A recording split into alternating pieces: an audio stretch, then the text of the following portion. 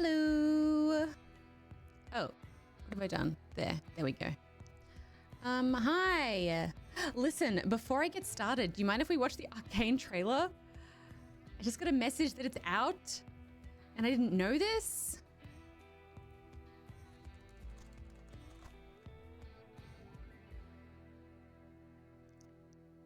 Well, it's a teaser trailer.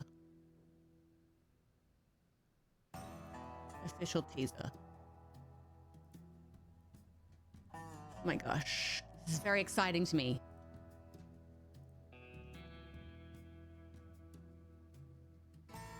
$3 a.m.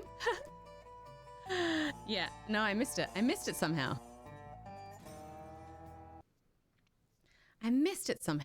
Oh, this is very exciting.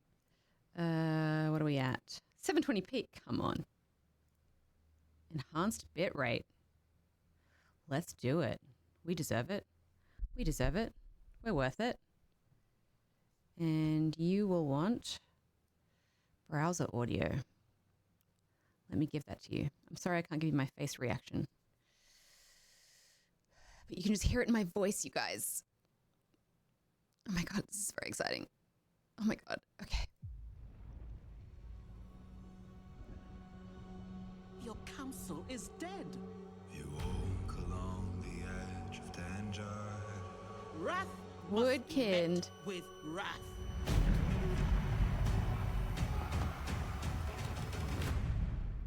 You will have justice.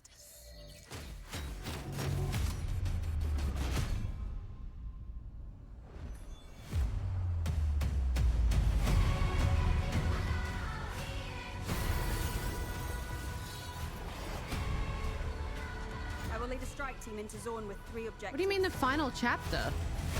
Locate Jinx.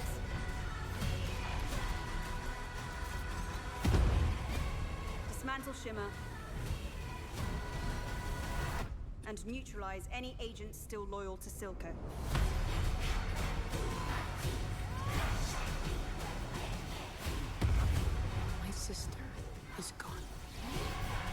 No.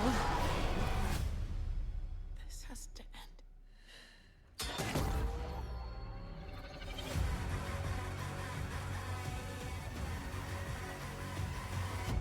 Jinx! Finally got the name right. Sister.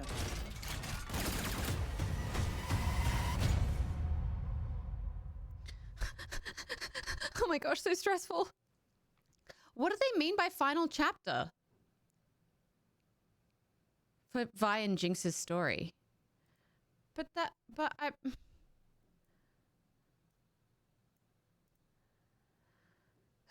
mean, I guess they want to like bring different characters in from the Arcane universe, but like, come on. What? They're like, the story hinging on them is like what makes the show so amazing. You know? Watch this next. Okay. I can do that. Hello, Arcane nerds. My name is Christian Link. I'm one of the creators of Arcane, and from the very beginning, since we started working on this project, we had a very specific ending in mind, which means the story of Arcane wraps up with the second season. Oh, fuck. Arcane is just the beginning of our larger storytelling journey, and our partnership with a wonderful animation studio in Paris called Fortiche. We've been with Riot through Vi and Jinx's entire journey thus far, from becoming in-game champions to characters featured in different cinematics to main characters in a TV show. Their arcs have grown so far beyond our original dreams for them, and we want to give the same treatment to more champions. So we're currently working on our next projects across television and film, and we're hopeful that we can share more by the end of the year. We're still really early in the stages of that process, and these things do take a lot of time, but we'd like to share updates with you whenever we can. Until then, I hope you all enjoy the Season 2 teaser. Hello, Arcane. Interesting. That tells me that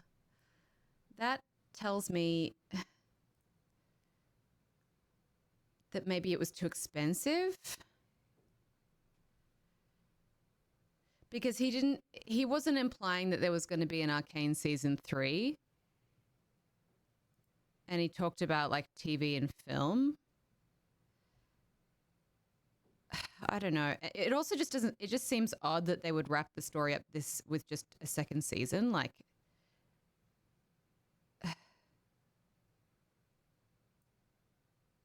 they had an arc in mind and they're executing on it and they're continuing the universe, other series films. Yeah, okay. Yeah, maybe.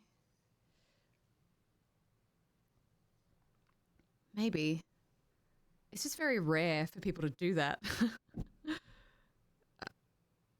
I would have just thought they would have continued with Arcane and just kind of brought, I guess though, if they continued Arcane and they didn't have those two sisters as the focus, then it would be hard for people to kind of not be like, the show sucks now that these characters aren't in it. Whereas if they just end it, then they start a new show with different characters as the focus. Then I guess that makes sense.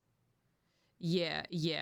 Fuck, no, that's true. Yeah, I guess that makes sense. I think the people at Riot prefer other characters, or at least it seems that way with how often some are featured in their cinematics. Yeah, I guess it's also just like I feel like Jinx as a character was portrayed so differently in the show to how she's portrayed in previous cinematics and in just like the game and people's understanding of her. Like it was a far more interesting layered character, and her physicality was more like waifish than sort of the sexualized version of her that we've seen in the past. And I just thought that was so fucking cool.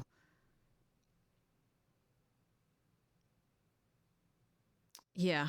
That's heartbreaking for me. I really love stories about women, and I really love stories about sisters. I love stories that center around like sister relationships. If I ever write a book, it'll definitely be a story like that. Because I just love that as a dynamic. So I think that's partly why I resonated so much with that show, despite being someone who doesn't watch a lot of animation, you know. Well, that's life, I guess.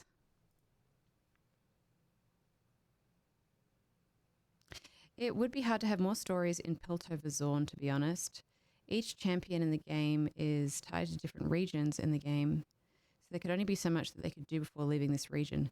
Oh, that's interesting, Trinium. Yeah, see, I don't actually play League of Legends, so I actually don't know any of that stuff. I looked up a little bit when I started recognizing things in the show that they were trying to point to. You know, when you can tell something's an Easter egg or a cameo, even though you don't know what it's referencing, just from the way that they framed it or presented it, or the camera lingers on something a bit too much. So I would look up a bunch of that stuff, and I just watched a lot of, like, you know, surrounding content because I was so obsessed.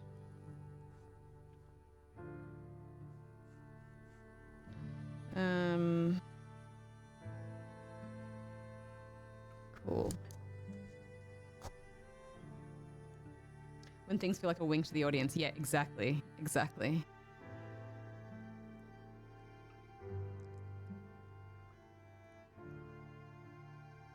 I will never forgive Netflix for cancelling both Sense8 and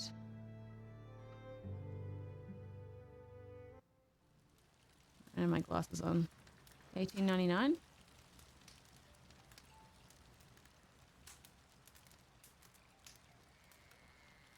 Sense8 was the Wachowskis, wasn't it? And then $18.99 was the Dark people. I gotta say, I struggled with the Dark show. Sense8 was good and interesting. I did enjoy that. I think it was just maybe conceptually a bit like out there for some people, which I get. Like, what was there was another show that I really enjoyed called what was it, with the woman who was like an angel but she wasn't. The OA? Did anyone watch the OA? First season of that show was amazing. I was obsessed, but second season kind of lost me, I'll be honest.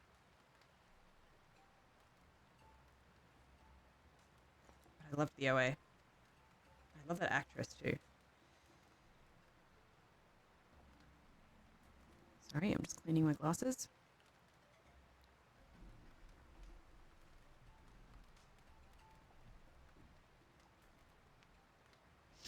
Okay. TeamSpeak, connect first so that you don't forget later. What is this?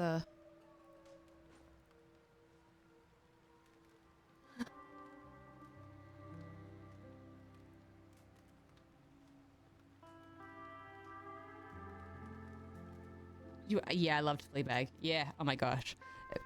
I feel like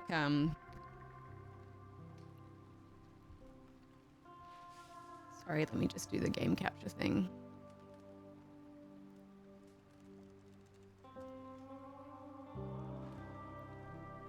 Phoebe Waller-Bridge is one of those people I will just watch whatever she's in. You know what I mean? Like, whatever she does, I'm there. I feel like it's rare that you find an actor who you make that commitment to. But I'll watch anything she's in. And I thought she was great in the new indie as well. I thought she was great in that. Oh, Dell. I thought she was good in it. And I liked the new indie. I thought it was cool. She wasn't the problem. I thought it was fine.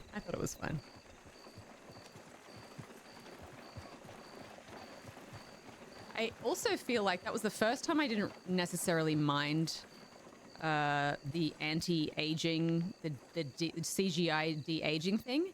The only thing is I wish they'd just put it on a different actor, because you could tell by his physicality and the way he moved that he was an old man. They put a young face on him, but, you know, his shoulders were slumped and his head is kind of like shrunk down towards his body, which is what happens when you get old and your bones all kind of shrink and collapse into each other. And the way he moved was an old man movement. But he had this like young face on him. They should just got a different actor on there. They De Niro'd him, yeah. I'm here because I was just doing some work with Marty last night, and after the cattle drive, I did the cattle drive yesterday. I'm sorry I didn't stream it, but it was because I had literally an hour to do it before I went to dance, so I didn't want to just stream for an hour and then bail. But I did it, and I did it myself on my own horse, and it was awesome, and it went really well. We did it in like 40 minutes, I think, which is like incredible. I think maybe if you were watching like Snow's stream or Harcher's stream, you would have seen it. And then we did some work afterwards, made some moonshine and such. Oh, I always want to close the doors. These doors will automatically close if I don't do it, but it just feels untidy to leave them. But yeah, Marty took me to another house that I hadn't seen, and it is just incredible, that house. It's so detailed. It's even better than the one by the water. It's got so many beautiful rooms in it and so many like incredible details. Can you lock the gates? Nah. Yeah, it's amazing. You know what? Fuck it. I'm going to show you real quick. Someone technically lives here, so let's just hope they don't come home. I think it's a gang.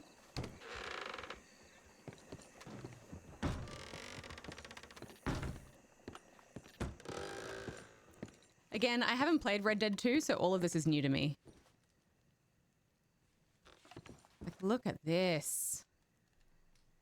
Just stunning.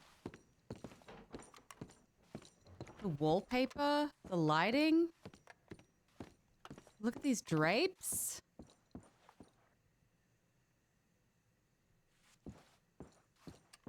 Oh. Another beautiful kitchen in this house. Look at this little window seat. Oh. Oh.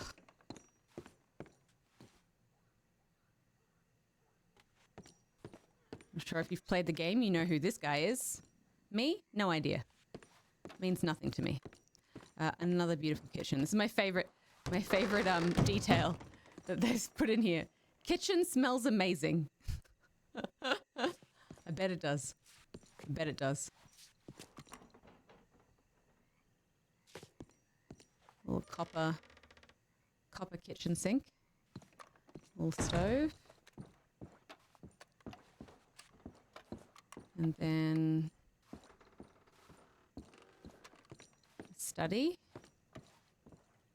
Look at this wall mural. Isn't that beautiful? I love that. Gorgeous. And then there are stairs somewhere. Here.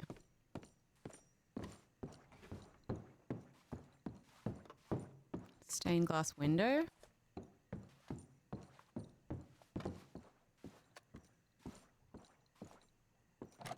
Oh, that's the one locked door. Like, I feel like the other house was beautiful and it was big, but like a lot of the doors upstairs were locked. Whereas this house is like, ugh, come on.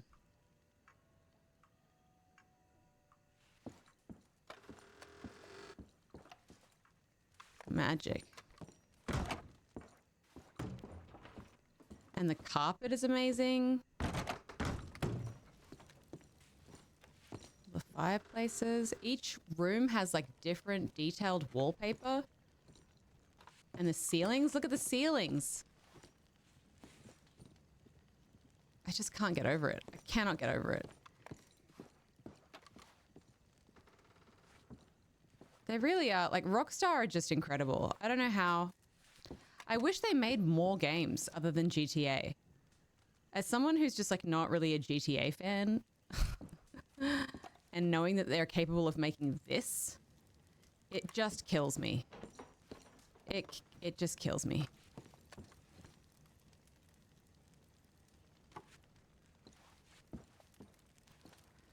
Ugh. Love it. Oh, that's the locked door. Okay, cool. I think that's everything.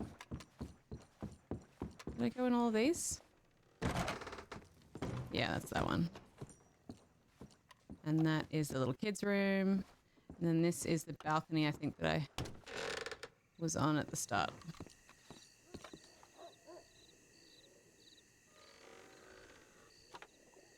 Yeah.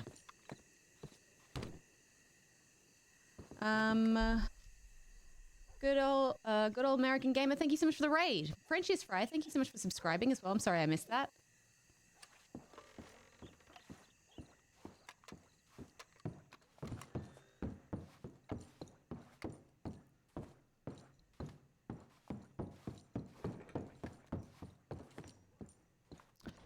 RP Red Dead, don't see that. Oh, yeah. Yeah, it's pretty boss.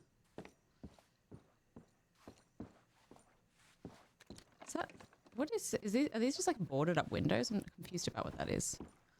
Oh my gosh. And the fact that you can see your reflection in all of the mirrors in this game. You know when there's the mirror's like too dirty to see yourself in, inverted commas? All the paintings are incredible. Ugh. There was one in here that I was obsessed with. Oh, this painting. This painting I would have in real life. In a heartbeat. That is my ideal painting. That beautiful style with the light and just like a beautiful just woodland scene. I love that. And all the textures look exactly like the thing they're supposed to be. The marble looks like marble. The velvet looks like velvet. The rug looks like rug. Just beautiful. 10 out of 10. You nailed it. I can't close those doors. Wait, what? Hey, Laura. Hello.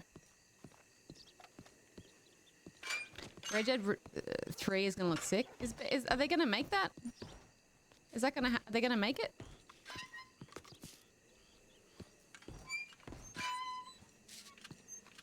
Do you reckon? There's been talk about it. I feel like there's always talk. I feel like there's always talk.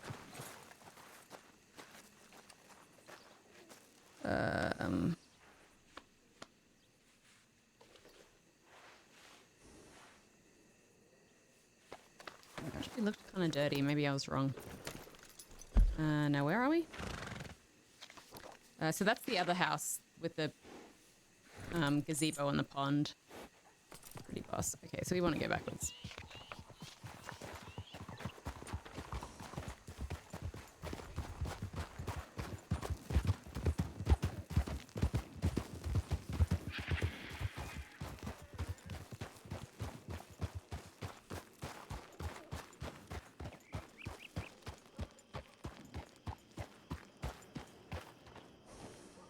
Do we want to go further around? I feel like we want to go further.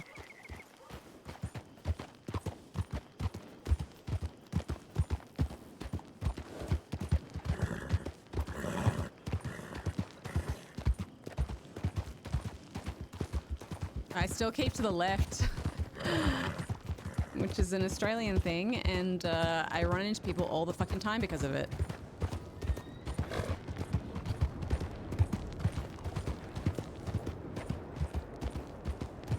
But I remember to keep to the right.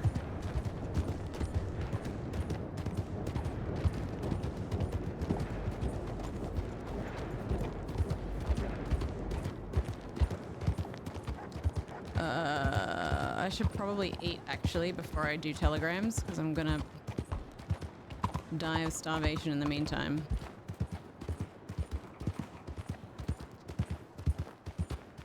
I checked my telegrams last night, and I saw I had a couple from Abdul, and I haven't read them yet, so I'll probably start with those, and then go from there.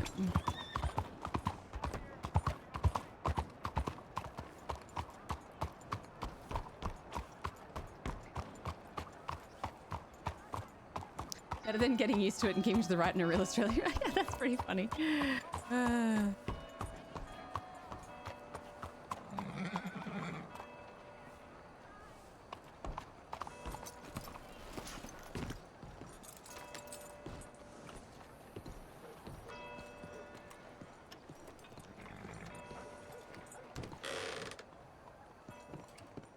Holmes. You get some minuses? How's it going, Miss? Hi.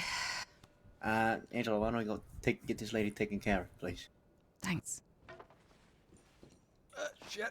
If I'm not walking over tables, I can't hear. I'm busy walking over tables. Can I get you?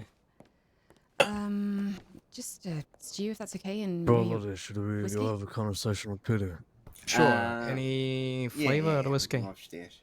No, just whatever you recommend. Thanks. Is that Miss Blackwell? All right. Brightwell, excuse me. Yeah, that's right. It's been a while, sweetheart. How you been? I've been well, thank you. I've been meaning to come to your club. I just I've been out west. No worries, no worries. Like I said, we're open every week, so there's always an opportunity in the future. And All right. Are you well? Yeah, I can't complain. Won $11 on the crafts table today. Got engaged, no big deal. Oh shit. Congratulations. That's wonderful. Yeah. Can't real forget good, the real $11, good. Mr. Ballard. Yeah, $11. That's what's important. Sorry, I didn't mean to. Yeah, couldn't you just have a bit closer there so I can... Anyways, I gotta go take care of some business. Maybe I'll see you when I come back Thank you. down there, Miss Yeah, Ivy. of course. Good to see you. All right. It's whatever you can spare. If nothing, it's on us. Oh yeah, that's great.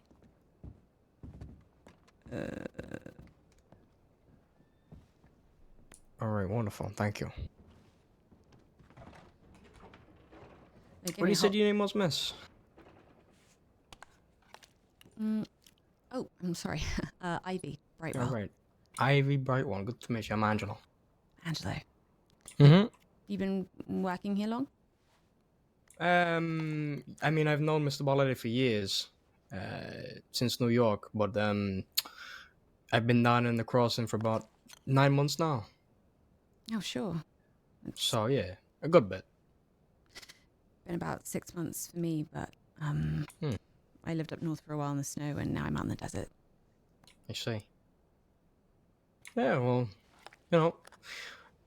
welcome to come down to the Bastille at any time. It's we're always welcome to have anybody from the crossing wherever you live stop by.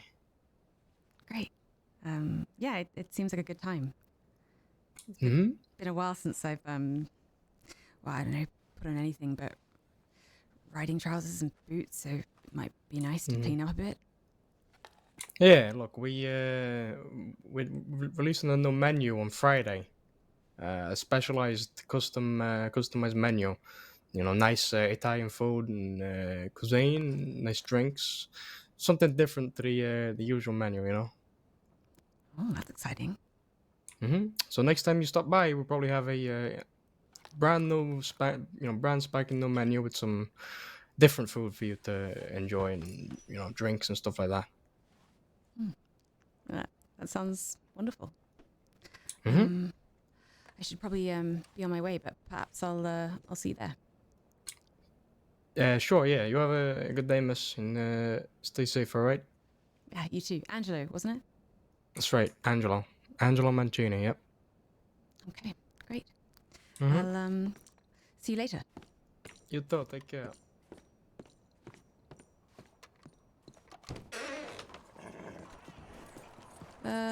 Horse.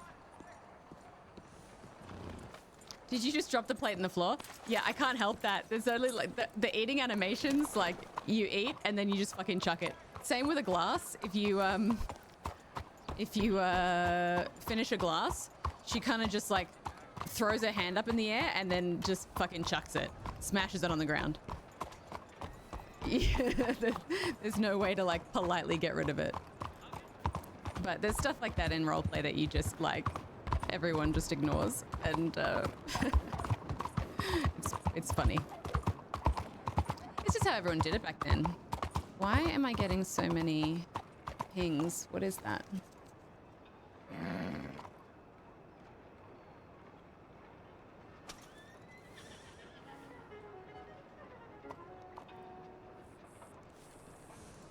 Game on Cancer want to run Google ads with my face in them. That is fine.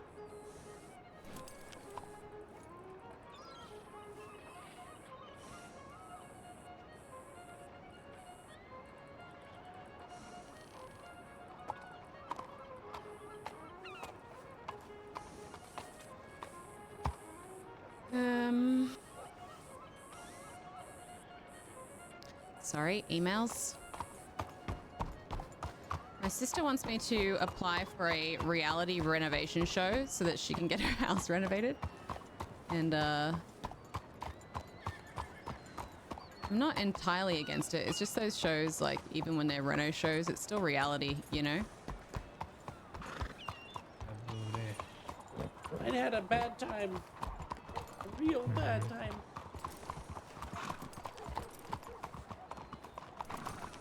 Come on.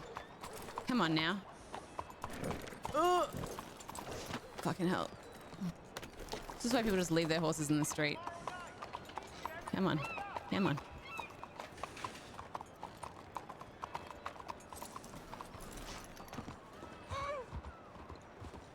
What the fuck? Why didn't that work? Howdy. Fuck it. Now I'm gonna be one of those people that leaves their horse in the street. Reno shows can be a lot, yeah. I'm sure I would regret it.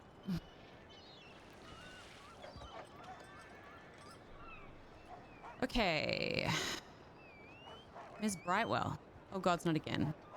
I hope he was done with that stupid thing, especially after I took him to Thieves following the encounter with him and spoke to...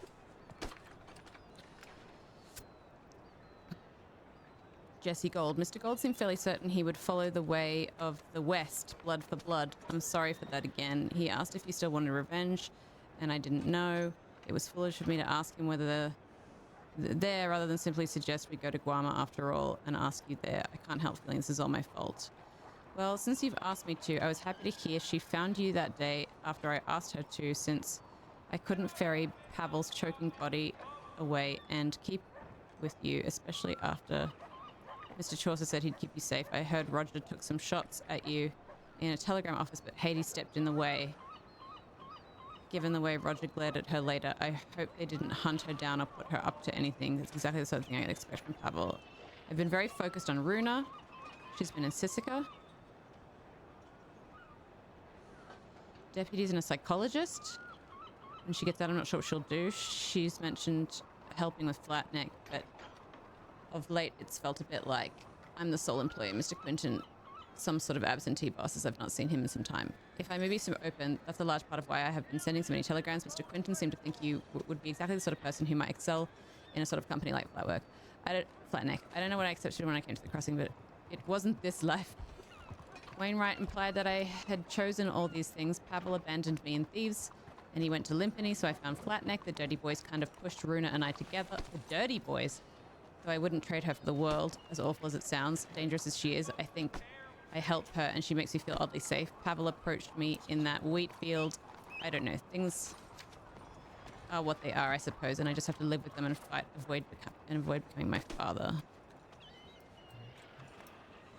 And then he sent me another one. Miss Ivy, I talked with Hades at Thieves. I'm so sorry. I understand why you'd be wary of me, roads. let alone her. Sure. She doesn't tell me much. Not about activities, people, anything like that. Mostly she's been respecting my neutrality and what Flatneck stands for there, I think.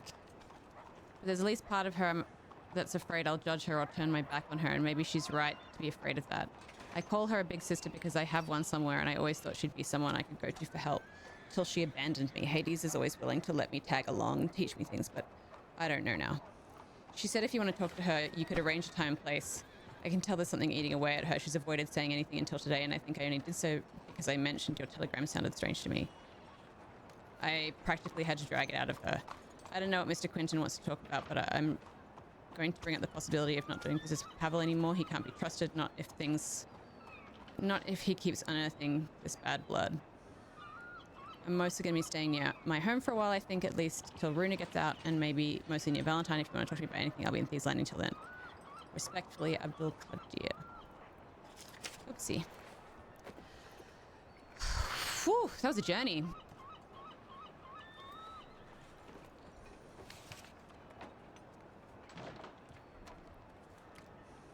Poor Abdul. Yeah.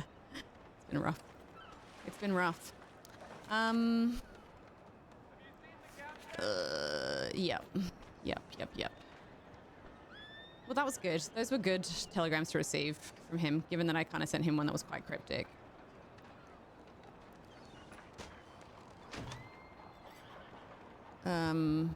Yeah. Otto. I took a tumble recently. Arm is broken. I'm meant to be sedentary, but I'm more likely to spontaneously combust before I stay in one spot for too long. That being said, I'm not stupid and commit that I shouldn't be off on my own. If you're around, perhaps we can meet up at some point. Let me know. Oh yeah, that'd be nice.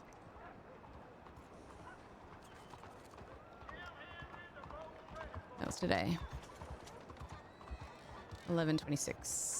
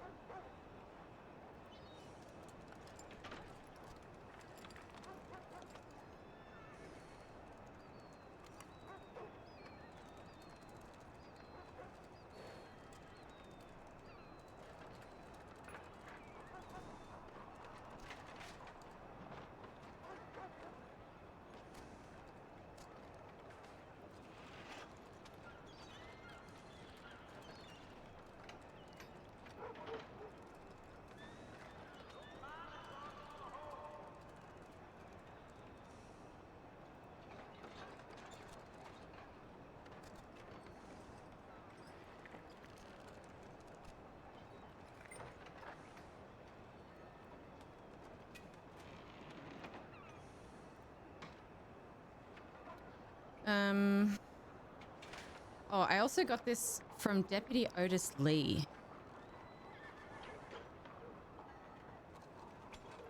Who is Deputy Otis Lee?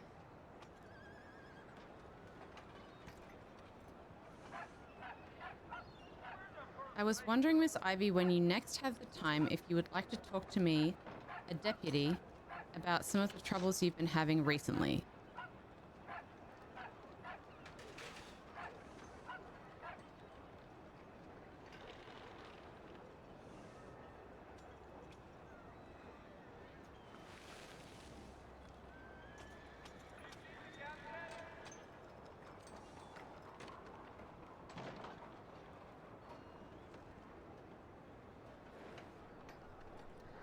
YA392.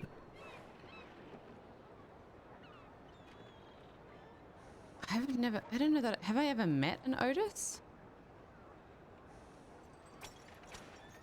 Deputy Lacey sent me a telegram and I responded to her, but she never responded to that.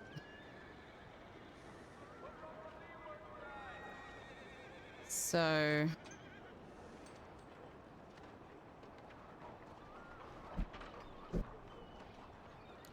yeah.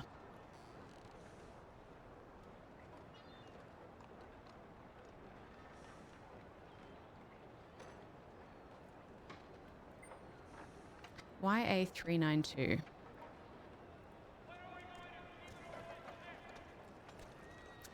My instinct is always to ignore those telegrams because I'm like, I don't know how to deal with that. And I'm just going to be like, I don't know what happened. But then it's like, There's people reaching out to roleplay, and I'm just like not acknowledging that, so I feel like that's shit also. Deputy. How do I? Why can I suddenly not spell this? Deputy?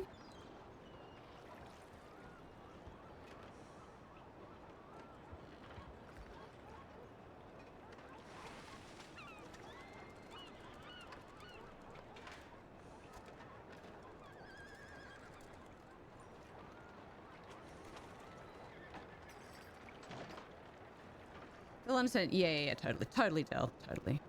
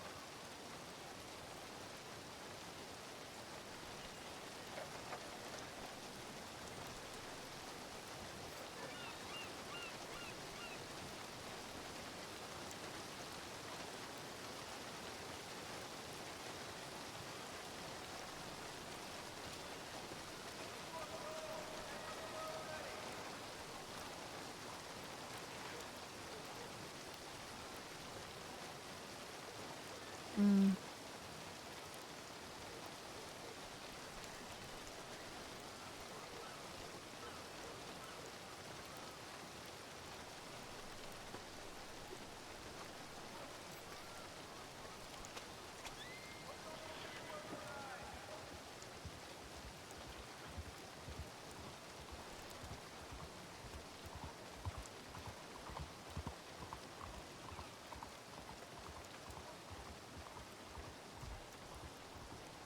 If you happen by the crossing, like it's a shop, you stop it on your way home.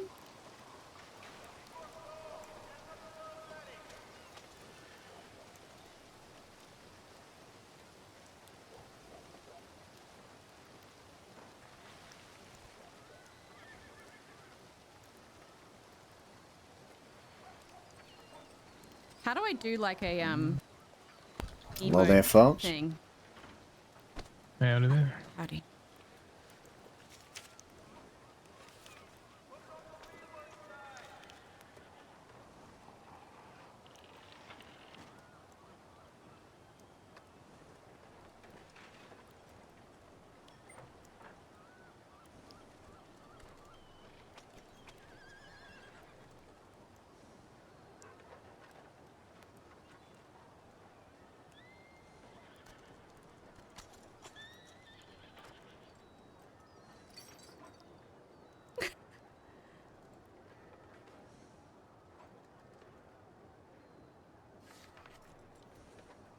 Yeah, quiet night. Tell me about it.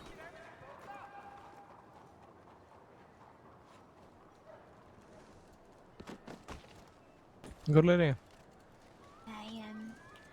Yeah. Get a telegram from somebody? No, I was just reading an old one really quick. Oh, Alright. You alright? Yep, I was waiting for help.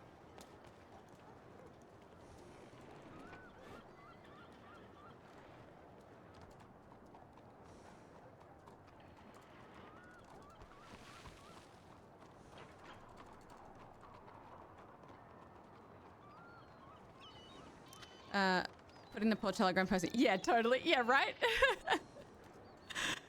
Yeah, as I was writing it, I was like, this isn't a letter.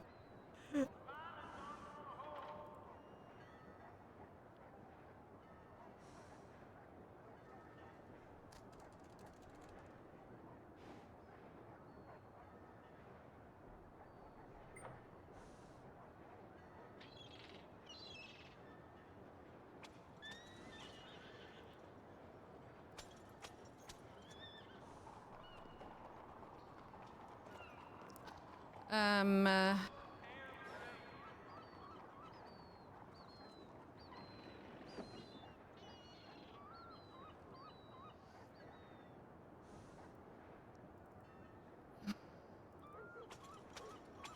in Preston.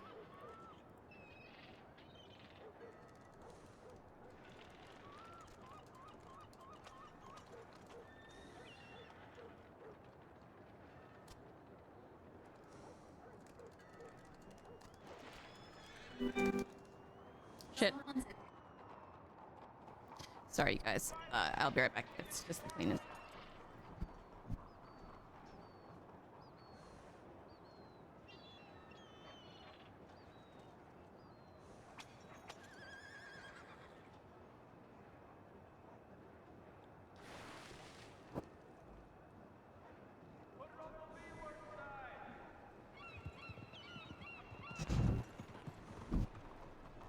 Okay, sorry about that. It's a pimply 15-year-old boy, yeah.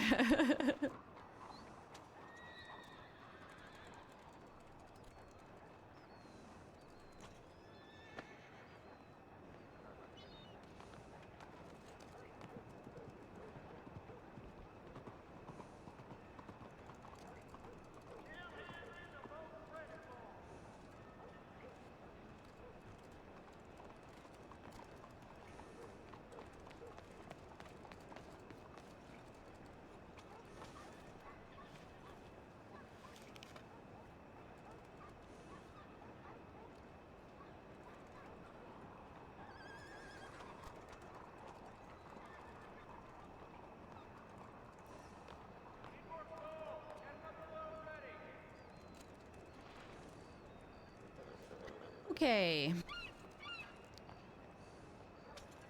Let's do Abdul.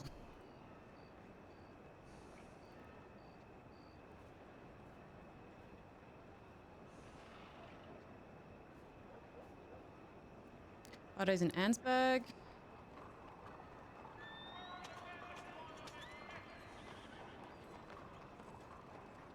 What the fuck? Did you hear about the big storm that rolled through? It was even in the paper. The thunder and lightning almost seemed to be battling. The uproarious thunder appeared to be the winner of the fight until the lightning struck back in a bolt that hit the sky up as bright as noon. Only rain pouring for hours until the thunder hit with an earth-shattering sound as though God himself had become angry and wanted to scream from the heavens. It's said that the thunder wasn't done yet and still wanted to converse in a tango with lightning. I quite like lightning. And a rain cloud Unicode symbol. Is this a metaphor for my situation?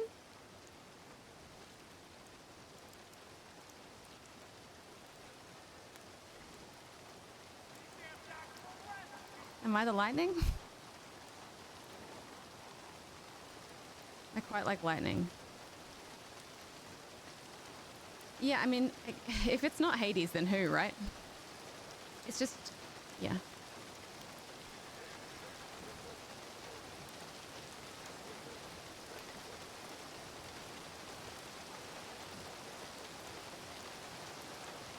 It seems we need to read the paper. Yeah, I guess so. Oh, is that why I received a telegram from a deputy? Who would write about it?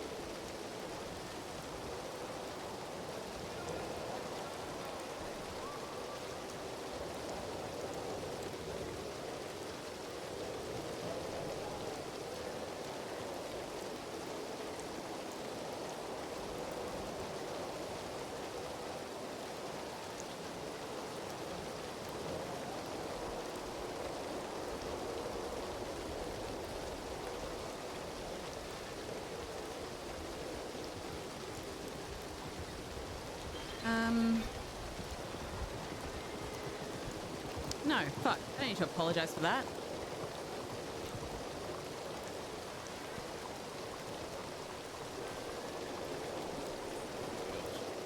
You got a leak?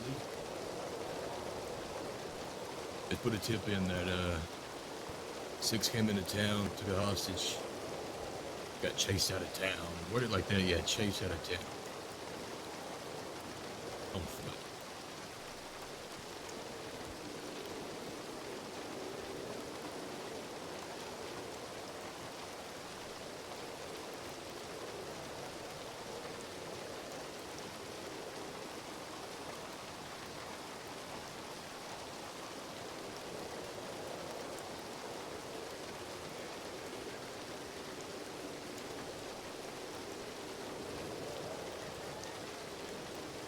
I feel like that's fair.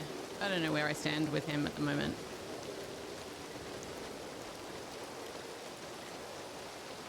I feel like I'd want Preston with me if I was going to talk to fucking Hades. I'm just going to walk into another trap. It's so fucked, man. I just feel like they're all on a Discord planning this shit, you know? Which is like, whatever.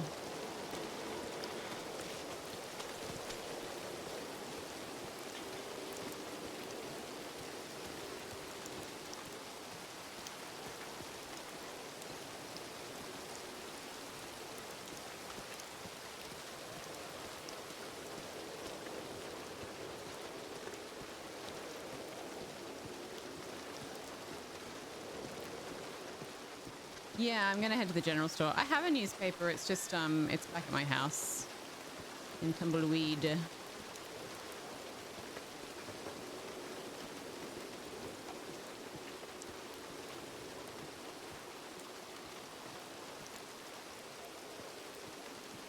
I'm sure if it was in the paper, someone would have said something, but I could be wrong.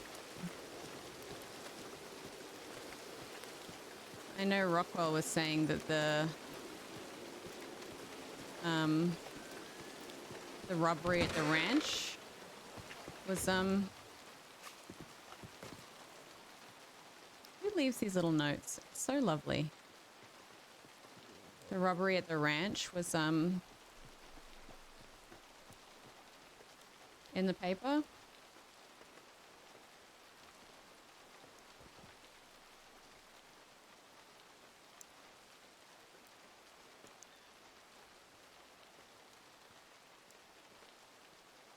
Oh, it's alphabetical. I'm an idiot.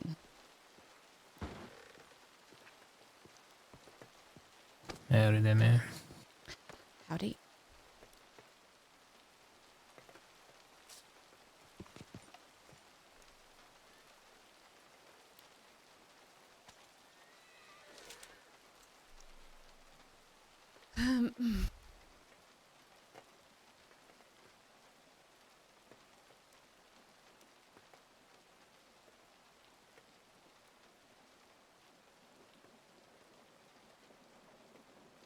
Vigilantism or self-defense?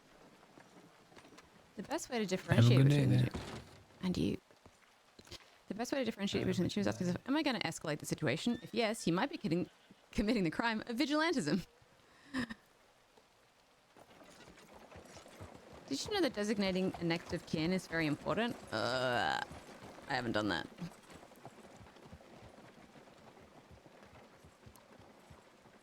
Come and embrace the ancient art of trade and goodwill at the Indigenous Exchange. Buy, sell, or trade your handmade goods.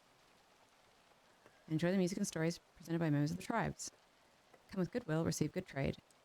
Second and fourth Saturday every month. Oh, that's fucking cool. Starting May 1903. Have any questions?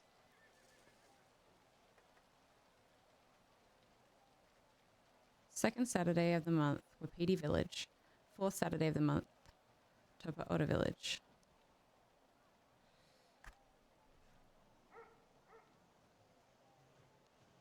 Counter to canines. You have a right to self-defense. Feral beast tries to attack you.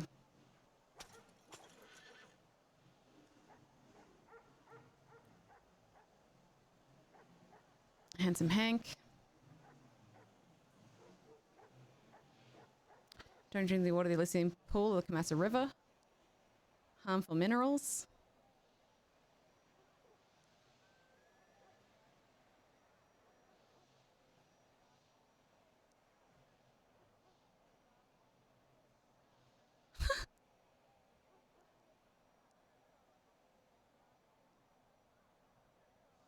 Milky Hole.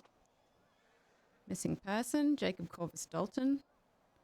Alleged has passed, the daughter of a Juliet Hemlock. Lost and refound.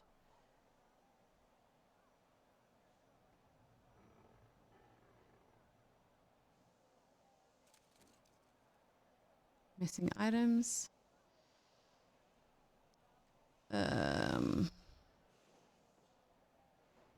Traveling tailor.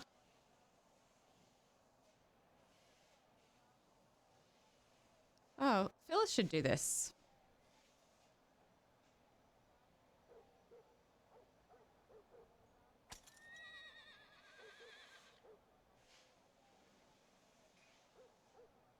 Dr. Ernest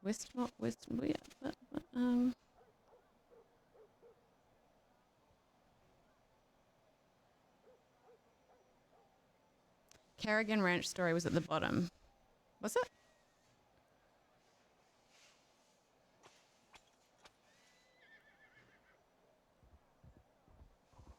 Oh, barbecue attendees. Yeah, right.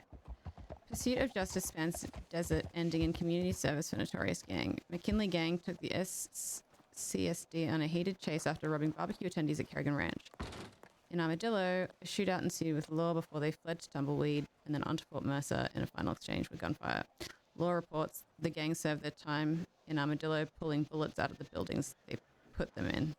Excuse me, miss. Do you know where I can get eggs? Eggs?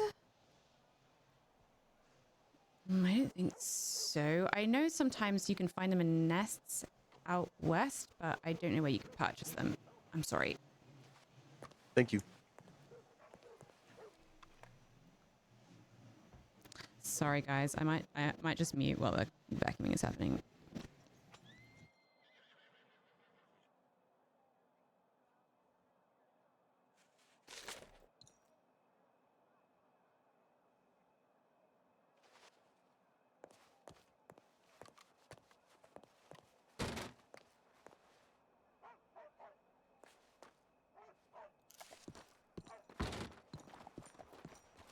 Yeah, I don't know. I think that might have been just like an expression. How much it costs? I don't think it, I'm not sure. I think it costs to put an ad. If you want to just report on a story, then I don't think that costs anything.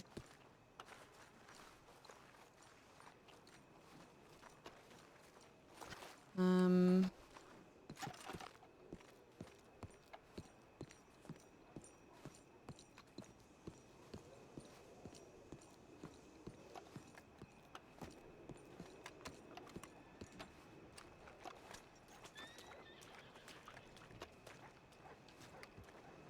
The number of times Hades ran into you lately has been uncanny.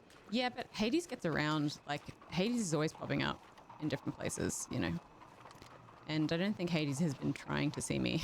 Every time we've seen each other, we've been like, it's been like awkward as hell and we've just avoided each other. I think maybe she's just been like doing shit with Wayne.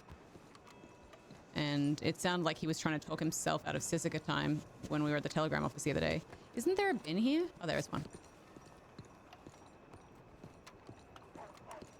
She just runs all over the place for jobs. Yeah, totally. Yeah, she's always everywhere.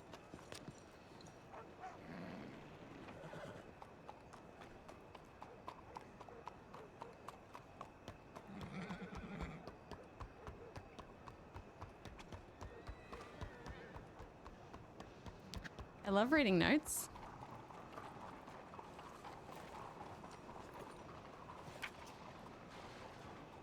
What the fuck?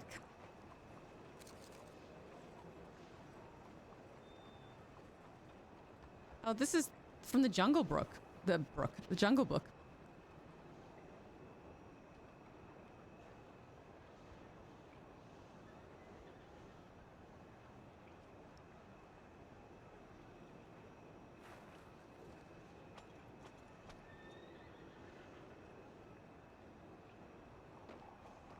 Somebody had to audition for a play? And pretend to be like Bagheera and Kaa? That's so funny.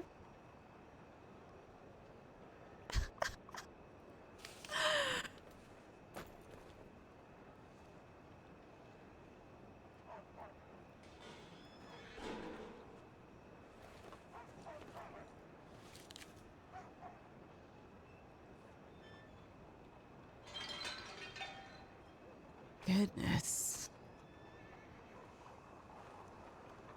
It's so funny.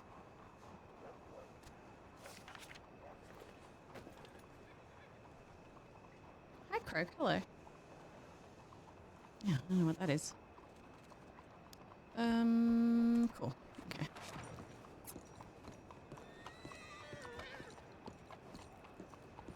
Alright, I think I want to change it on my ranch gear. And then I will head to Ansberg. Large. Mm-hmm. Interesting. Hence, our What? mediums are better than his large, right, Finn? Mm-hmm, definitely. Definitely. Maybe. Hi, Pete. How's it going? Hey, dude. Which office? Berlady, do you know, if anyone in the city is selling tonics? Working out of here? Not that I heard of. I'll be honest, I was just gonna flip them whenever this guy gave them to me, but Yeah. I mean, if you want to do that, we can give you enough to sell, and you can. Can I save get to money the windows? yourself, too. oh yes, sir. Yeah, we usually... Yeah. We've made a couple deals like that. People selling our stuff. So What am I it's not doing? bad. Deputy Lee. Saint Denis?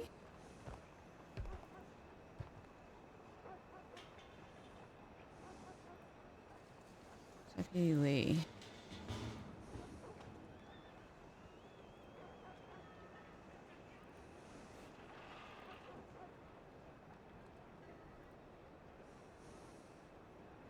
But they sent this one from Valentine.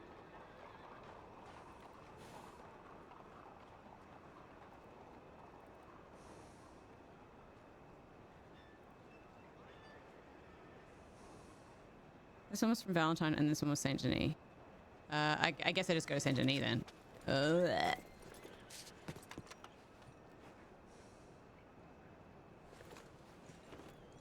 I'm just going to tell Otto that I'm going to do that.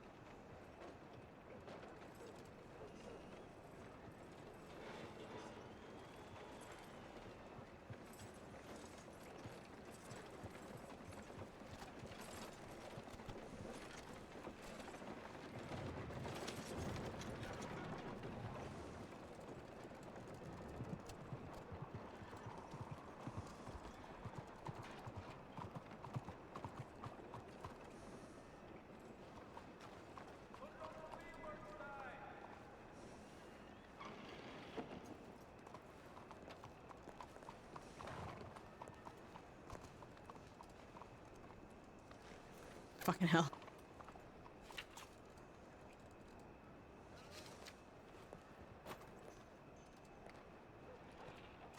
Every time, man. Every fucking time. Am I not allowed to walk slow? Yeah. What the fuck? You two are adorable together. Move along. No, I'm okay. Thank you for worrying. All right, yeah, take it easy, sweetheart. Okay, good.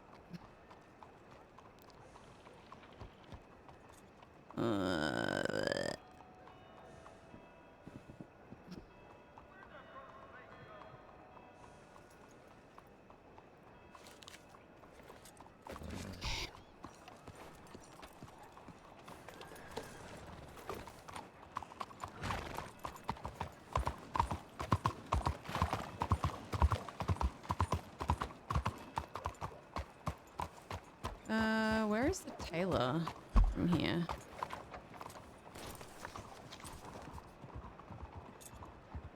To the right.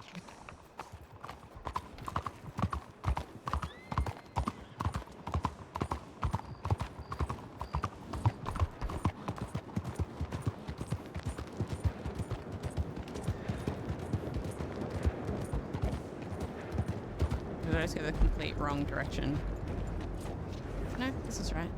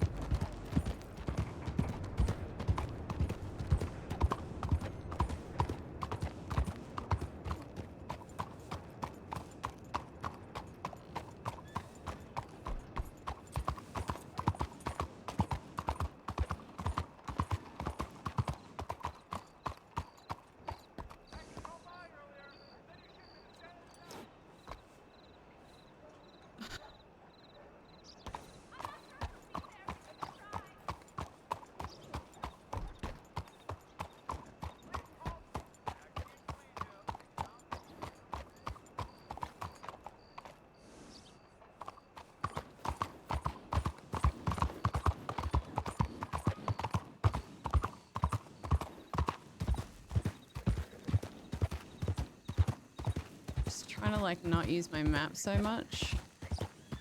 I thought it was like on a main street.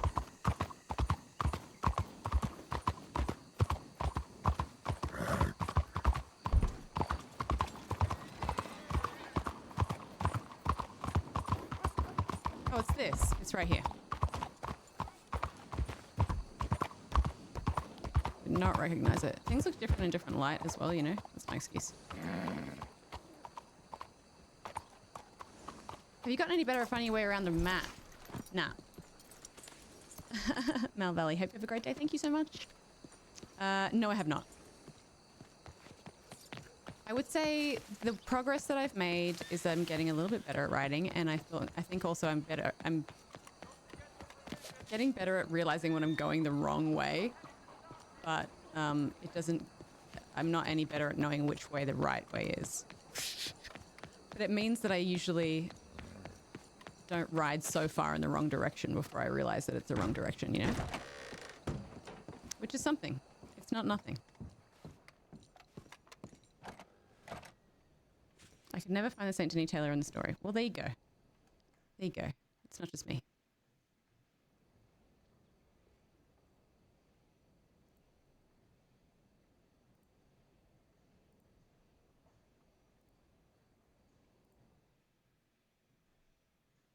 Take what you can get. Yeah, exactly. Exactly. Okay. I changed the boots because they were clipping through my pants, but I think they're better now. Just got spats on.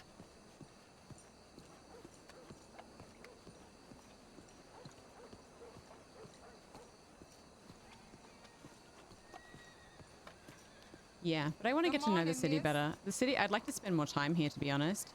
And I'd like to get to know like some of the city gangs. I was surprised Barletti remembered me because we had such a brief interaction and it was like really early on in my, like it was like my first or second day with Ivy. So, I was surprised that he remembered me, but,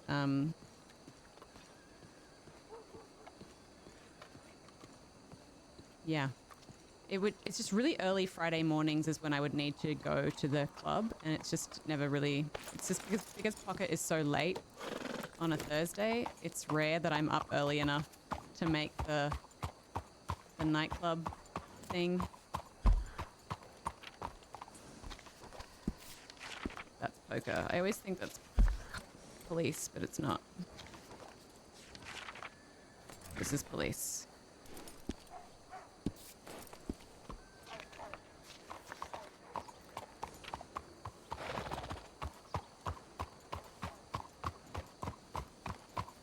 I think I want to go to the bathroom before I do this, though.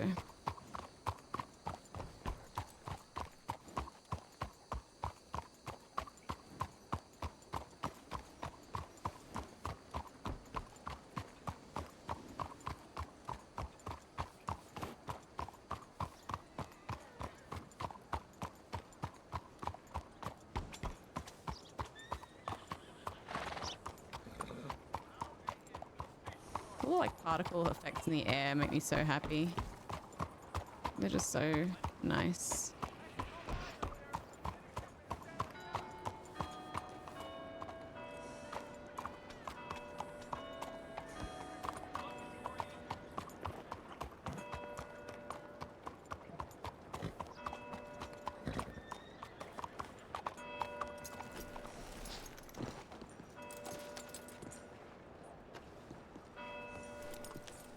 They're gonna arrest me, are they?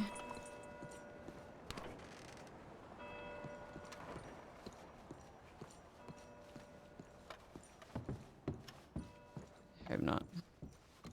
Can't imagine they would. Seems unlikely, but who knows? Can't go in there. Look at this floor. Parquet floor.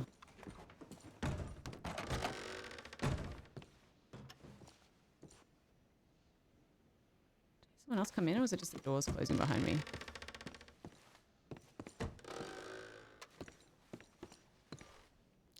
Okay, I'll be right back.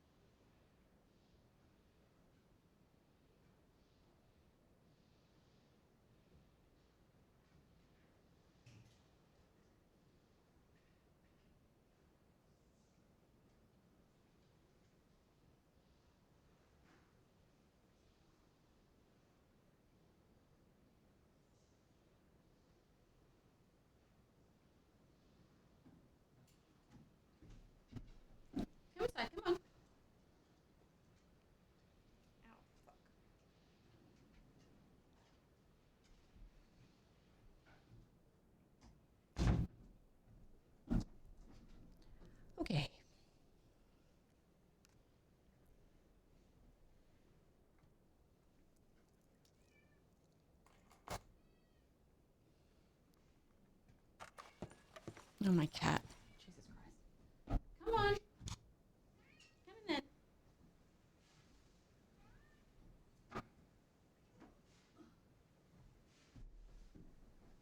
He's meowing at the door. My little fatty. Meow. Oh. I'm not doing camera today, but I'll just turn it on for a second so you can see my fat boy. Just don't look at my face because I don't have any makeup on and I look gross. There he is. Look at him. Look at him. Look at him. He's so fat. He's so fat. He's such a fat little boy. He's such a fat little boy. Look at his little eyes.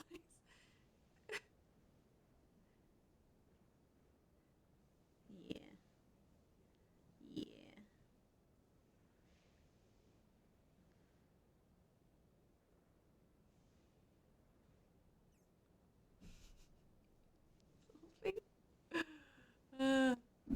Okay.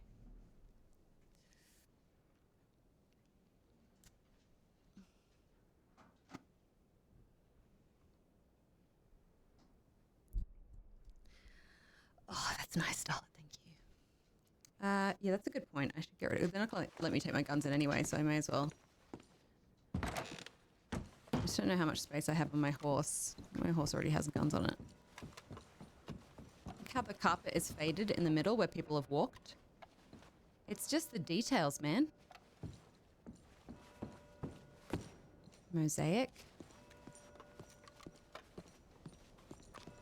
Like, just beautiful. Love it.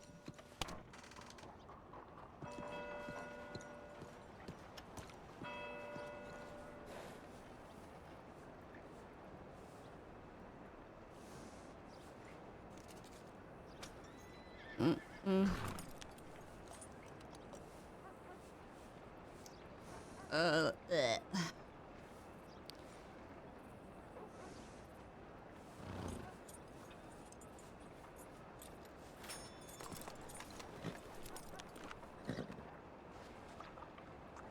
Probably should have put...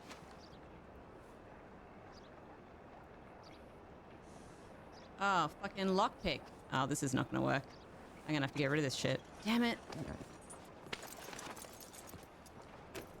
They're gonna search me. I'm gonna have to go to my wagon.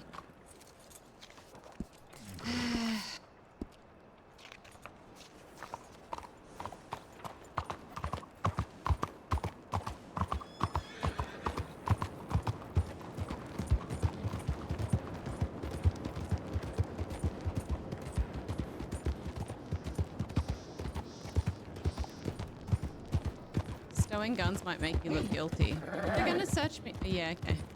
Yeah, I mean, yeah, maybe. I can just put shit guns on, right? Oh, now you want to go out? Of course you do. Fucking cat.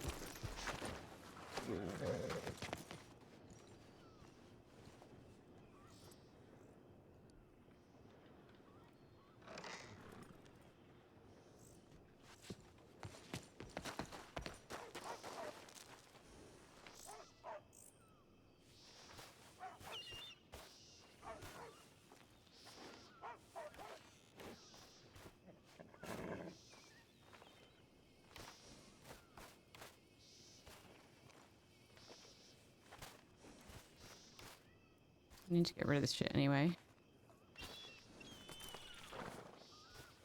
A stick.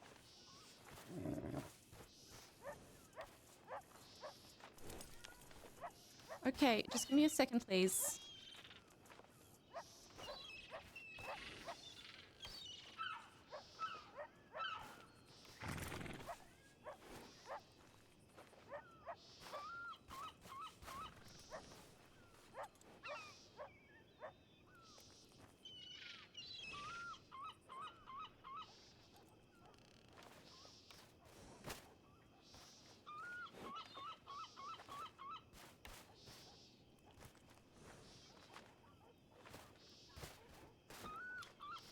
I still have these things, but I'm less worried about those.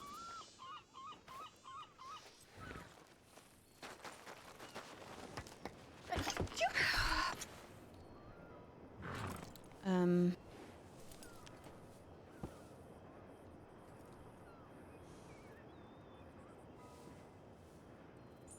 What the fuck? So slow.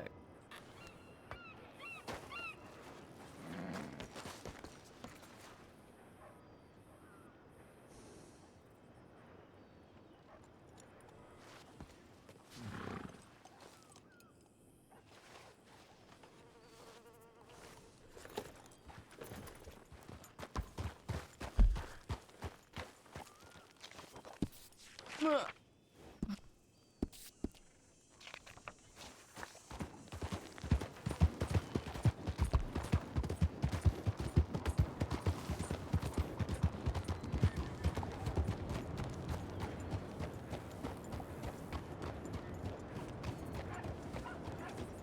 Oh, thank you. Sorry.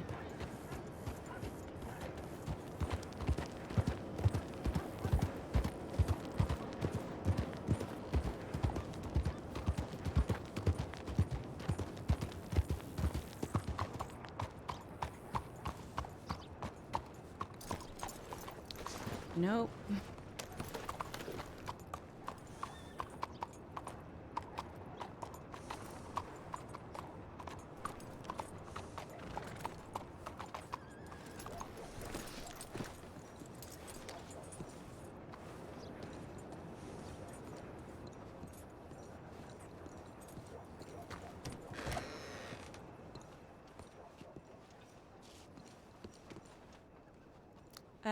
Hello? Hello? Oh, How hi. can I help you? I'm looking for a Deputy Otis Lee. You got him? Right. My name is Ivy Brightwell. I believe you sent me a telegram. Oh, Ivy, yes. You finally got him. The telegram? Yes. Yes. Great. So, Great. hold on. Let me come after you. Ivy, Miss or Mrs.? Miss. Miss Brightwell. Well, I wanted to ask you, would you like to have a talk with me in the investigation room and discuss a few details about a few cases involving yourself? I don't know that it sounds like the most appealing thing, but yeah, I feel like I probably should.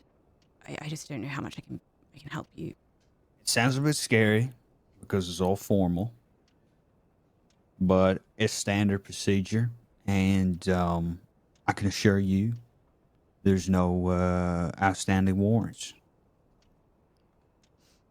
All right. Right Sure. this way.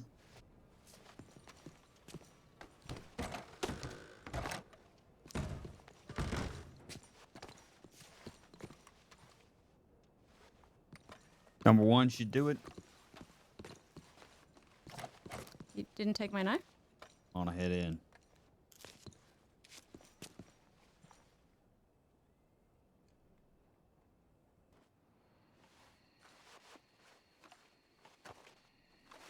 Why don't you take a seat?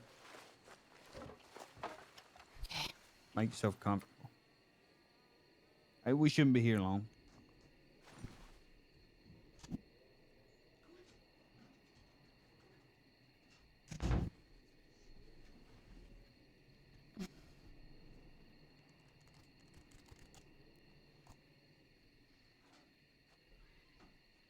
No worries, Croak. You're all good. No, I don't speak Arabic. I'm sorry.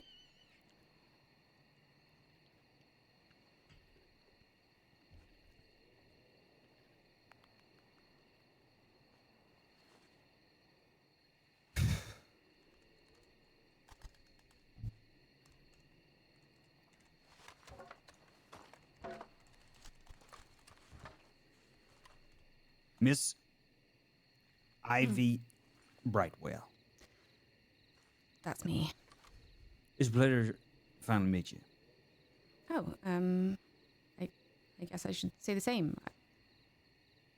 Although I wish it was under better circumstances. Honestly, I wish I didn't know you. As funny as that sounds, because that means that nothing bad happened. But I'm afraid something hasn't it? And it's been happening for a while, hasn't it, Abby? Well, I have had some rather unfortunate run-ins with some people, but that's life in a crossing, isn't it? I'm sure you get people like that all the time coming in here. Oh, yeah. Getting robbed and shot and such. Absolutely. Absolutely. And you know all about that.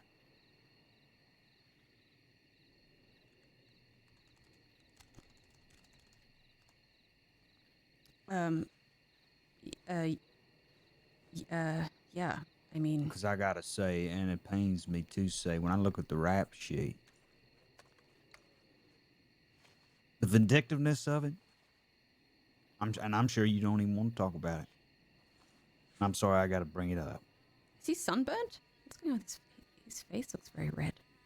This recent incident about what happened when you wound up in Valentine, do you even remember how you winded up in Valentine?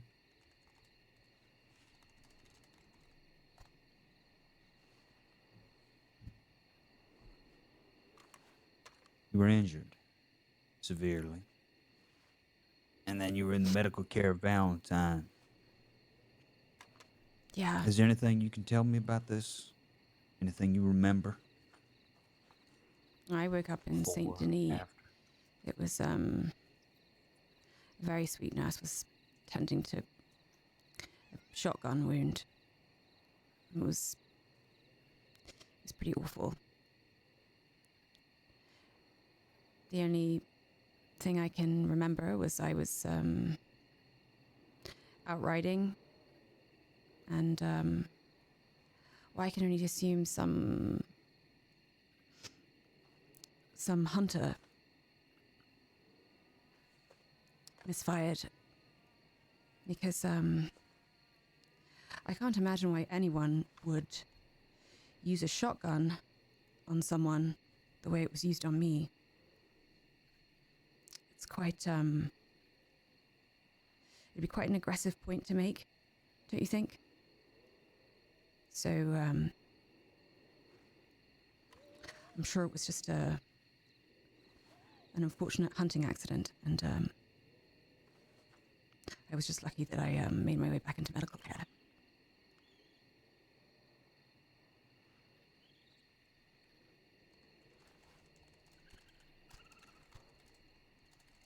I use this one a lot, but I like it. So I got talking to that hunter. Interesting fella. Sorry. Lady.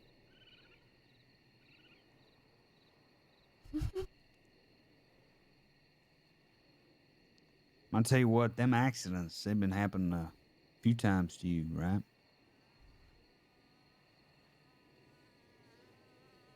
Well, some people would say I put myself in harm's way. Why? I don't know. Dumb decisions, I guess. No, it's more than that. It's got to be more than that. The rap sheet I got here right in front of me, what I'm looking at, the trajectory, your future, I can see it going one way, but somebody like you, or somebody like what I'm reading here, now I don't judge a book by its cover. I normally judge a cover by its book. What I'm reading here is, well, I can see it going one direction, but you don't strike me as the type to want that type of future.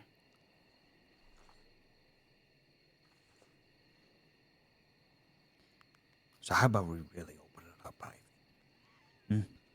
How about we really talk about it? Because let me tell you why I brought you in here. I brought you in here to help. Saints Crossing Sheriff's Department wants to help you. Too many times recently, there's been too many things like this. You're not the only one. You're not alone. Things like this, a lot of assets, a lot of time being put into this by the department for situations just like this. If you want to talk to me, we can restart this conversation. You want to talk to me? Maybe we can see a way out of this. Maybe we can see a situation where this type of behavior doesn't continue to happen to me. These hunting accidents. Listen, right? Deputy Lee, I appreciate what you're trying to do. It's just, I mean, you're not the first member of the law who's tried to help me in this, and I think you know better than anyone that someone in my situation, once you get caught up in something like this, it's very difficult to... So you're caught up. Is your life in danger? I don't know. Under threat. Who's threatening you, Ivy? Who are you scared of?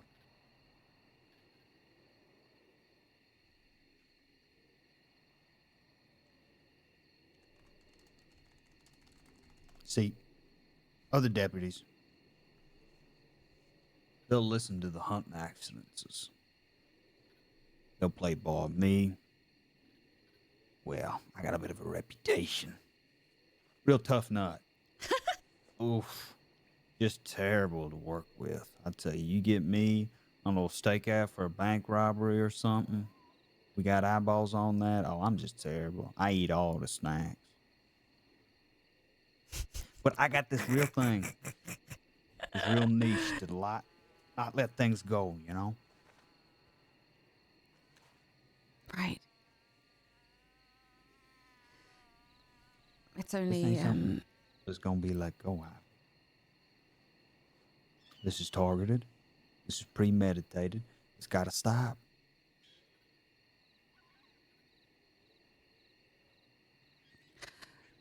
right, but, you have to understand that having, experienced this many hunting accidents, I know what these, kinds of hunters are like, and anything that you could try to do to protect me would be,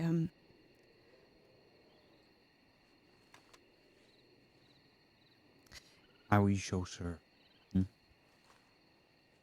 How do you know? Have you because tried? I know what they're like. You know They what they're are like. relentless, and prison time is like water off a duck's back to them. They just shake it off and move on and hunt again. So Tell me, have you been dealt with any more deputies? Who you been dealing with? Deputy Kirk, Okay. Good deputy. yeah, What did he say? Well, put him in some charges, talk about stuff, saying, listen, we're going to hunt him down, we're going to charge him, investigate, stuff like that. right. Okay.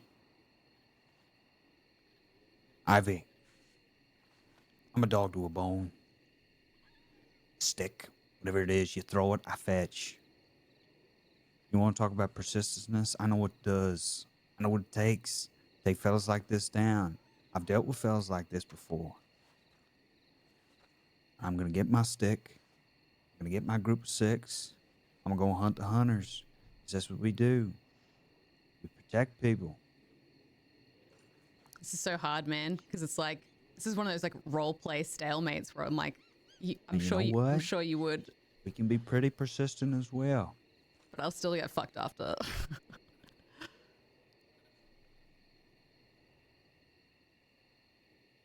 Can you give me an example of someone in my situation who has relied upon law to solve their problems and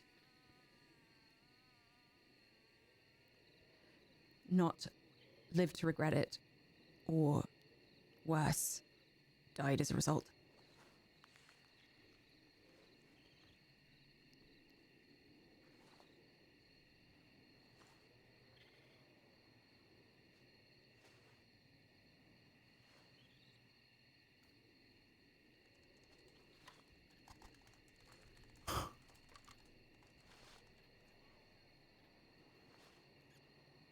1.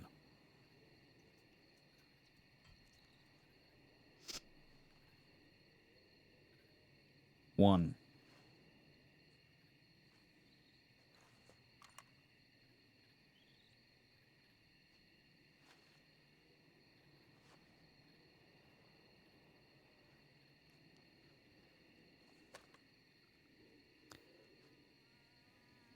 I will not say it, Ivy.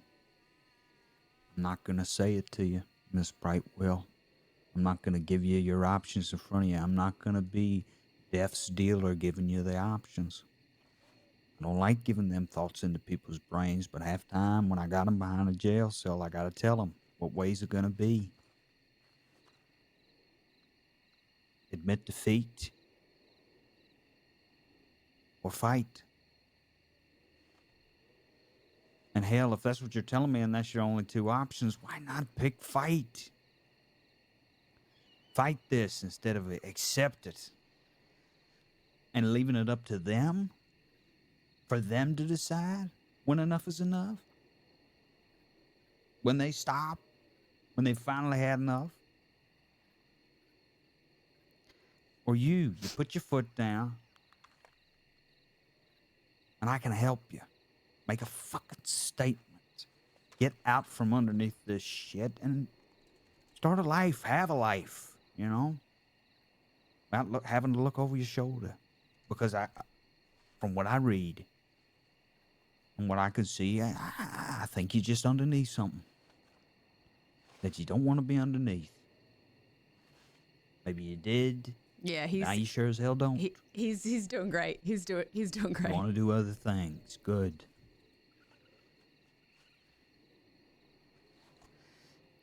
Listen, I don't think you quite understand. There is no version of this story that ends in me deciding how it ends, unless I just walk away and put it behind me. They will never stop. They will never stop.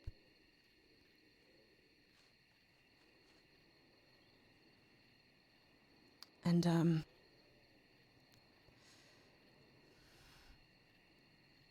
I thought I could handle myself. I thought I could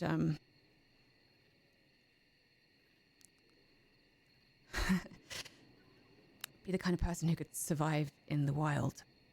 But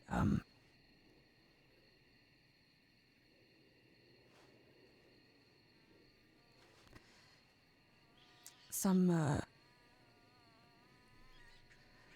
hunters just really become obsessed, you know? And it's really, no matter how many times, no matter who I speak to, no matter what I do, I don't think there's any future for me where I just keep seeking retaliation for everything that they've done. That's a start. That's where you begin.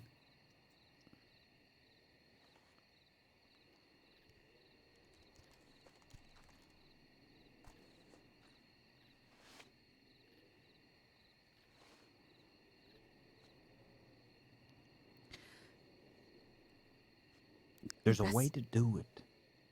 It's up to you if you want to do it.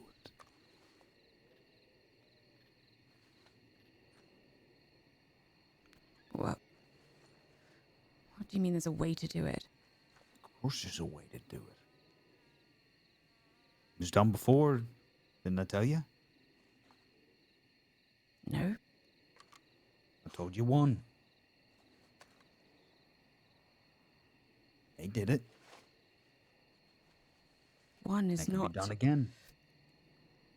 It's not filling me with confidence, Deputy Lee. I just don't think I don't think I'm willing to gamble my life on one.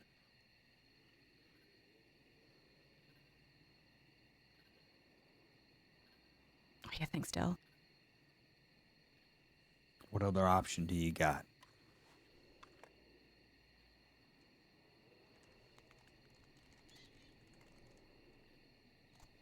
You think maybe you could survive longer? I don't know. Keep my head down.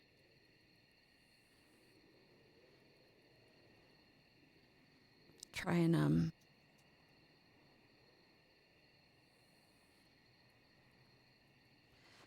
stay close to other people, not travel alone so much. Look, I grant you it's not How obsessed? it's not an ideal life, but it's I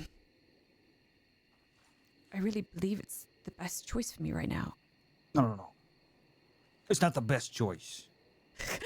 It's definitely not that. Let's not put that on the table. You want to get down to brass tacks, Ivy? I want you to shoot me straight. This obsession that you think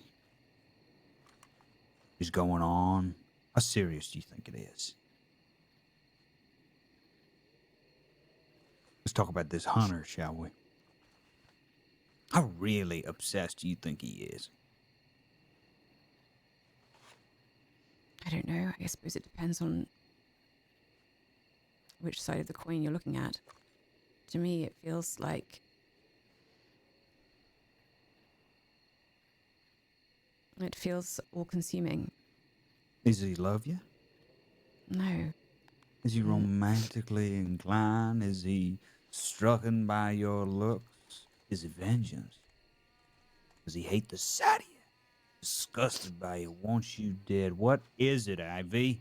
But that's just it. It's none of those things. It's... I don't know. You do something? Did you do something? You did something, didn't you? You crossed him, you said something, stole something? What'd you do, Ivy? Well, then I'm finding it hard. I didn't do anything. Bullshit. He decided that I wasn't right for a certain kind of life and marked me for death because of it. And when I expressed an opinion that he deserved justice, then well, he took matters into his own hands. Again and again and again. You didn't conform to the ideas. Let's call it what it is. It was an initiation. He didn't have the balls. He saw it as weakness, and now he's targeted you ever since because he let his guard down. He let you in. And you saw how and he saw how disgusted you were in him. You saw the line of work they were truly in, and you were not one part did you want a piece of it. And he felt so betrayed. What? Judged. And now he's got a vengeance on for you? Is that what I'm picking up here? No. That would make sense to me more than, honestly.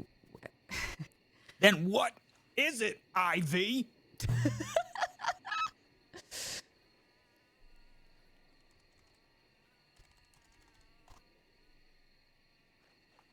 Because I'll tell you one goddamn thing. If it's not you, it's another. And another. And another. He's right there. And another pretty little girl sitting opposite my desk. But the buck stops here. And you're going to help. Interesting choice of words. And you're going to tell me everything I want to know about Pavel. When did you meet him? What did you talk about? How it got to this. If not for yourself, for the next poor soul.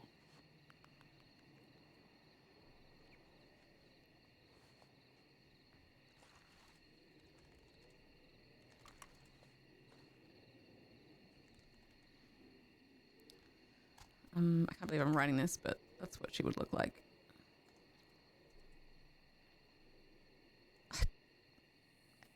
I can't.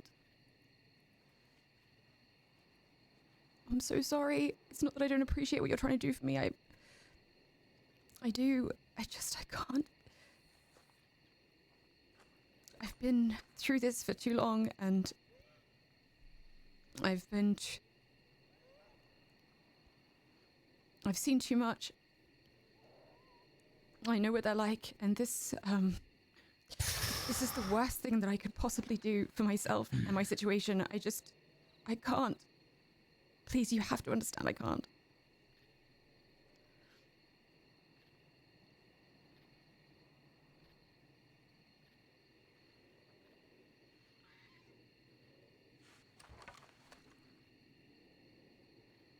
He's got cheeks like mine. He's the only other person in Saints Crossing that I've seen with cheekbones to rival Ivy's.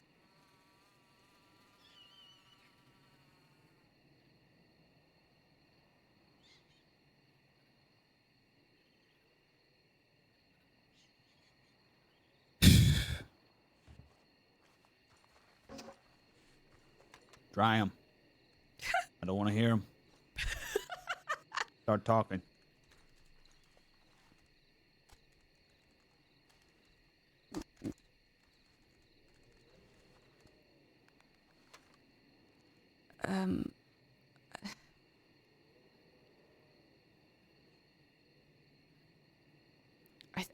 I really think I've told you everything I can.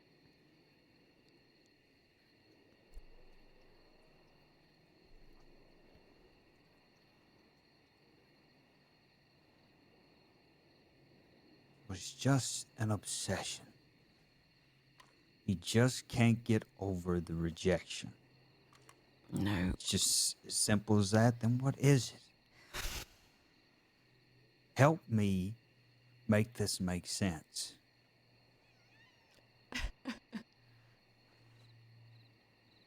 No one is going to be charged with a crime. I just need to know why the hell it's happening. Why on God's earth are people hurting each other?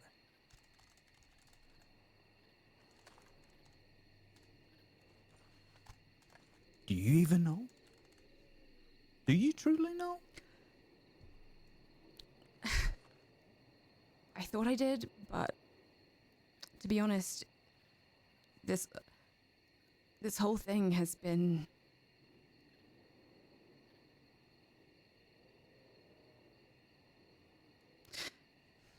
entirely ridiculous to me from the start, and I've just been trying to survive it ever since. So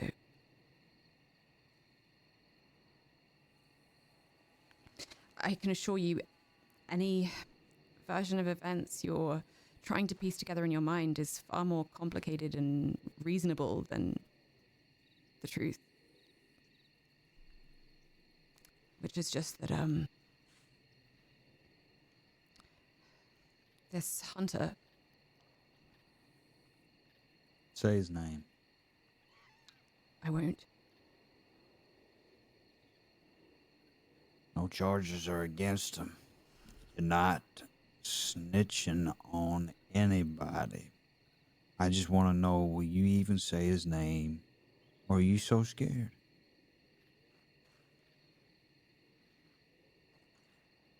Are you scared? I just, I'm sick of his name being in my mouth. I don't want it in there anymore. I just want to move on with my life.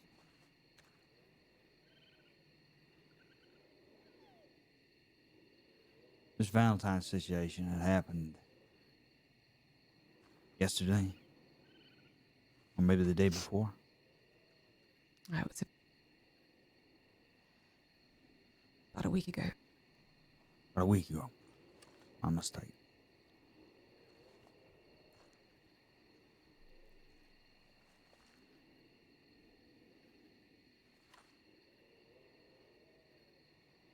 Has there been any contact made since the attack?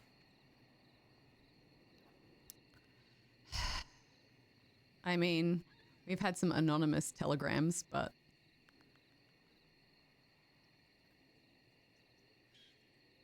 no.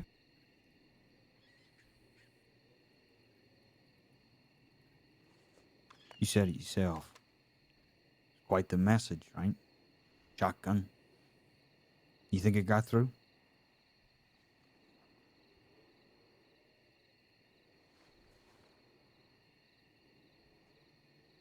I mean, certainly you don't gotta ask that on your side. I mean, got through as in maybe the hunter is satisfied.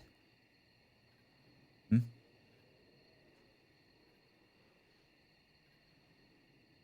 hope so. Although I don't think anyone uses a shotgun unless they're expecting a certain outcome. I just got lucky.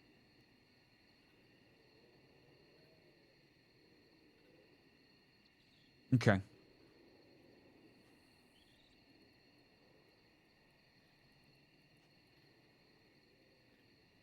I get it. Ivy, we see it. Miss Brightwell. We see it. I see it. The rest of the department sees it. We know. We're aware of certain circumstances and individuals. We're aware of their history. We're aware of This is interesting. your history. We're aware of people's futures. Sometimes I think I can see into the future because I know the trajectory or whatever horse shit is going to come out of somebody's mouth, whatever the hell they're going to do with their life. Most of the time it's robbing a goddamn bank. I tell you what we can do. We can combat this. If you're satisfied and you're truly satisfied at being at the whims of whatever the fuck this mess is, and you're confident in yourself that it'll blow over or, hey, I'll deal with it, then that's fine. I don't want you to know the opportunities on the table. I'm talking about full operation, full sting, involving yourself and many other deputies. An opportunity to finally get this man Oh, fuck, I'd never live that down. set up and strung up. I'll personally push for the rope or the chair, whatever one they got vacant. Is that what You want to talk he about means? persistence? You're looking at it. That's the card you got to play, Ivy. That's the cards you can play.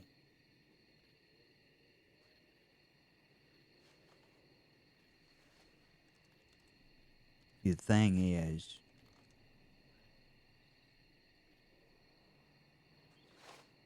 that the law is a card for people to play. They forget about that.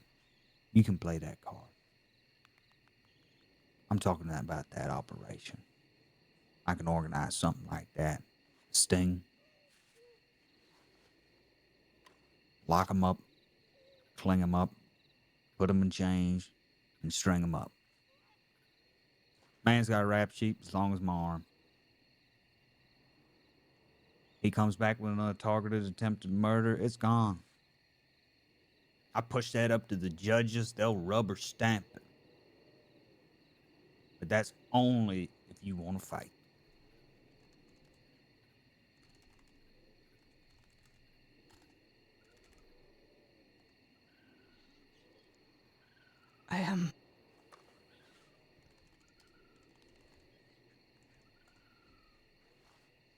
Fuck.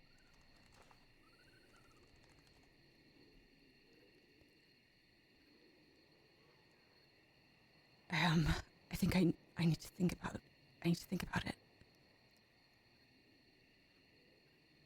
Think about every time a group of 6 dressed in all black and red with masks went and grabbed you, slapped you on the back of a horse, and had their way.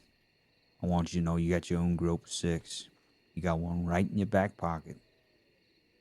Anytime you need them, they'll be there.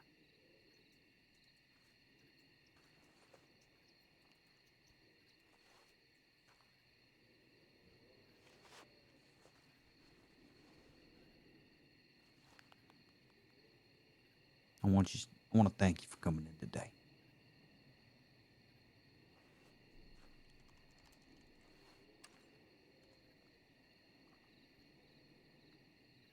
You need anything, like I said, or you come up with a decision, just telegram me. I'll be right here.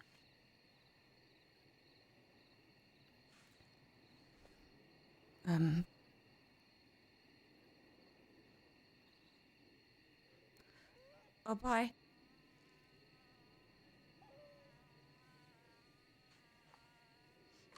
Whoops. I just forgot my hat. You were saying? Thank you. I said this to Kirk as well. I hope you know I never want to play for fools, but someone in my position, it's scary and it's complicated and it isn't easy. I just want you to know that.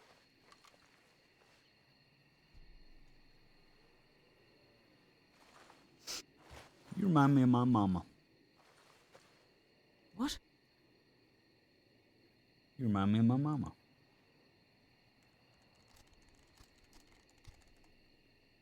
Why?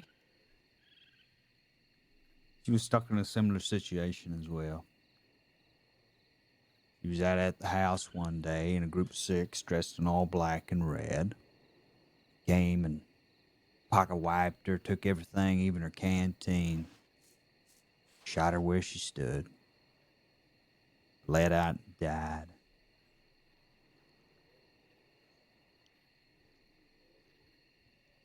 My daddy, he got killed by one of those knee-high wolf people with their wolf heads running around. Son of a bitch just stabbed him in the middle of the town. He bled out in the mud.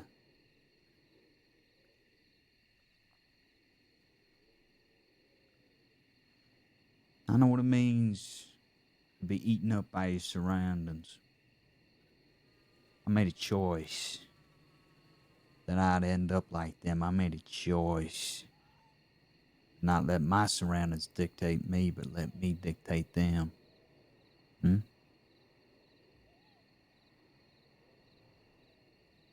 Right.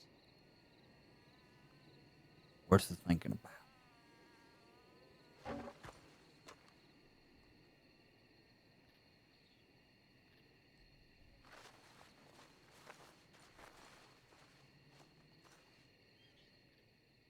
Such a cool fucking room, man.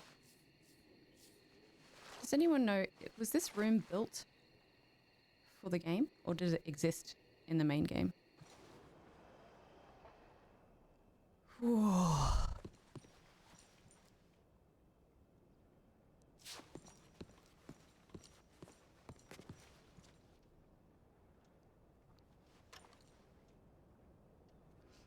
Thank you. I will be in touch, I guess. Give it a mull over. I think you deserve it.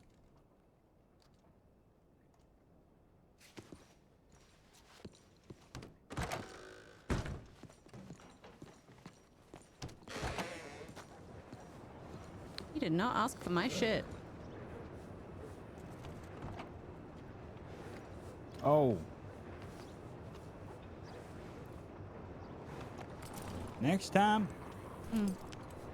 spare me the bullshit about the hunter, huh? I've had enough fairy tales for one day.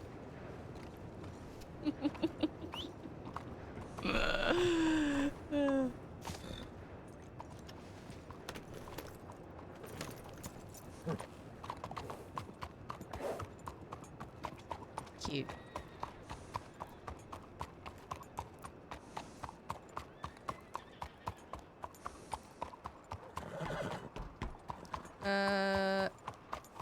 Interesting. I don't know how much of that to believe. I just feel like it's so hard playing lore, and I feel like they're just gonna say whatever they can to get you to talk, because their motive is to just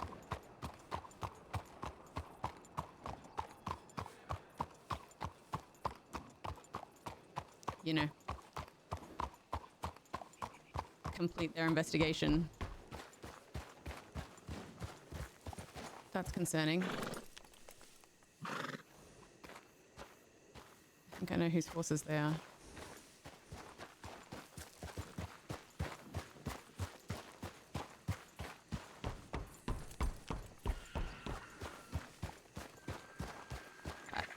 Like, I feel like for that to happen, he'd have to have shot a fuck ton of deputies. You know what I mean? I just don't think that's a thing. And then it's like he hangs, but then it's like, what? There's Roger, fucking Violet.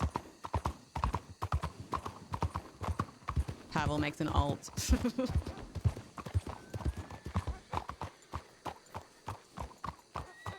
Yeah. Yeah.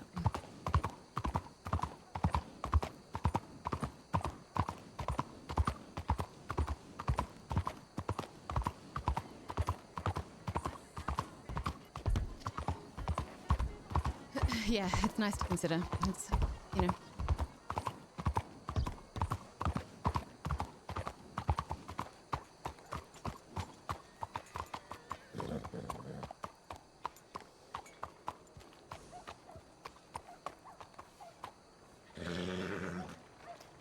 Hey, welcome. Thank you so much for the raid. You're so kind.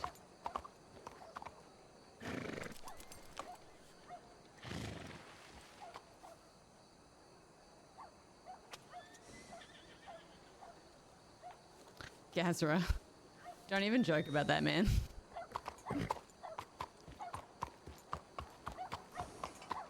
A for effort for Deputy Lee. Agree. Agree. That was cool. That was cool.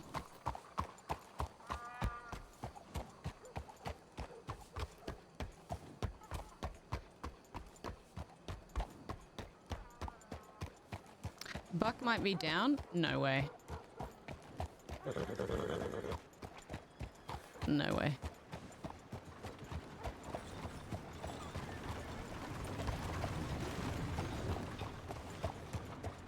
I feel like Hades was paid or hired to lure you in. She made a point of showing you the gun for hire note on her front door.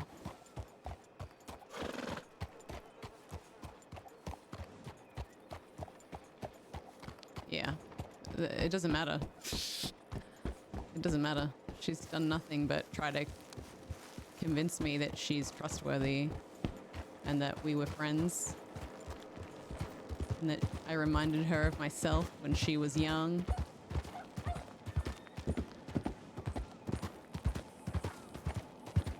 There's no excuse for that. Oh, bye, Welkin. Yeah, I catch some of your streams from time to time. I'm keen to hang at the club one day. It's just Friday mornings are tricky, but I'm gonna make it happen because I've been desperate to go.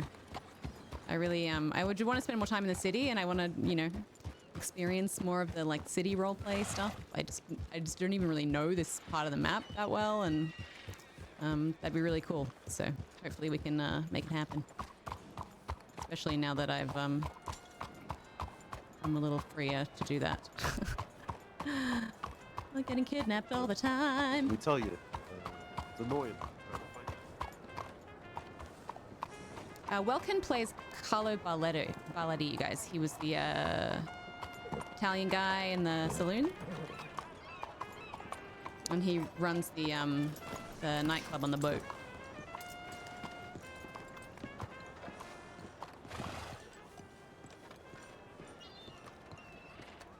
We can add Carlo to the database as well. We should try to do. We have a little like stream database. I don't know, Welkin, if you've seen it, but we have like a if people are interested in a role player, we have created a bot that like links to their stream, but it's usually just once my character has interacted with them that we do it. So we'll add you in there, and then people can go and watch your stuff and follow your stories, because it's kind of what's been happening, which is nice.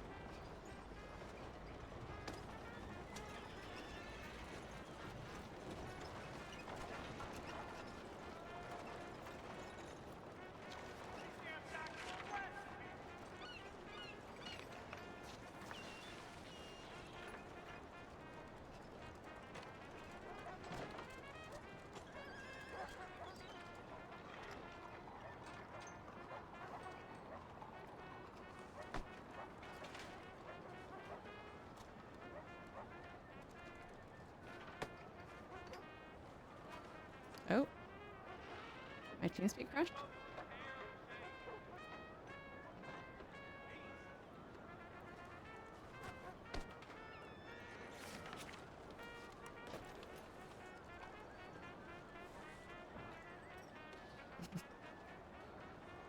I don't know if he was talking to me or not, but...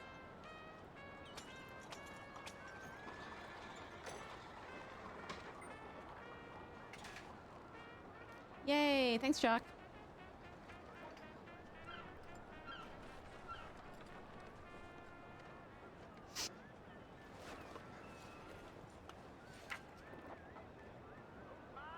WK124.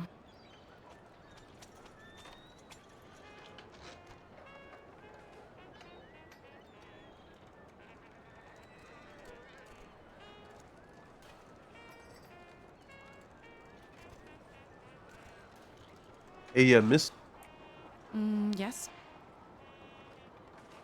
how you doing? I'm alright.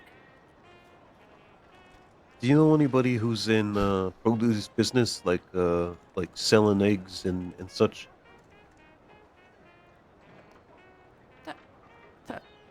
That's so strange. You're this. You already asked me about the eggs in the general store. I'm so sorry. Oh, I did remember. I'm so sorry. You must. I did find where to find eggs, but I need to know who's in the business of collecting them regularly because they're hella annoying to find. Right. Let's see. Oh, I do know of a couple of kids that sell things and acquire them and such. I'm not sure if they've been around the crossing lately, but I can give you their telegrams if that's helpful. Yeah, that'll help a lot. Thank you.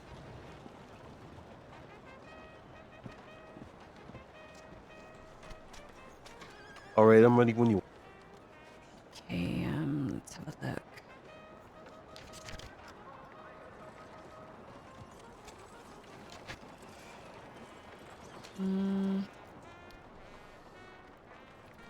Sorry, I'm just gonna have to check my telegrams. I think it might be in that.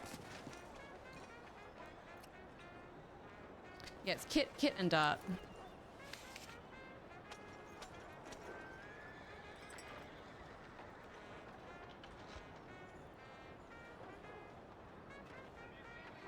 Fuck, maybe I don't have them?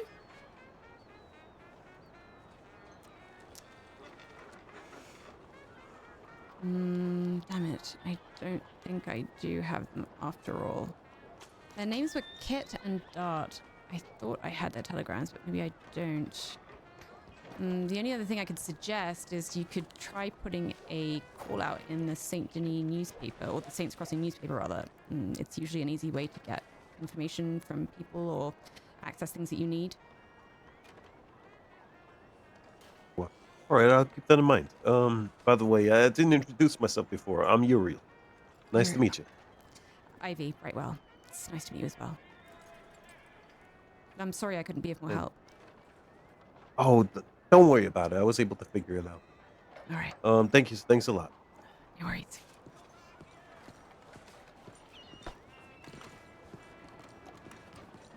I think I was wearing something else actually when he last saw me. I think I've changed my outfit since then, so.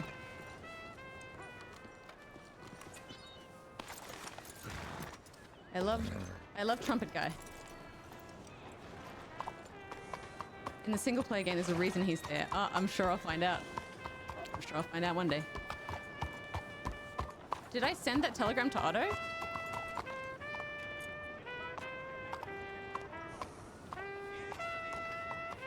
Why does he want eggs? He doesn't look like a baker to me. Yeah, who knows? Who knows?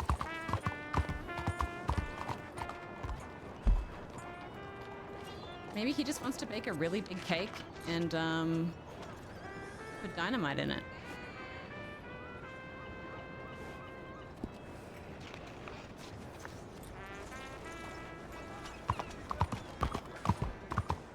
In Saint Denis, in the single player, it's such a vibrant place. I know. I think on one hand, it would be great if there were more NPCs in the game. But I think A, that would be difficult just from like a server perspective. I think that would fuck with things. And B, it's like, at the moment it's really obvious. It's really obvious when you, well, I say obvious, I have made mistakes before.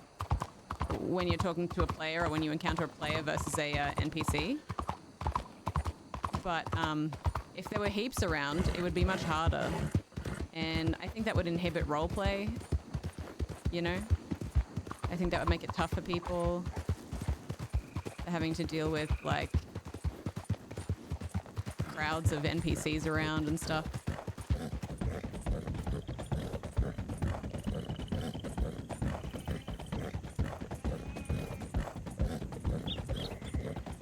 I've seen other servers with a lot more NPCs where it has no impact. Oh, interesting. Do you know which ones? I'd love to check out another server just by comparison. I don't think I would,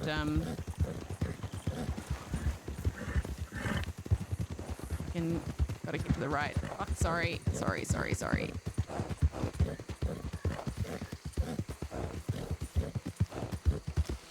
Just need to remember. I just need to remember. I don't think I would ever leave Wild because the roleplay here is so good. And, you know, the bar for entry is like, well, the standard is so high, but I would love to just experience other servers just to see what the differences are and just make a comparison. I think also when the new content update comes out, it's going to be kind of crazy to see how that affects the server and the player population and stuff. You joined Prodigy? Holy shit! They have explorable stores and lots of NPCs. The contextual mechanics are unbelievably good. Oh yeah, wow. Yeah, I mean, Skook seems to be really enjoying it. I've seen some clips on there that seem a little bit GTA-esque to me, but I think that's just because big streamers come over and make a character and dick around on there for a day and then leave, which happens, you know, sometimes. But I also saw that, like, with some jobs you have to level them, like you have to level the skill, which I'm not sure how I feel about. I think that kind of, like, that's hard. Because there's some people who can play all the time, you know? And there's some people who can't. And kind of telling them that they're not going to be able to role play in a certain way because they can't put the time in to level up their fucking farming skill or whatever. So yeah, I find that interesting as a mechanic.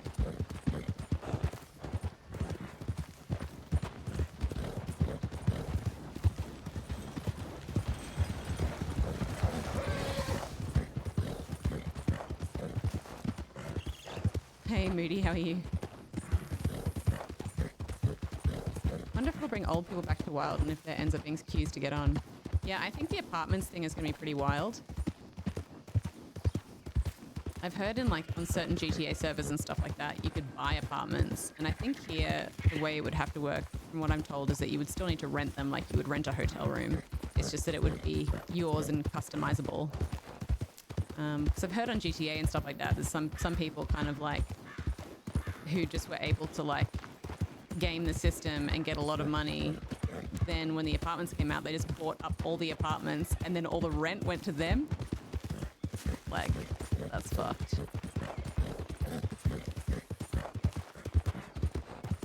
Prodigy is new as well. No, the jobs are not gradiated. So I've been working at the Blackwater stable, and let's say you have to clean up the stables. There's levels of that which improve the overall quality of the stable and pay you more money the more you do. Oh, okay. Yeah, okay. I see what you mean.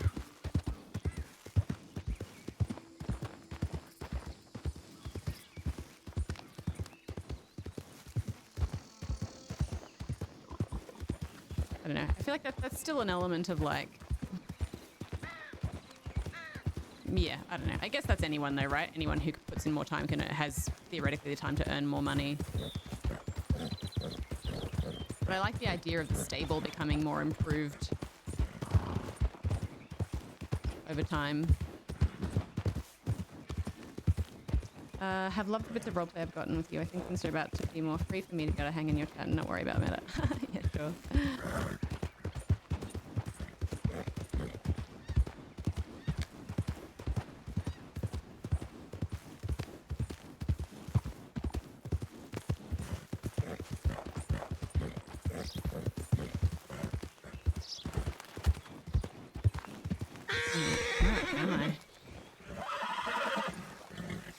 Gotta take a right soon.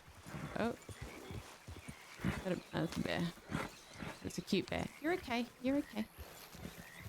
Shh. Easy, easy. Fuck, this forest is beautiful. Oh my god.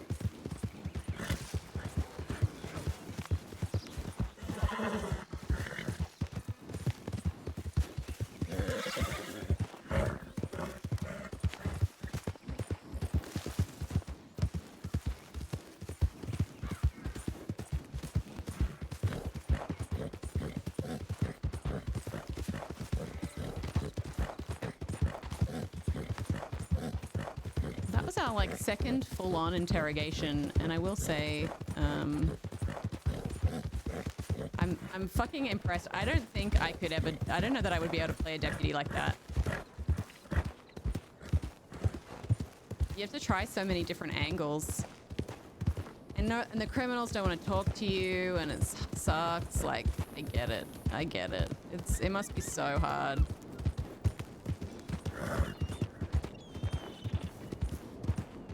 But I hope at least that was like an enjoyable exchange, even if I couldn't be like,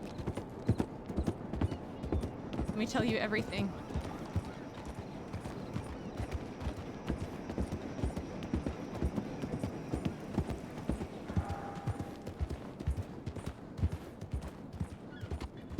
He does real good hard cop. Yeah, he does.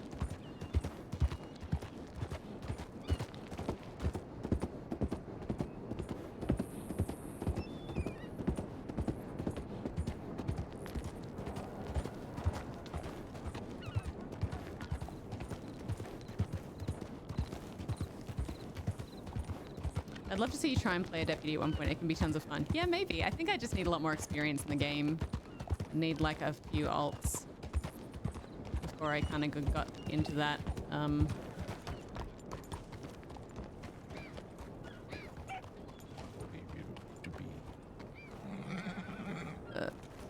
Is this this is not a hitching post I can use? Okay.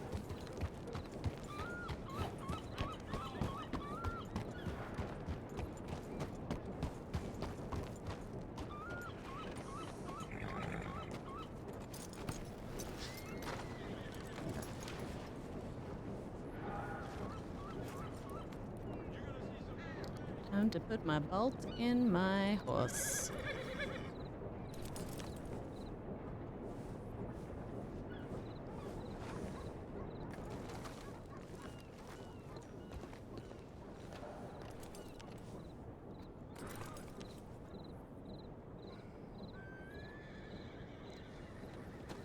How are you feeling? You doing okay? Yeah. I'm relieved to be out of that. It was intense.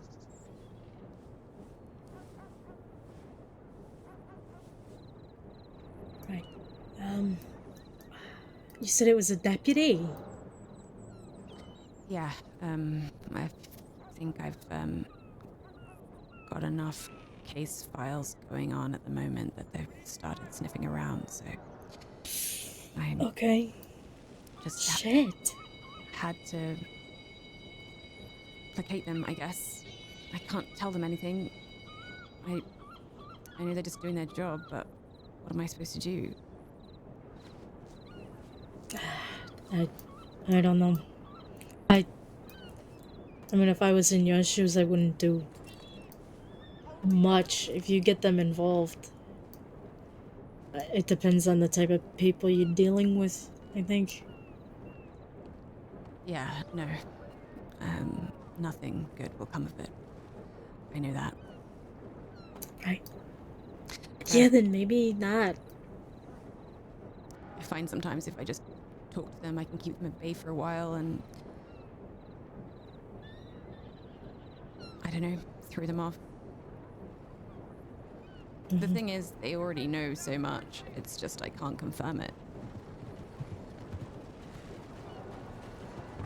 Well, so long as you can't confirm it, I think you're on the right track. I mean, if you start giving up information and gets to the point where they can make an arrest, it's gonna confirm that you're talking with them. Yeah. That'll be a kiss of death right there. Yeah, and I definitely don't need that.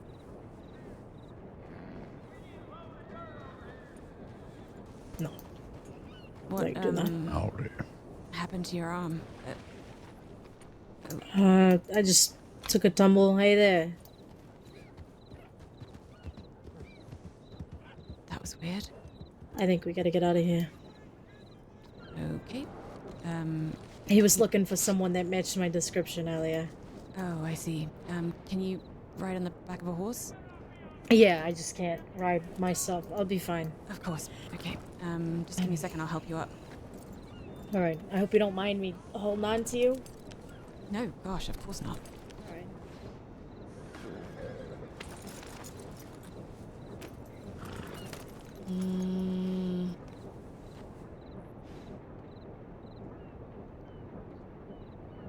Thank you.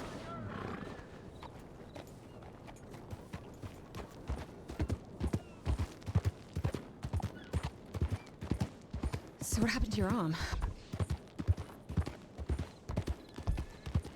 Okay, so a number of things happened. A series of events that all went somewhat right, mostly wrong. And good news, I got my gun back. Bad news,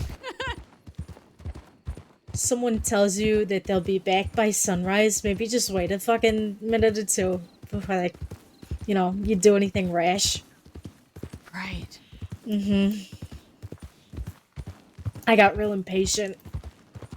I can't really help myself when it comes to that type of shit. If you tell me you're gonna be there, you better fucking be there. And, I bolted before I could really think about what I was doing.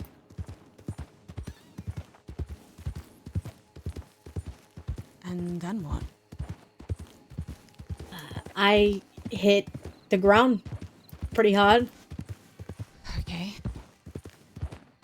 My forearm, the sound it made was disgusting. I'm not even gonna try to recreate it, but,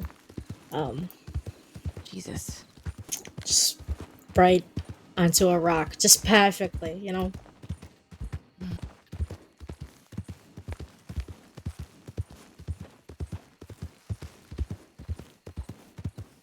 Well, at least you got your gun back, I guess. I don't really know where I'm going. I'm just kind of riding. That is perfectly fine. I really don't want to know why that asshole's looking for me. I have an idea of why he might be looking for me, but I'm not gonna let them get the jump on me. The man in Ansburg just now, you said he was looking for someone who matches your description. He walked up to a group of people and described me almost to a T. Jesus. Well, and knowing who I'm dealing with, that is exactly his type of MO, is to get someone else to do his goddamn dirty work for him. Right. So he didn't... Did you talk to him? Did you throw him off somehow? No, I didn't speak to him at all. He walked up to me, said hello when we were talking, and then immediately rode off. So, my guess is he's trying to grab some people. Talk about timing. Fuck.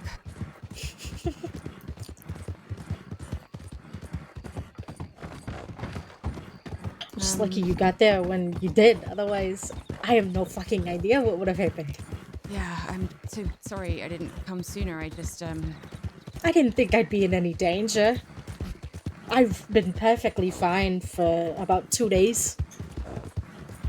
So, don't know what that's about.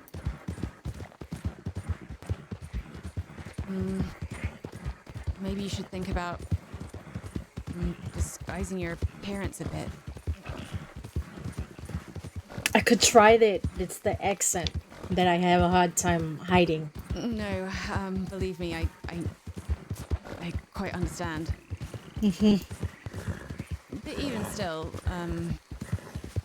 just wearing your hair a different way can help a lot. Yeah, that's not a bad idea. I do know someone who wears a lot of wigs. I don't want to do that though. It's a bit much for me.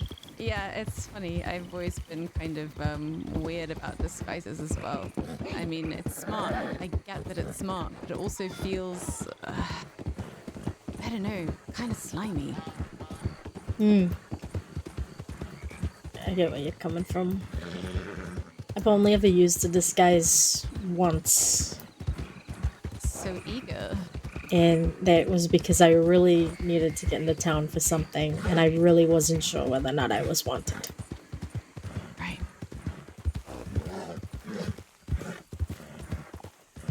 I don't know why I just rode back to the city, but where do you It's wanna alright.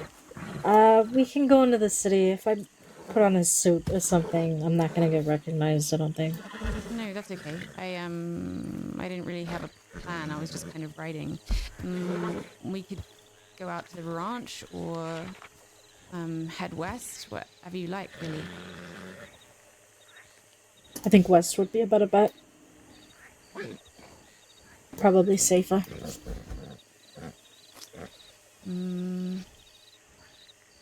Alright.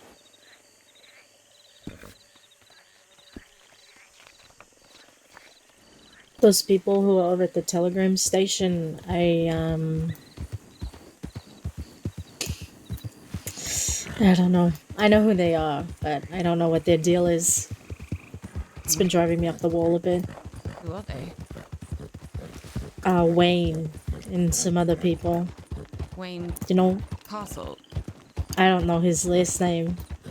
He's dating Hades. Yeah, right. Is it his castle? Yeah. Yeah, they're engaged actually. Oh, they're engaged now. Mazel tov.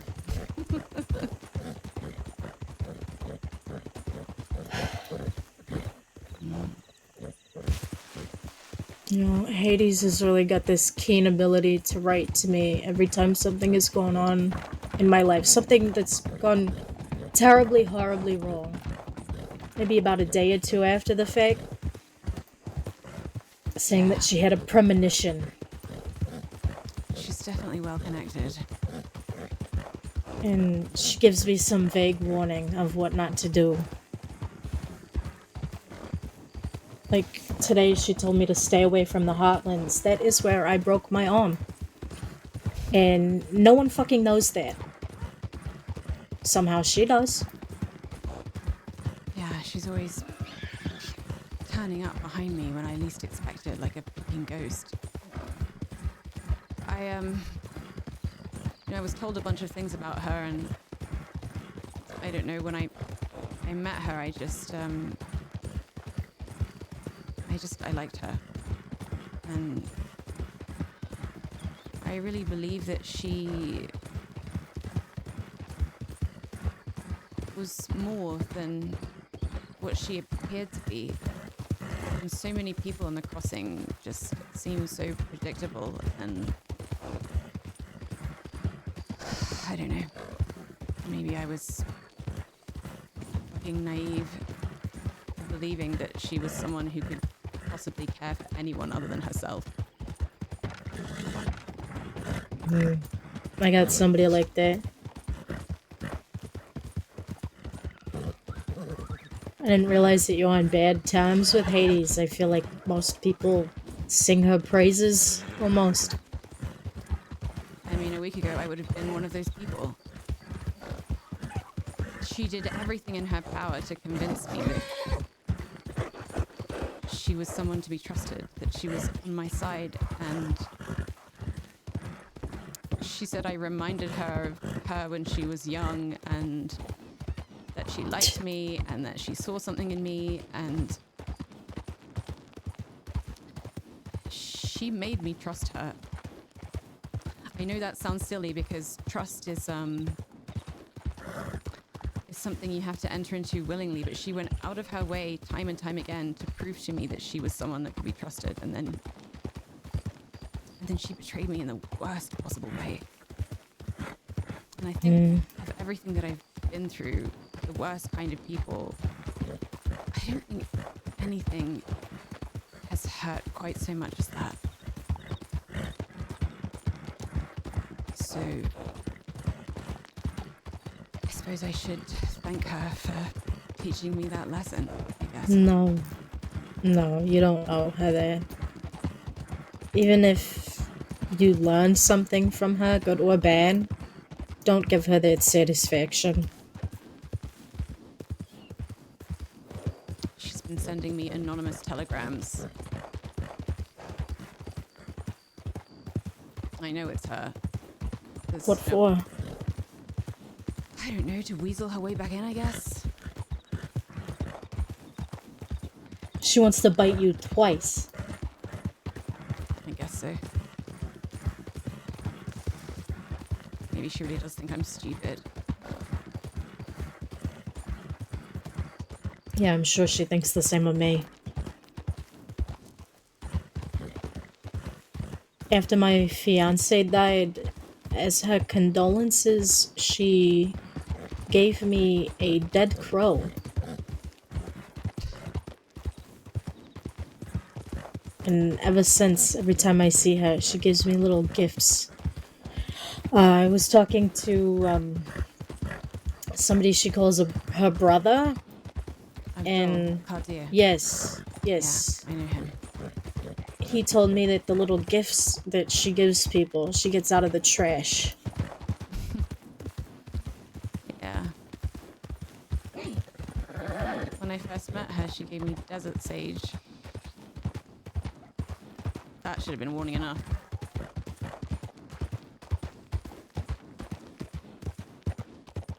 They're almost purposeful, right? Like, there's a meaning into the things that she's giving you. Yeah.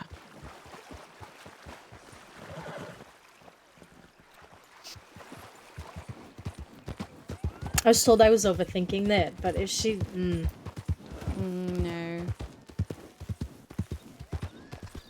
I think there's intention with those things, but when I asked her why she betrayed me, she just gave me the weakest answer. What would that be? Why does anyone do anything? Why does anyone do anything? Yeah.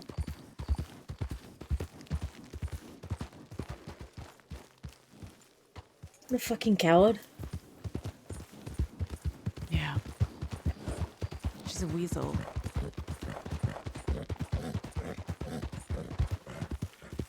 Oh, fuck.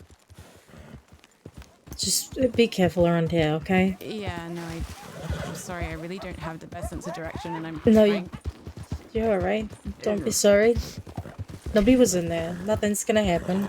Yeah. At least I don't think anyone saw me, otherwise it might be a different story. But I'm sure we're fine.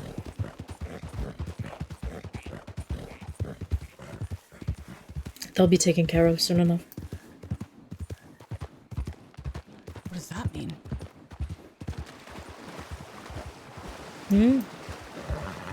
They play their games, I play mine. Jesus.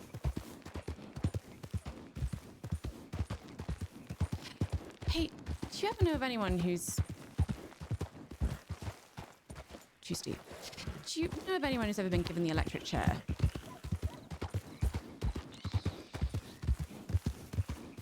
Not that I can recall. Not by name. When I was in the city as a kid, my boss gave me and two of my friends some whiskey to sell. He named it I think it was Electric City. And it was dedicated to the execution of a man who got the chair. And then he proceeded to explain in great detail the smell, what it looks like. They did the body after the fact. I feel like I've heard this before. Maybe from Billy Joe? I think we sold those for $3.50 a bottle. And if they wanted the story, we had to charge another $1 for it.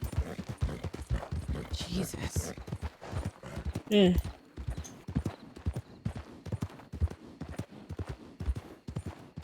If I could remember the guy's name, I'd tell you.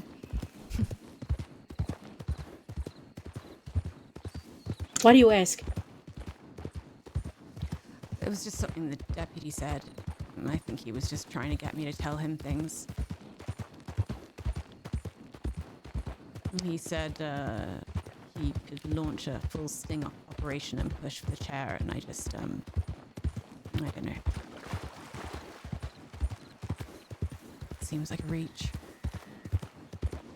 I mean, I think that's entirely dependent on how many case files they have with your name in it right now. Yeah. But even so, if they can do it, doesn't mean they will.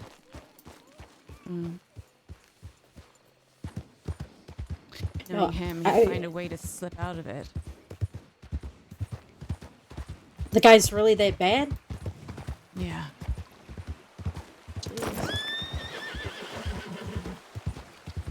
Yeah, the worst kind. Slippery fuck. You know, Phyllis and Marcus have been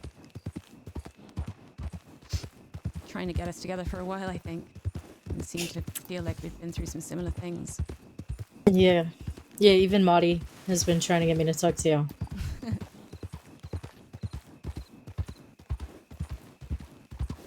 Kept telling me I could use more friends like me.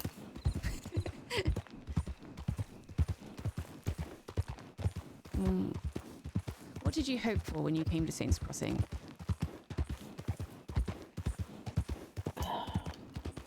To just be independent, I guess. Well, it wasn't too different from my time back in New York anyway. But, I was dealing with a bit of a parasite problem back home. My older brother, he wasn't exactly pulling his weight. He liked to drink a lot, liked to gamble, and all of our wages went directly into his vices. I couldn't take care of the both of us, so I cut loose and came here. Must have been really hard. I'm sorry. It's alright. It wasn't easy to leave him behind, but he was dead weight. So, something needed to be done.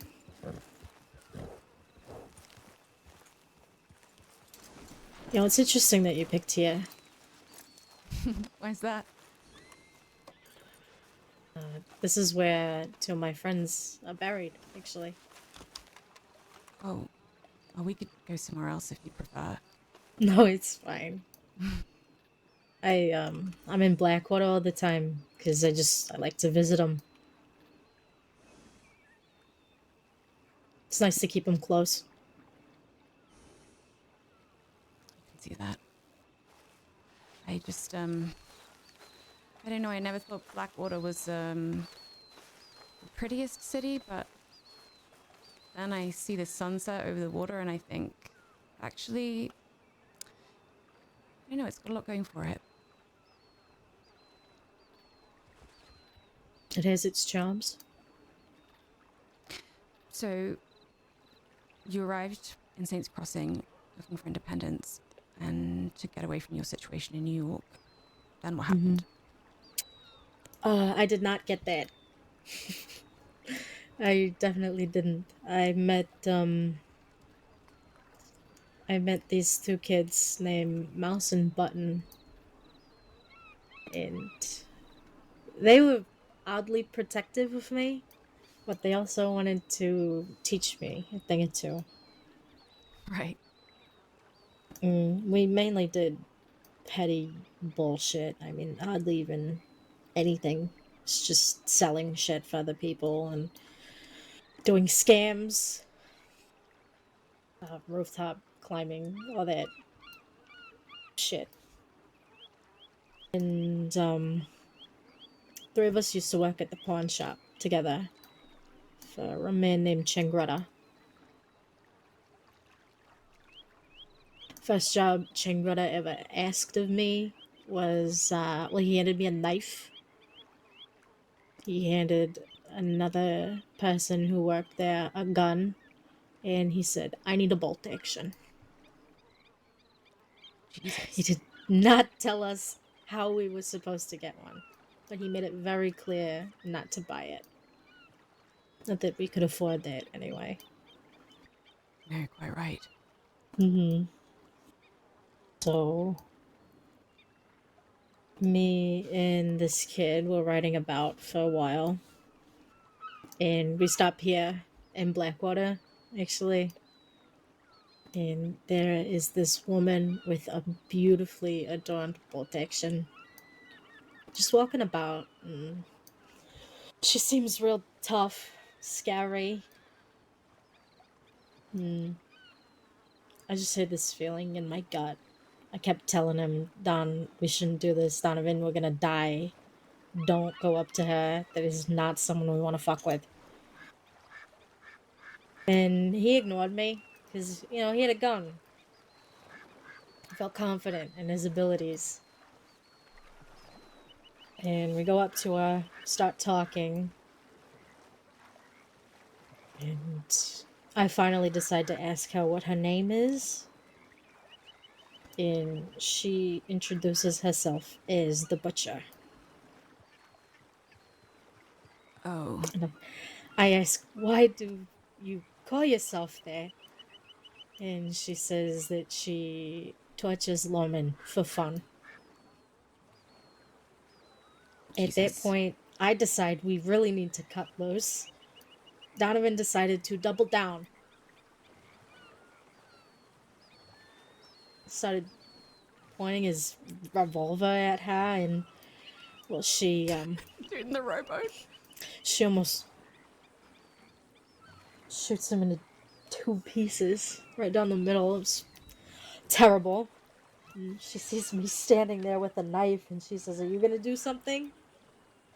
I said, "God no. I know when I've been beat." And she let me leave with him.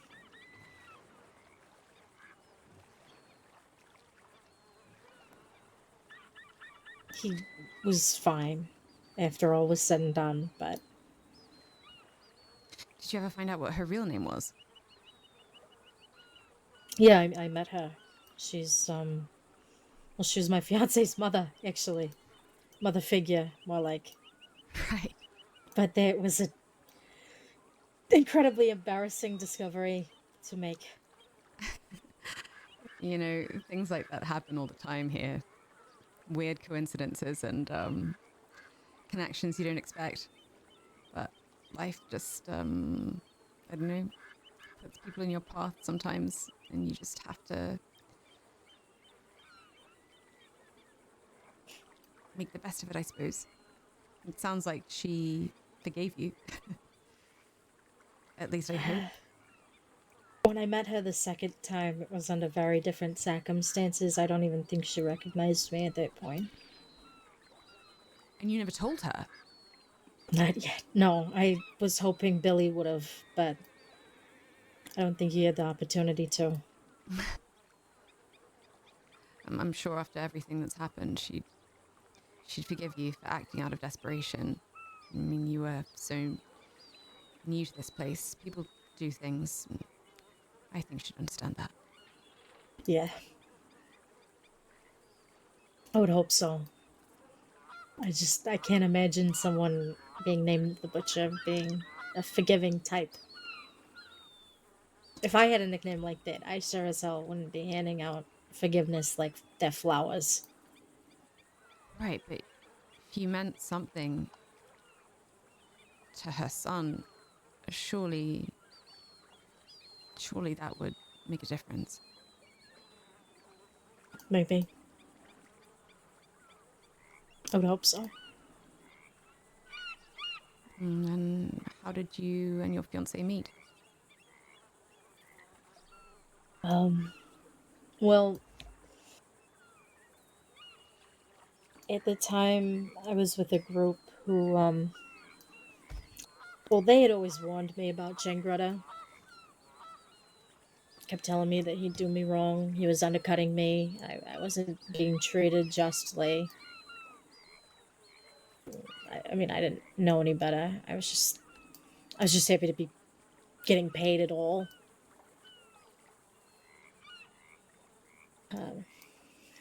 He went missing after Mouse and Button got murdered.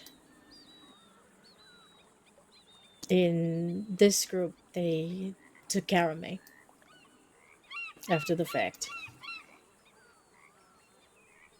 And they found out that I was trying to find the people who did it. They didn't want me doing it alone.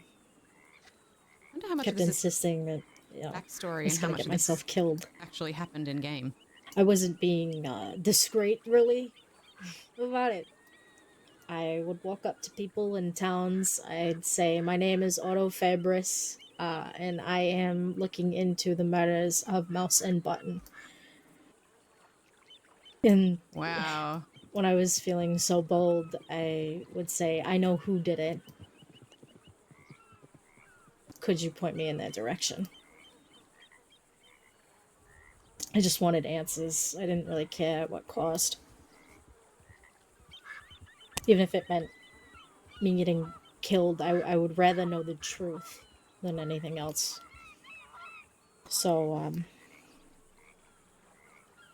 Miles and midnight. hate them for a bit. They were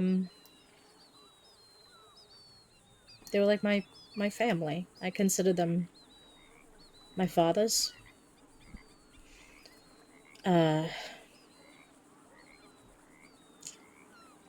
Hate them. He got hurt and ended up in Sisika.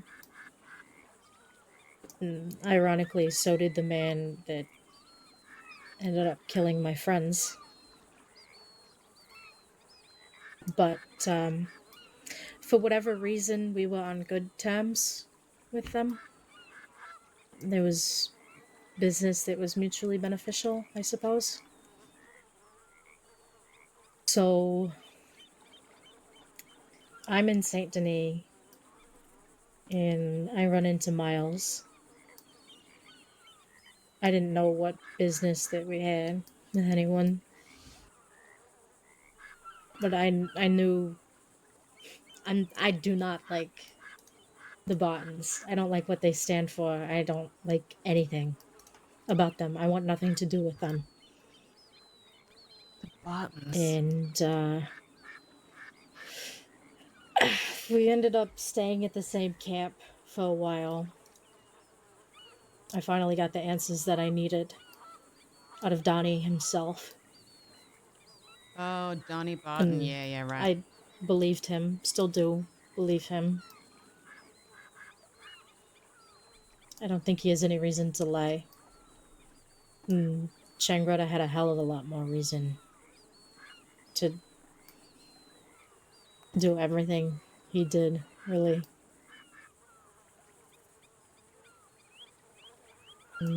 It was self-defense at the end of the day. The two of them were sent out to do something with some money dangled in front of their face. They couldn't say no to it.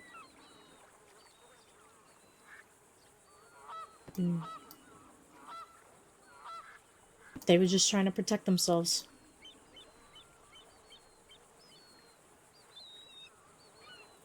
Didn't mean to kill them. But when you're in a situation like that, it's either you or them. So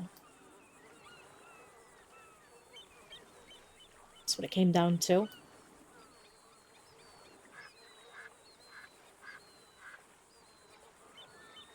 Back to the camp thing. Right. We were staying with them for ages, it felt like. And we were moving quite frequently because when there are two groups staying in the same camp together, you are very visible whether you want to be or not. And Donnie one day was upset with me. I just asked him how he was and if he had a nice time out in town or something. But it was perceived as being nosy and being a threat. Like I was trying to gather information on him.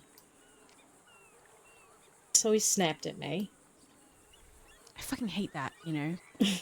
Everyone treats asking questions here like it's the cardinal sin. Like it's. I understand people are cagey and wary of snitches, but it's just going to breed a country of idiots because no one can gain knowledge on anything to better their place in the world. Everyone just takes everything at face value and accepts things as they are. No one forms their own opinions. It's ridiculous. Yeah. I think you're very right in that. But I think he had a lot of negative influences in his ear as well. It certainly didn't help.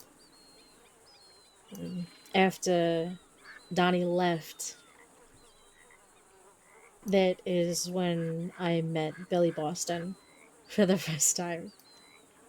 And he looked at me. It's been great, hasn't it, Dice? I was just completely and utterly shook up. At the time, I had never been in a shootout. I barely knew how to shoot a gun. At most, petty theft.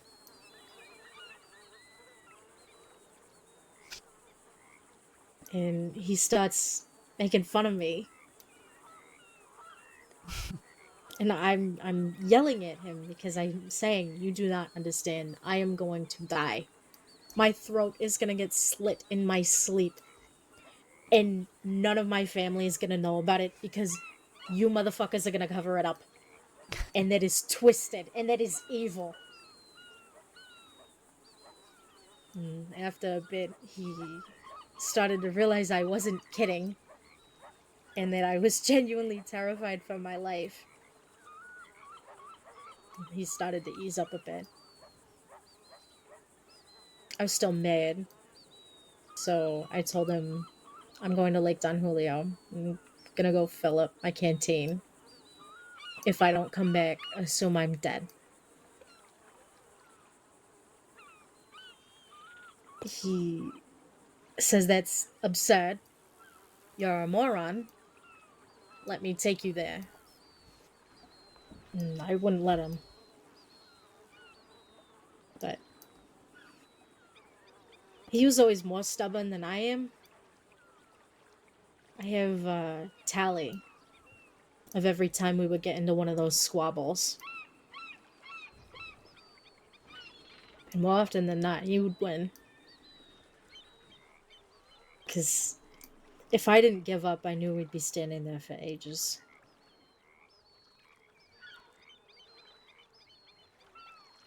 But that night we got to talking and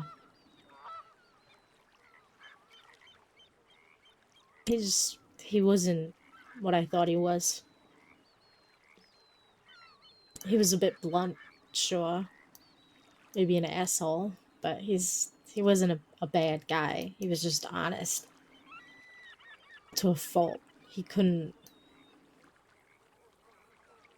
sugarcoat anything for somebody else's comfort. He just said what was on his mind.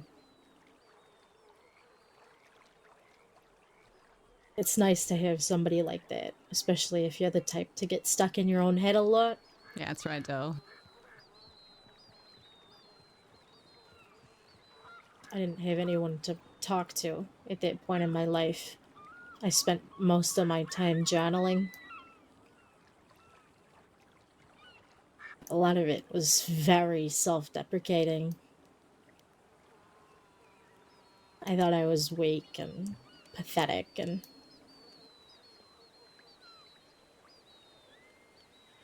I felt like a lot of people saw me as a puppet. I was very accustomed to just being used. Fuck. That sounds awfully familiar.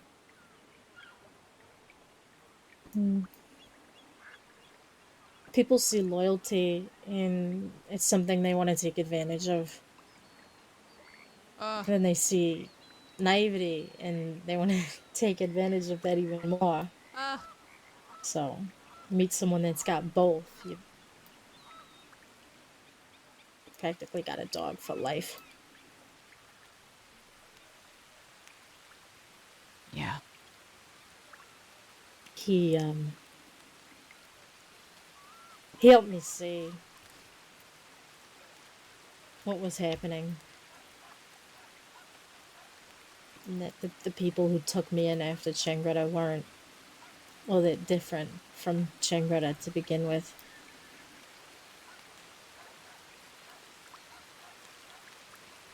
I didn't do something about it until after he passed, unfortunately, but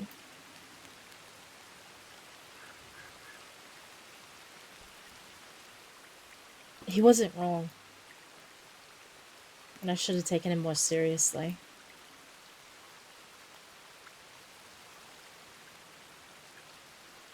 It's not that I didn't see how they were treating people, but I would rationalize it.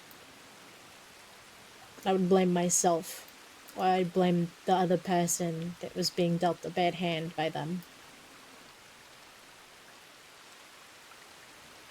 Because they would never do that intentionally.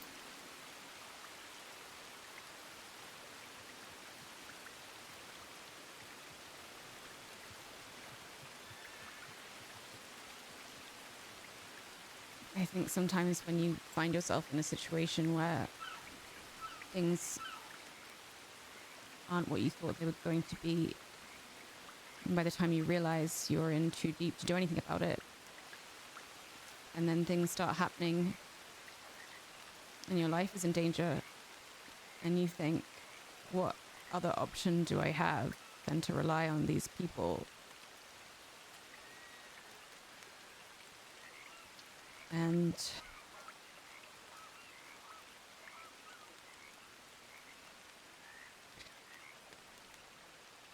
you feel more trapped and more powerless than you did before. Yeah. And this is gonna sound stupid, but when I was with Miles, not once did he ever call us a gang in my presence. Right. He always said we were a family. The first time I ever heard him use the word gang describe us was right before my first shootout. Wait, so is her Miles the Miles of the Miles gang? What was that like for you? I was confused. Right. I was still pretty naive. Oh my god. It all makes sense. I didn't necessarily feel betrayed, but I started to really question why. I just know who that is. Why wait all that time? And even then, it wasn't a conversation that I was a part of. It was a conversation between him and the people that he felt were a threat to us at the time. Oh, I'm just gonna have to let that go. Why could he say it to these strangers but never to me?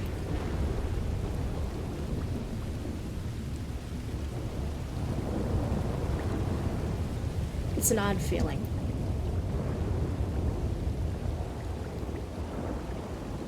I think sometimes people want to be recognized as a force to be reckoned with. But they also don't want to be just like every other group.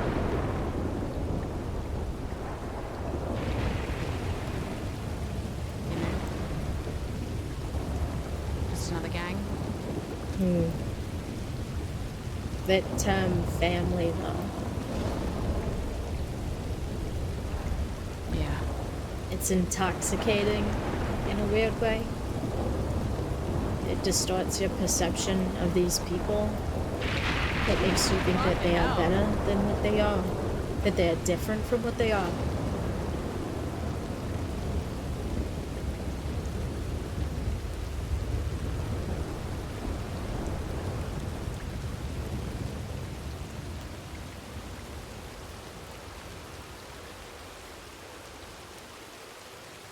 Well, I guess when you think about what a gang is, it's giving people a reason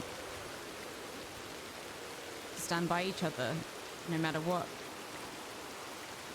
And the same thing could be said for family. I guess it's just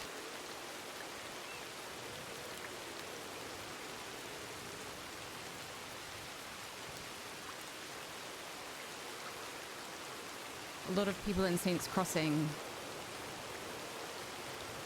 have tough starts and have to choose their own family.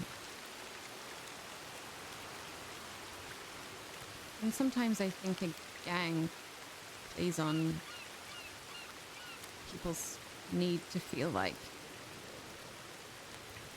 they're a part of something again. I don't think it's impossible for a gang to be family. But if that is their main selling point, or their only selling point to you, to fabricate that closeness, I think that's when you start to have problems. I feel like I've heard so much about the principles and all of this bullshit around this kind of code that people do or don't operate by. And yet, every gang I've ever met has never been able to confidently tell me what they believe in, definitively, where the line is, what they stand for. They don't want to because the truth is it changes moment to moment. They want an excuse to act and do as they please and change their values when it suits them. And that's precisely the thing that I have a problem with. I understand the desire to seek justice. I understand loyalty. But there needs to be boundaries and lines and an understanding that everyone is on the same page. And it isn't just blindly agreeing to do whatever you have to because someone's fucked up somewhere along the line. There has to be a world where you judge your own morals against what it is you're doing and decide whether or not it's worth it as a group. And I just don't think I've seen any evidence of anyone operating that way. It's just chaos. There's just got to be a way to do it better.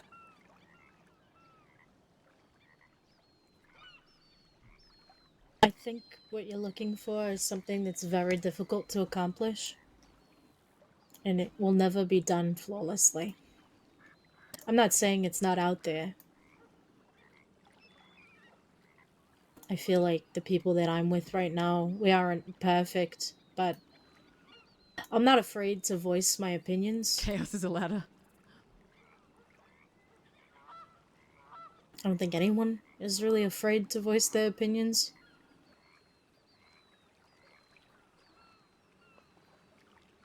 And when it comes down to it, we know that we're just trying to look out for each other as best we can. Hell, there's been a lot of arguing lately, but tensions are high. It's only bound to happen. I assume the group you're riding with right now is not the Miles gang. No. No. After Billy's death, some things got a little shook up. And one thing Miles told me that I would never have to do is pick a side. He told me that I would never have to pick between him or Billy. But he also told me that the business that I had with the people who killed Billy was my own. And unless said otherwise, he would be staying out of it. Right. Unless I asked that of him. Did you want to ask him? No, he fucking hated Billy. He would tell me it constantly. I could not speak about him without hearing some grumbling, a moan about how that boy's a problem and he's bringing you down. I'm getting that, Dingo. Jeez. It just felt so disingenuous to me that he would offer that. Yeah, well, if I know outlaws like that, they'll take any excuse to ride up on someone. Yeah, well, that's exactly what he did. He was very vocal about my business. Then one day I get to camp and he tells me that our business with the Bartons, it's done. We have done what we needed to, they have done what they needed to. And it's time to choose.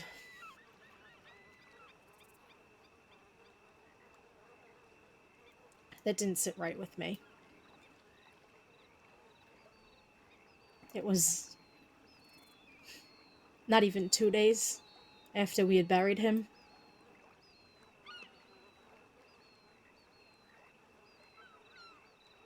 I kept asking him to just give me more time. Let me think on it. I don't want to make this choice right now. I have too much going on. I can't handle it. And he said, okay, 5 minutes.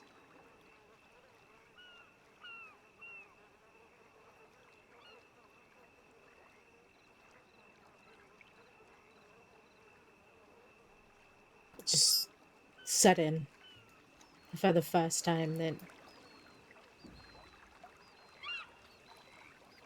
he wasn't the person that I thought he was. After those 5 minutes were up, he comes up to me and says that he hopes that I made my decision. I told him I was gonna go.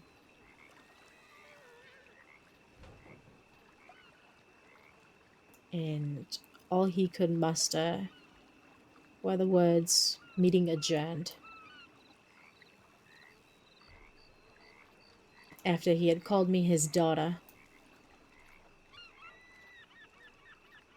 After he had told me that he loved and cared for me like I was his own flesh and blood.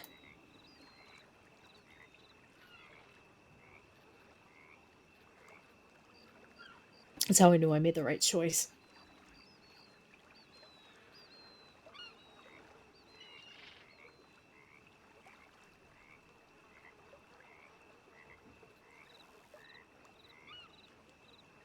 I'm much happier with the buttons. Although it is odd to say, thinking back on all the history I've had with them. Well, if they appreciate you and offer you fairness and respect, then I think that stands for a lot. They do a lot for me. Even if I don't ask for it. They don't make me beg for help. They just do it. And what about vengeance? Is that still something you think about? Yeah. Yeah, every fucking day is when I'm thinking about it. When we rode past Limpany, you said, who killed him?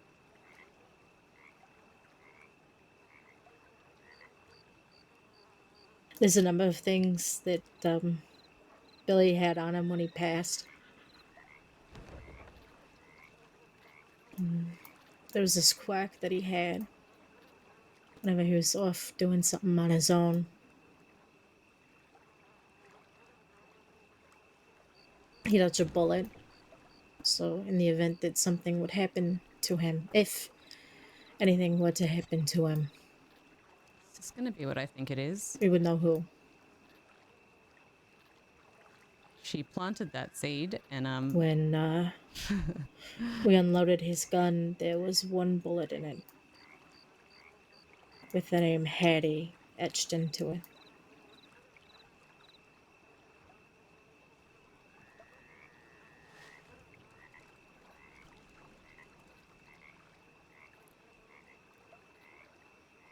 Hattie. That's Pavel's fiance. She's a friend of mine. Dramatic First music? and foremost. Yeah, I'll bring it in for you. She used to look out for me in the city when I worked with Shangretta. But when Mouse and Button died, she never reached out to see how I was doing. I got left behind. Billy had his own issues with her.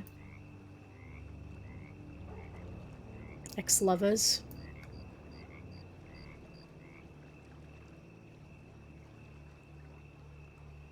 I don't know what happened. Hattie, ex-lovers. Or why it happened. She's got some, she's got a rap sheet, But man. I know that Hattie Dazzler is not the type of woman that can do that alone. She was always a lamb.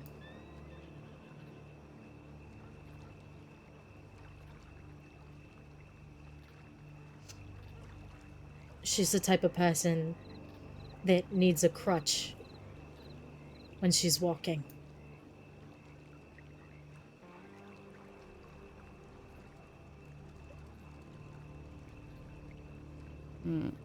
She all but confirmed that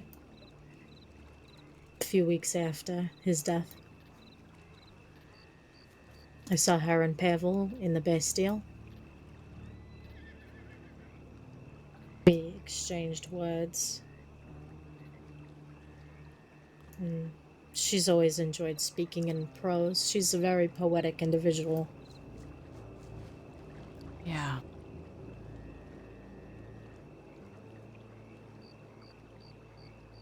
She started to paint this picture. A picture of forgiveness and how no one should hold on to anger in their heart. Otherwise, they're going to be left behind on a small island alone to rot.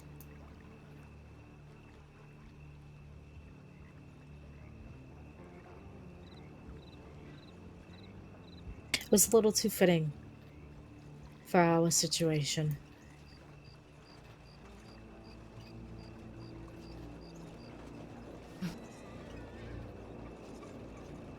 I don't think she always knew it, but she sure as hell knows now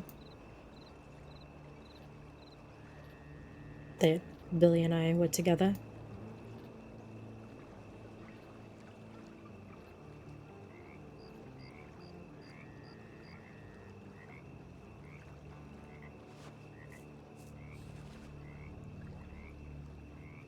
Have you seen her since? Plenty of times.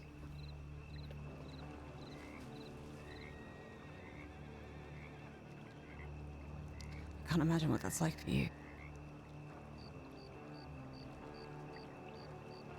It makes me so mad that my bones shake. My blood boils. I see red. When I saw her in the Bastille, I would have shot her if my sister wasn't there.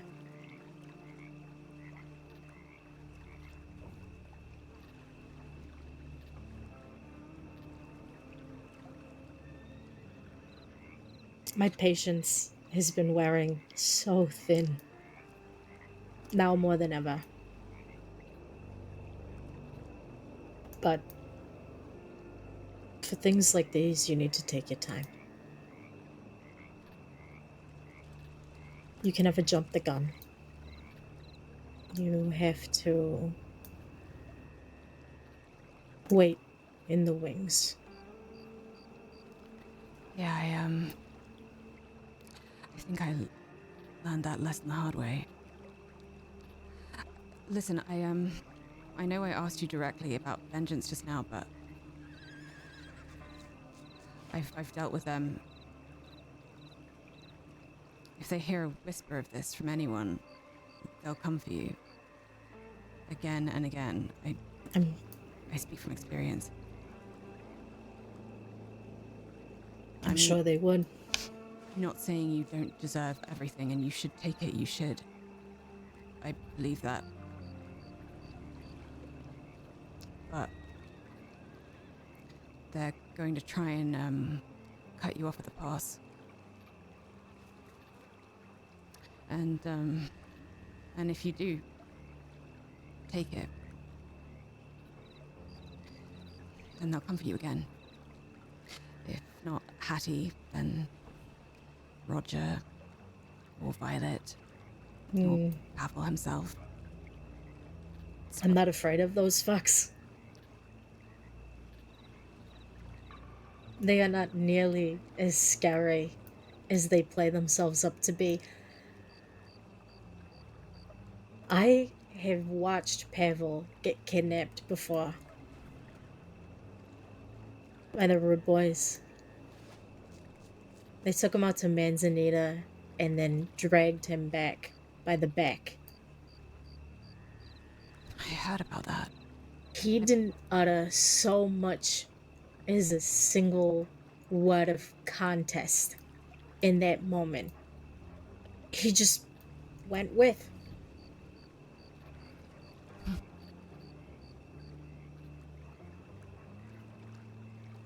He's not scary. I'm sure that he can play the part when he needs to, when he wants to. But when he has actually been beat by someone, when he knows that he has no way out, he takes it gracefully.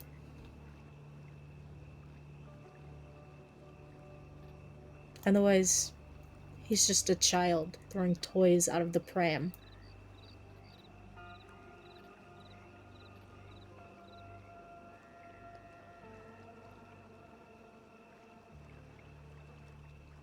They haven't had the opportunity to get to me first yet. And I'm sure that if they ever do get that opportunity, they will do something to me. I don't have any doubt about it. I don't know if she does, but I think she would have pieced it together by now. Or have an idea. Billy was executed like a fucking dog. They slit his throat and then shot him between the eyes.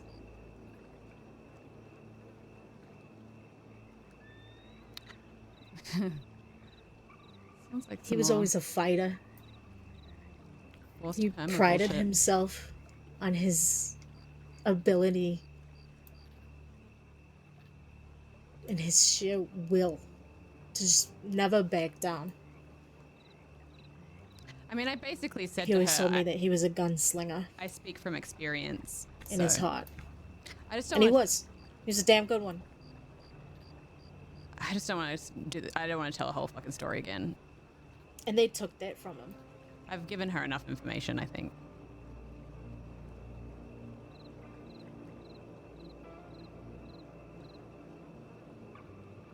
But that fight, it is not gone. What? It's simply just been passed down. Dell? What? Oh, fuck. Oh, I hate that. Sure, they will not stop, but I'm not gonna stop either. Oh, I hate that. Oh, Dell, I hate that. That's fucked.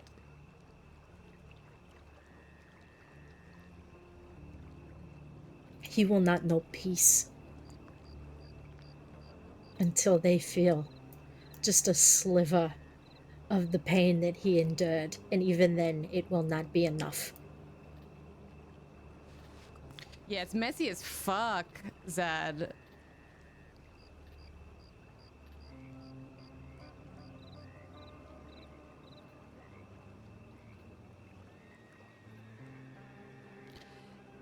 You know, after he came for me again, and Hades set me up, there were some people I spoke to afterwards who,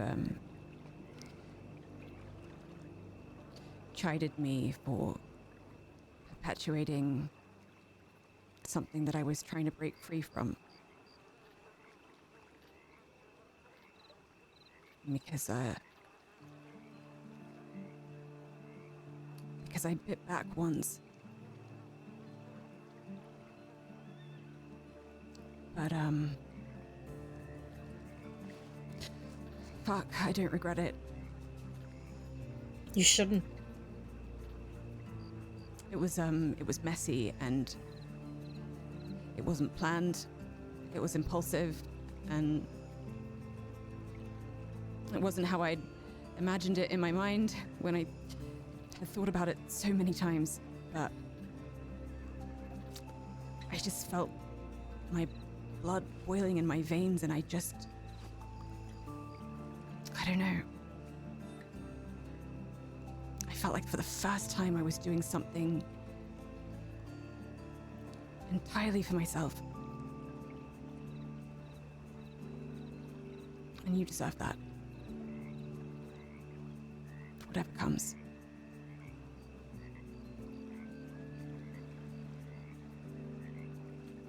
And I really hope you get it. I know I will.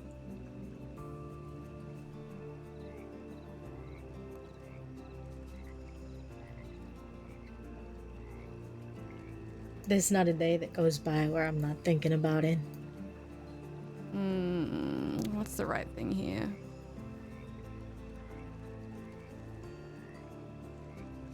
I'm sure even once all is said and done, because I keep hearing it from every motherfucker that tries to talk me out of this shit. That, it's not gonna do me any good.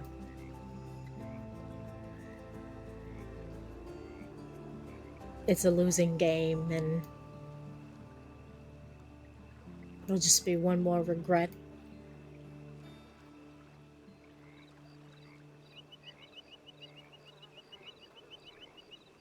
But how I see it,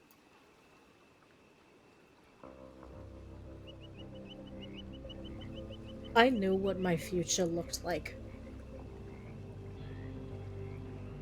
And I was content. I was more than content. Hell, I was ecstatic to be able to live out my life with that man.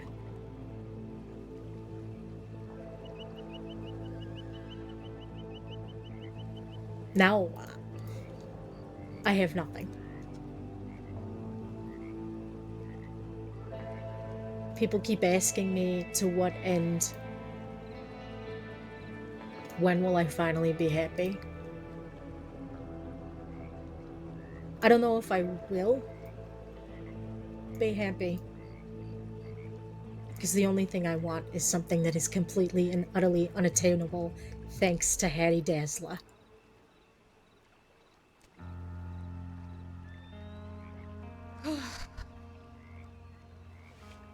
Poor thing.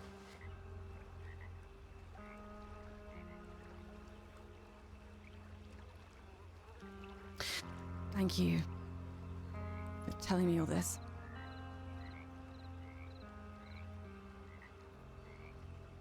I didn't realize that you were having issues with Pavel yourself. Yeah, I should have put it together. I think people knew that we would find some common ground. It's just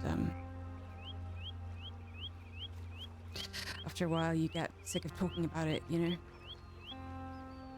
I didn't Yeah. want to... God, I'm so sorry all this has happened to you.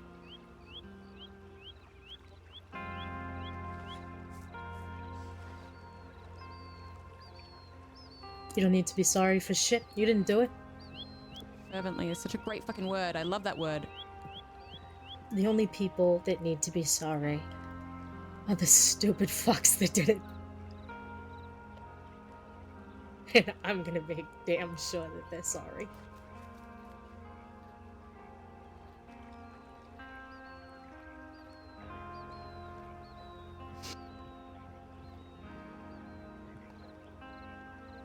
And fucking hell. You feel do you feel confident the Bartons would have your back in this? Or at least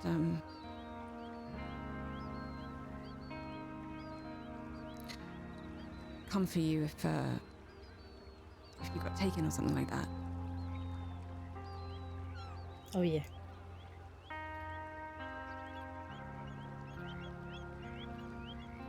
I'm not alone. I can safely say that I am anything but alone after all this.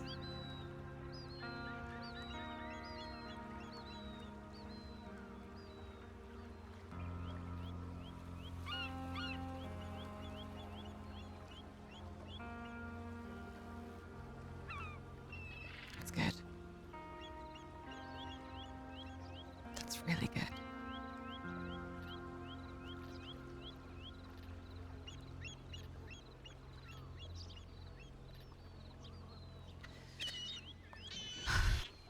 I'm really glad we got to do this. Me too.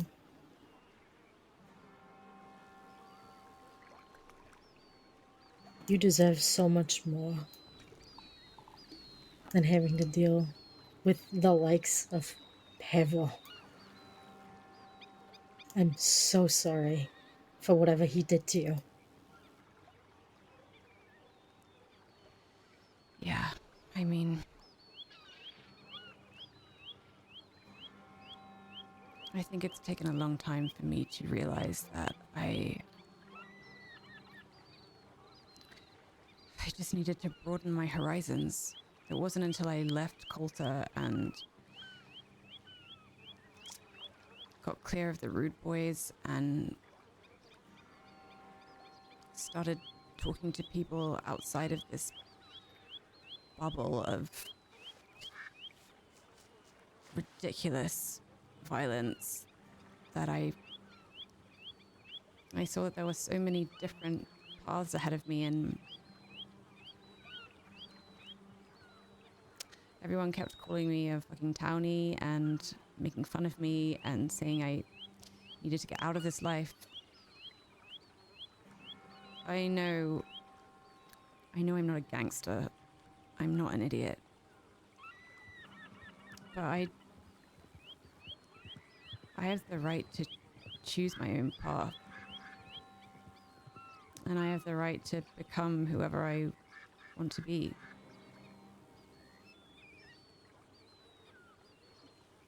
I would agree. Nobody has the right to tell you what you should and should not do with your own life. You don't need to be some bloodthirsty monster to do what we do. If everyone was like that, there'd be nobody left. Yeah.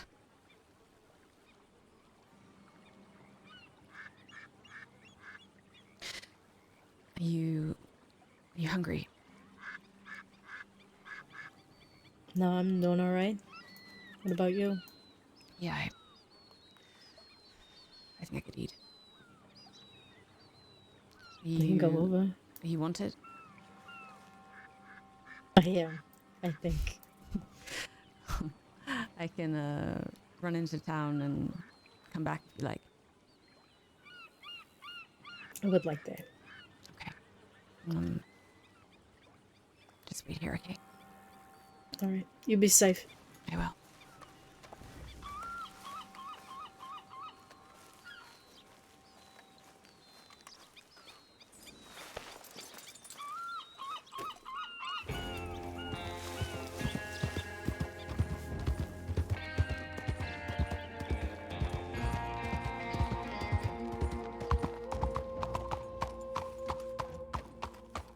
Huge.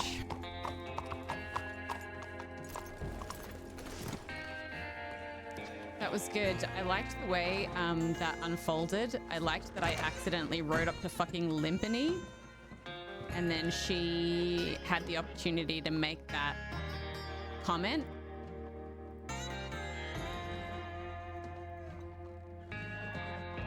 That kind of led nicely and naturally into that stuff. Because I didn't know her story. It wasn't until, well, like chat was making it obvious. But also, it wasn't until she made that comment that I was like, oh god, okay. And also the fact that people had been like, I'm just gonna check my telegrams real quick.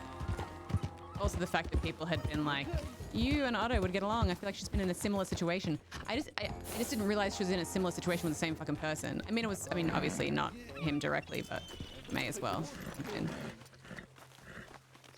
Yeah, they tried to rob me earlier and I ran away. They said they were going to teach me a lesson. So the person who played Billy now plays Roger. An angel? That's crazy. He followed us out of town and he showed up and he said, you better not kill that man.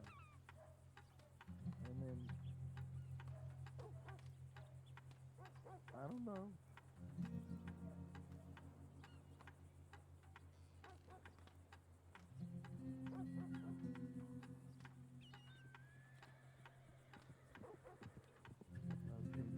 Well, I'm sorry they took your horse, but... Fine, V. I'm not on Guama. Round 2 of number cracking. God, I feel like it's been ages and I miss it. Also, you're especially beautiful and you should look at the first letter of each sentence. The first letter of each sentence. Hi. I'm gay.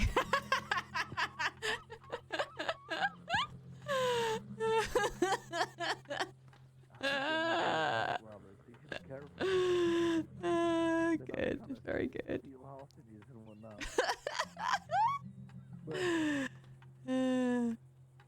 Okay. Yeah, I'll do that. Yeah. Um. I think he went towards the tall trees. I don't think he went into the tall trees.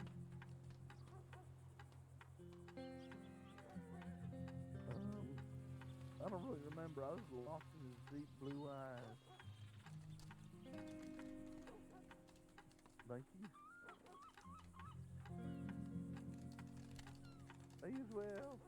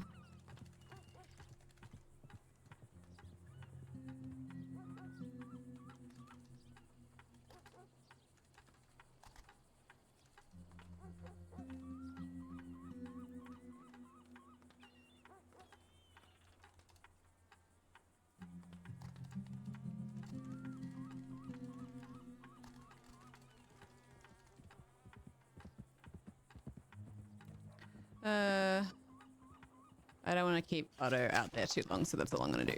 Okay. Oh, stuck.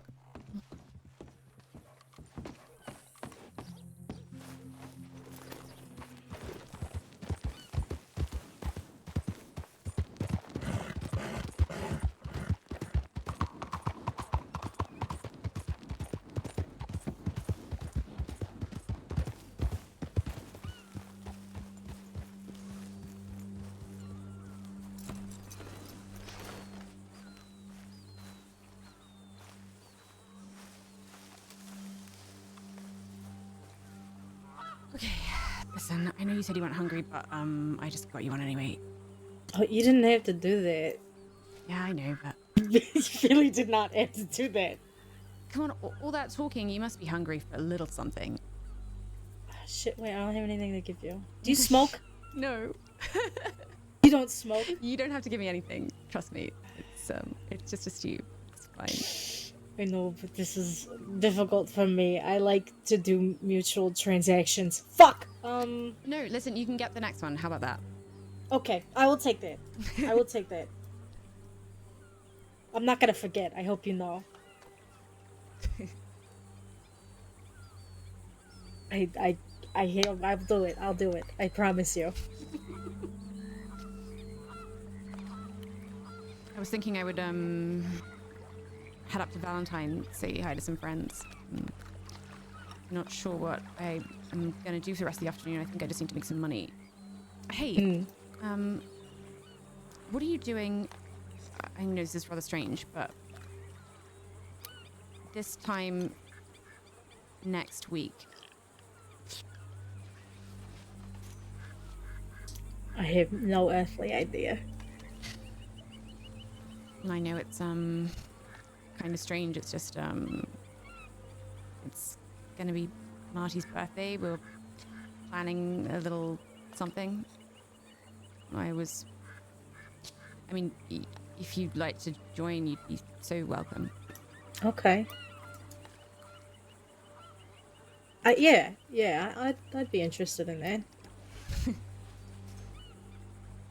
Well, I haven't got it all figured out yet, but we'll likely start at the ranch and go from there. Okay. It'll be a little later than this, probably about 3 or so hours from now. I'll probably be around. Well, great. I'll send you a telegram with the details anyway, but do I have your telegram? I'm sure I do. Yeah, of course. We were corresponding earlier. Yeah. Yeah. Great. I've never done anything like this, but I think it should be kind of nice. You know, I tried to plan a birthday party once. Really? Yeah, I don't have the makings of an event planner, it seems. Well, I have a little bit of help, so I think that definitely makes it easier. Okay, well, look at you. That'll be fun. Yeah, I think so. It's nice.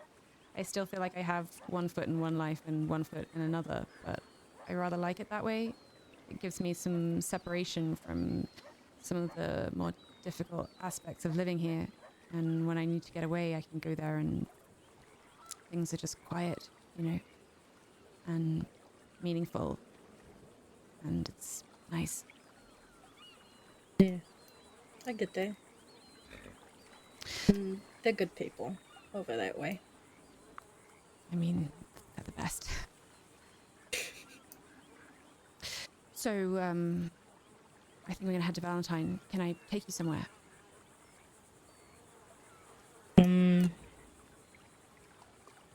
Back to Annisburg, maybe.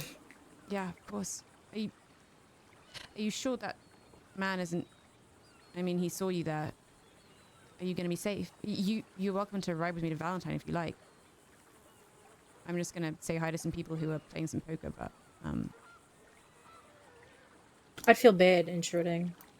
No, not at all. It's quite alright. You mean that? Yeah, I wouldn't say it if I didn't. Trust Yeah, me. but some people do that. You know what I'm talking about, right? No, I know exactly what you're talking about. I just, it's, you know, it goes both ways. You feel like you're like obligated to come along if you've got like other stuff to do, but like if you don't have anything to do, then you're like welcome to come along. Right. No, I don't have anything to do. If people find out that I left camp, even they're gonna have my head on a fucking pike. But I don't care. It's boring as shit. I'm not sitting on my ass. Yeah, that's how I feel. I mean, what are you supposed to do? You know, at one point I had a guy that I met basically work as security for me because I was like constantly being told that I shouldn't get around by myself, but all my friends work on a ranch and I don't want to put them in danger. Right. And so, you know, I figured why not? I know it's a pretty fucking towny thing to do. Have some hired protection, but I mean, it was kind of my only option. And then I end up getting fucked over by the person I trusted anyway, so in the end, if they're gonna find you, they're gonna find you. You can't not live your life because of it. You know, I think this sounds weird, but Hades, I've always been on the fence about her. I wasn't sure if she was someone to be trusted. She knew about my situation with Billy. She, well, when she found out, she offered me a hug. So knowing that her MO is to gain trust and then backstab like that. Thank you. I'm sorry that you had to experience that to find that out. No, it's I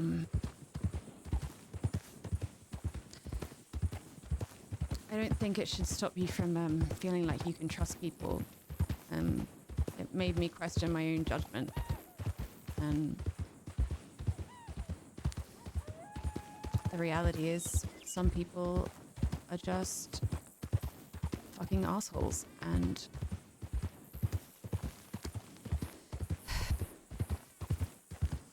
I don't know. You can't just live your life never trusting anyone or not putting your faith in people. Yeah. It's important to put it into the right people. Right.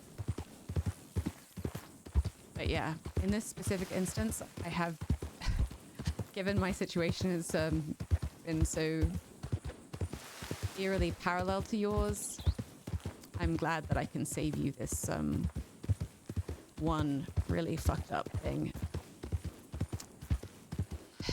Yeah, stay the fuck away from Hades. Noted.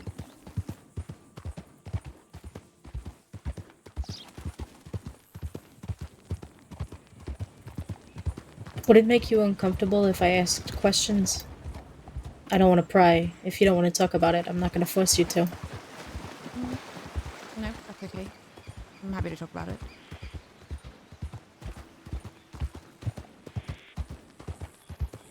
You said that he keeps coming back for you?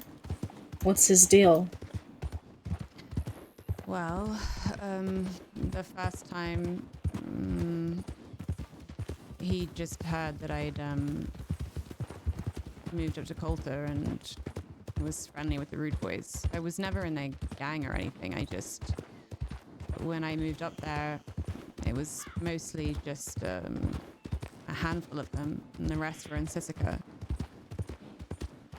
So, I thought I could learn how to do bank jobs and such. And then when Waggy got out and a few others, I don't know, things kind of changed. And all of the wars that they were involved in just really became all-consuming. And by association, I became a target. I hadn't done anything, mind you, at this point. I hadn't spoken to anyone or touched anyone save maybe a couple of the bastards to understand a little bit about the feud that they had with them. But Pavel had some whole history with a bunch of them, and he found me in the desert. And he was wearing a disguise, and he lured me into a camp and basically tried to cut my throat. After that, I felt so small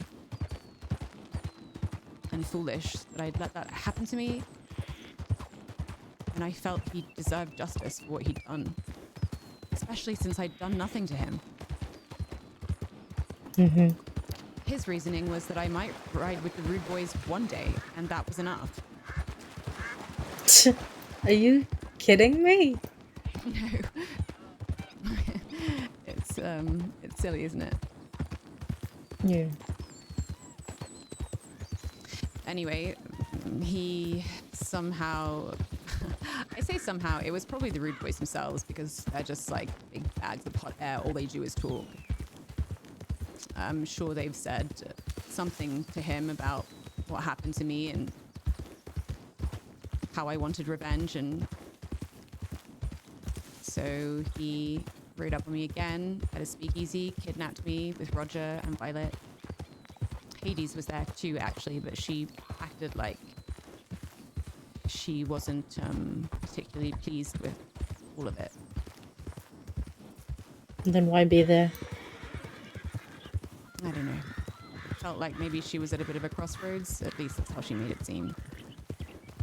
And they took me out to a graveyard in Armadillo and made me dig my own grave and promised to never, ever speak of revenge and to leave the Rude Boys and leave this life. They told you you needed to leave this life? Yeah. So many people have told me that. As if they get to decide. Yeah, they have no right to. That's. And then, it sounds pathetic. Yeah. After that, I went and told the Rude Boys what had happened, and I asked them to help me. Because I was sick of this happening, and it was my association with them that had caused it in the first place. And, I don't know, they were just so busy with their own shit. I don't think they were much interested in helping me get revenge. And the thing is, They'd ridden up on him so many fucking times. But that was never for me.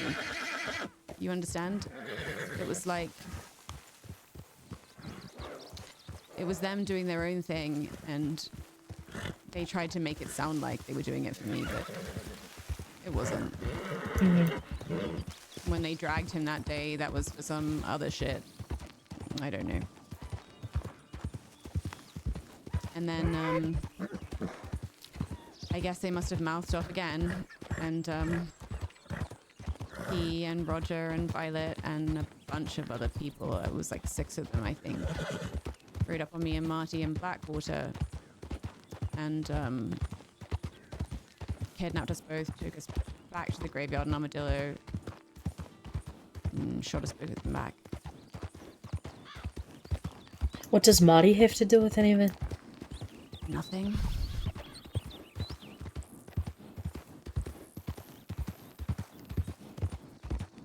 They're very good at that, aren't they?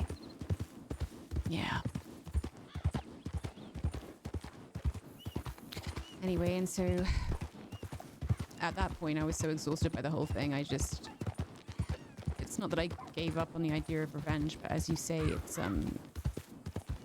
about patience. Hades parted ways with Pavel. She'd been messaging me this whole time through telegrams and telling me that she was proud of me and that she believed in me and she saw something in me. And I began to trust her bit by bit. We became quite good friends. She said she didn't like the way Pavel had been doing things and she wanted to start her own outfit. That's what she told me. Yeah. Eventually I met Wayne and she told me she'd gotten engaged. She seemed happy. She'd left Pavel behind and I don't know, everything was becoming a little easier. And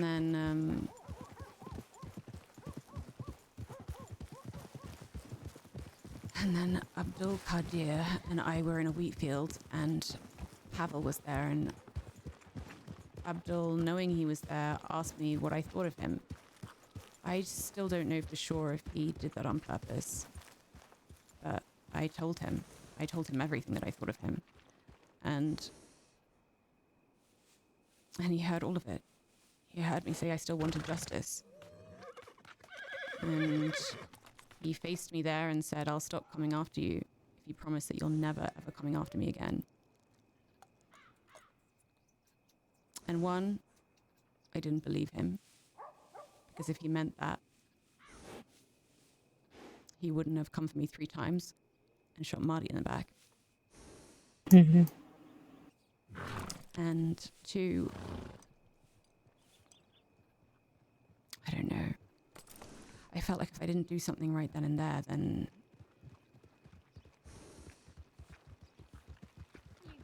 I really thought that someone was coming to kill me, and I had a little bit of a mental breakdown. I would never feel like I could ever take care of myself. So I just lunged at him. His attempted execution of me was calculated and clever and swift. Mine was not. It was raining and I was just wildly slashing at him, but eventually I got the knife into his stomach. An hour later, Roger rode up on me.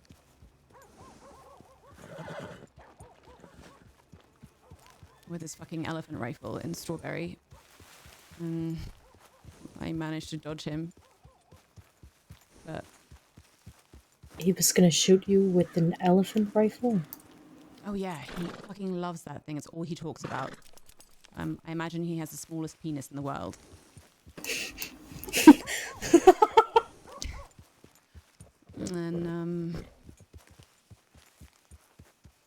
And And then I got a telegram from Hades about a week later saying that she had an idea and she wanted me to meet her in the cabin. I'd spoken to her at a few times where she lives up in Brandywine. And so I went. And then not 5 minutes later, Pavel walked in with Hattie and some other fellow. They took me outside and shot me with a shotgun.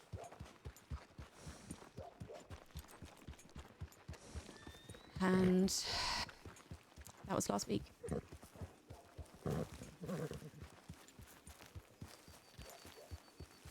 Jesus Christ.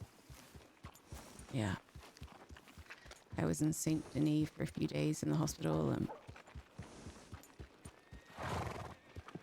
You don't use a shotgun or an elephant rifle unless you are really looking for a certain outcome. You know what I'm saying? Oh, I know it so well.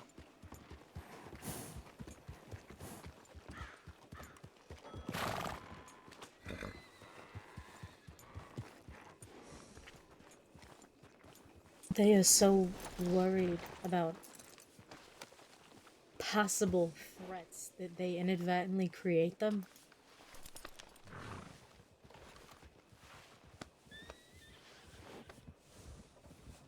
Yeah. I don't know. I think people like that,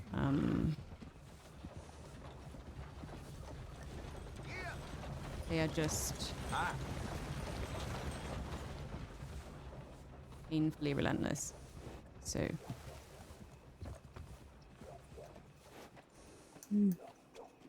Everyone has a limit. One day they're gonna get tired. Bit by bit. They'll grow jaded, they'll give up. Yeah, maybe.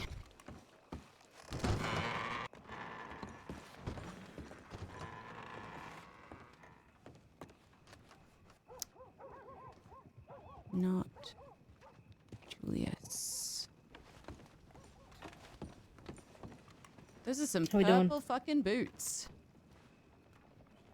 Over to poker here. Yeah, we doing so good over here. Good, good. I'm glad to hear it. Has Julius Bradshaw been by any chance? I saw him some time ago. Guy's full fucking table. But like a while They're ago. looking to talk to a deputy. Last night, but I haven't seen him Sorry, today. no deputies, A Dr. Stella. deputy. Oh, god fucking damn. Jesse. So Trouble- who was that that's asking? Just out of curiosity. That was Jesse McKinley. I think that might have been Jesse. Tex, is that you?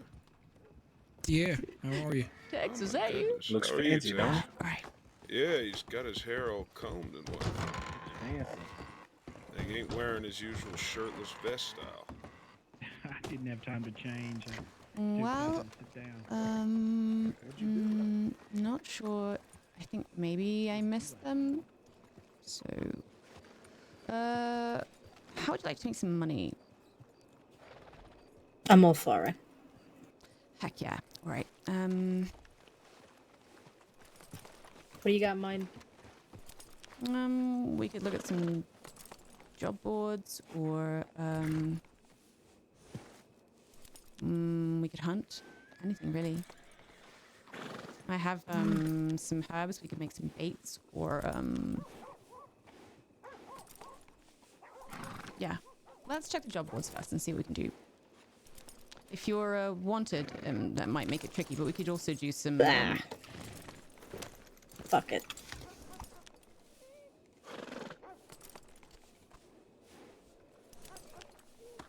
I'll be alright. Okay. With hunting at most, I can only really hold on to my navy. That's okay. So I'm not gonna be the most efficient. Not that I am the most efficient hunter anyway. I don't know shit about animals.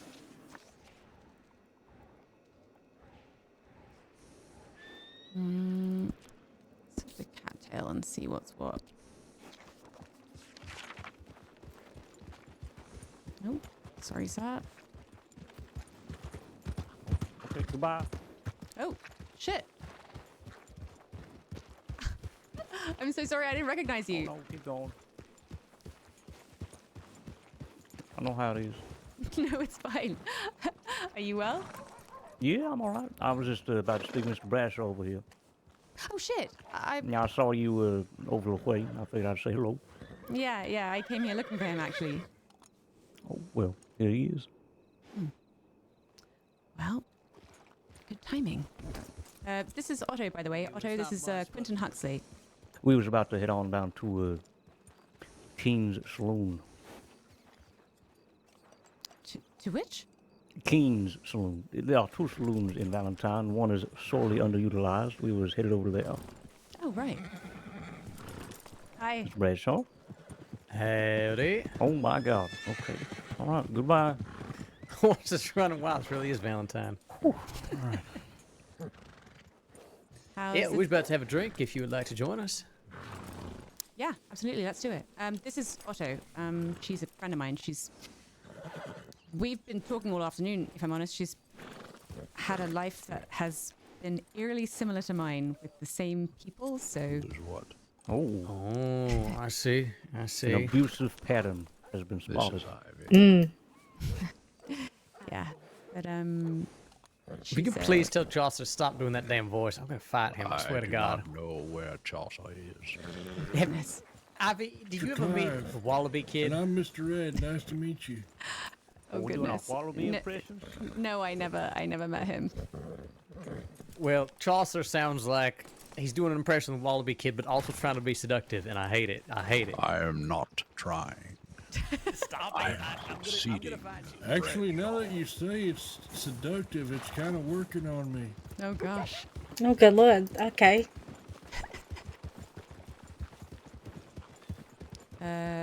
Quentin Huxley is a fine fellow I met right after I left Coulter.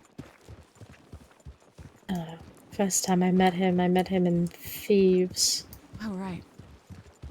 Yeah, he has a trading company that I think he works with Abdul, but he works as a sort of fence. And then Bradshaw, he runs a company of his own over in Guama. He's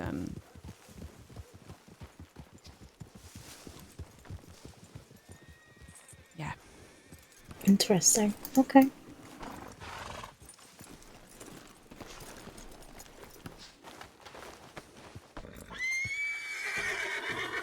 Shit.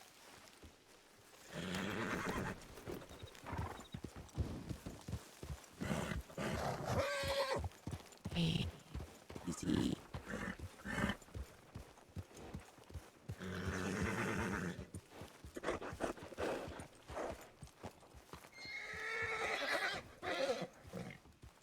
I think everyone's just leading their horses here, so I will do the same, I guess. Maybe it's just that they're too close to other horses.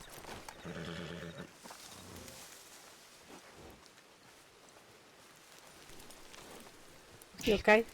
Yeah, it's sugar. Sometimes she just gets spooked or something. Oh, I get that. Yeah, Venus is the same. What's your point? I just took a beer here and maybe a cigar. I don't know that I've ever been in tell you here what. in my life. I'll give you another one. Hold on. I'd rather the ladies sit down first if they need to sit down somewhere. There are limited seating arrangements in here. That is true. That is very true. Say thanks. Ivy.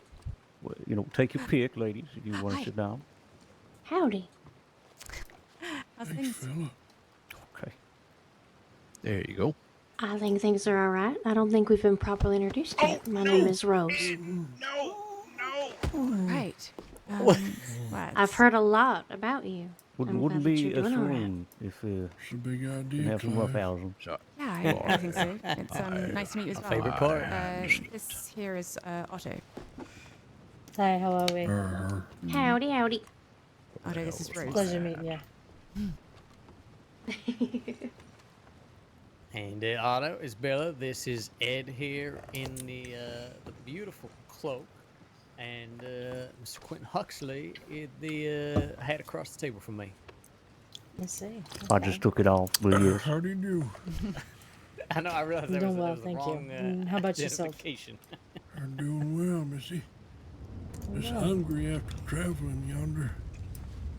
Well, I guess to cut things rather to the point, Mr. Bradshaw, the dreams that did I ever tell you about the FTC? I can't even remember if I did. The Flatneck Trading Company. Yeah, well, yes. FTC, right? Yes. God damn, it was a Interesting. good They name. found 'cause each you picked it up other. quick, yeah. So, my friend and associate, Mr. Abdul, yes, you recall. Did you ever meet him? I did. Didn't he come with us to the party? I don't remember.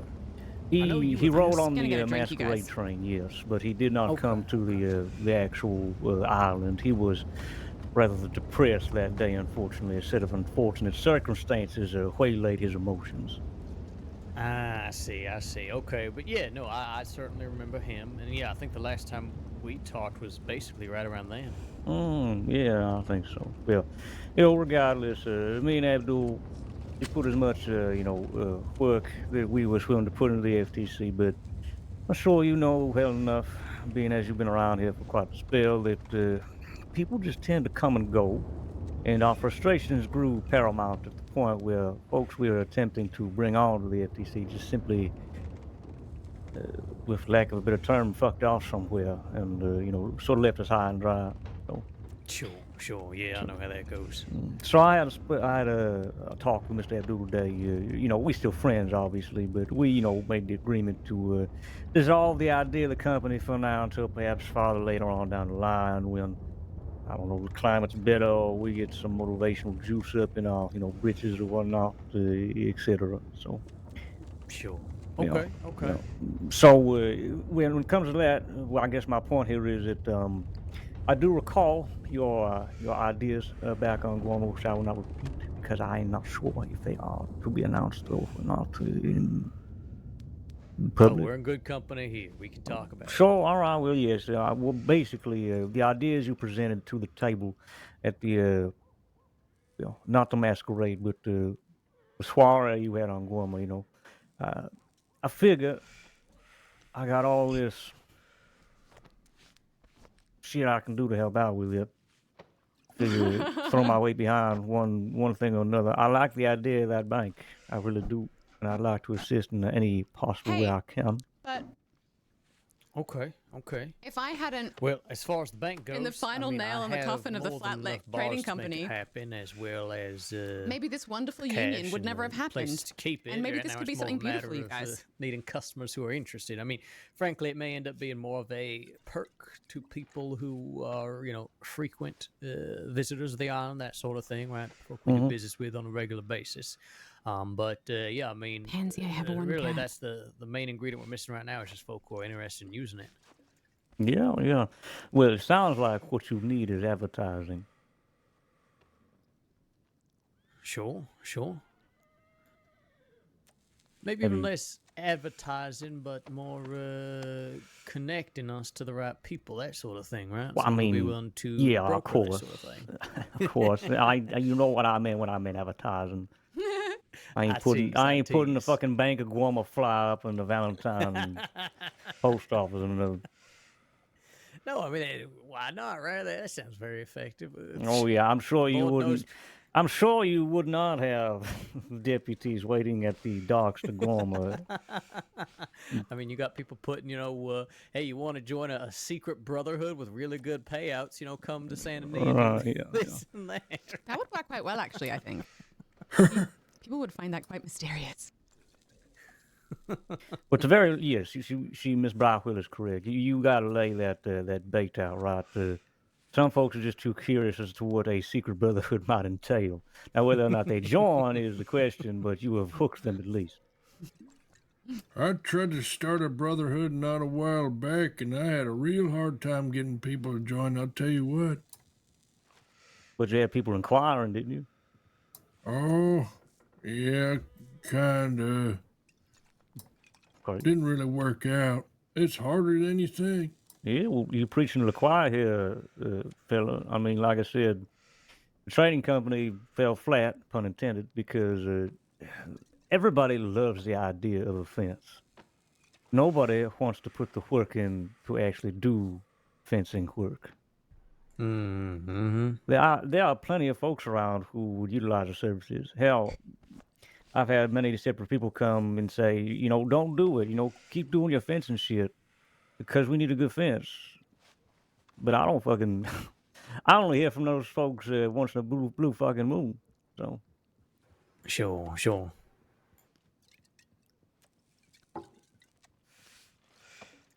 Okay, well, yeah, I mean, shit, having somebody who is, well connected here in the crossing, meeting a lot of folk, that sort of thing, that is extraordinarily valuable, right? Someone who can, I guess, test the waters, find out who might be interested, and send them our way. I mean, that would certainly be something I'd be interested in. Oh, I mean, I can blab to the right people about it. I mean, if your bank is all well and good, ready to go, hell, just give me the particulars. I'll pitch the spiel to folks. I will advertise successfully. Yeah, absolutely. I mean, it's pretty straightforward, right? Folk bring their cash to the island.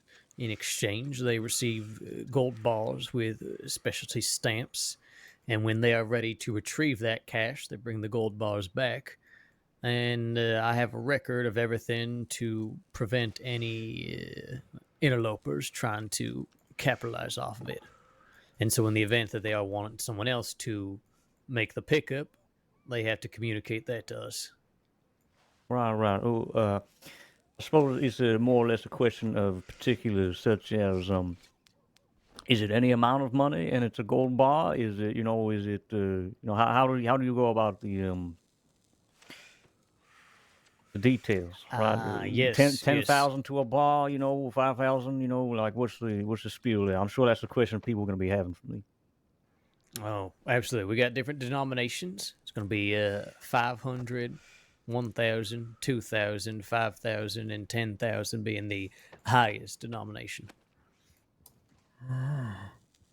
So say someone wanted to bank, $25,000, right? They'd have 3 gold bars to take care of. I see. Okay.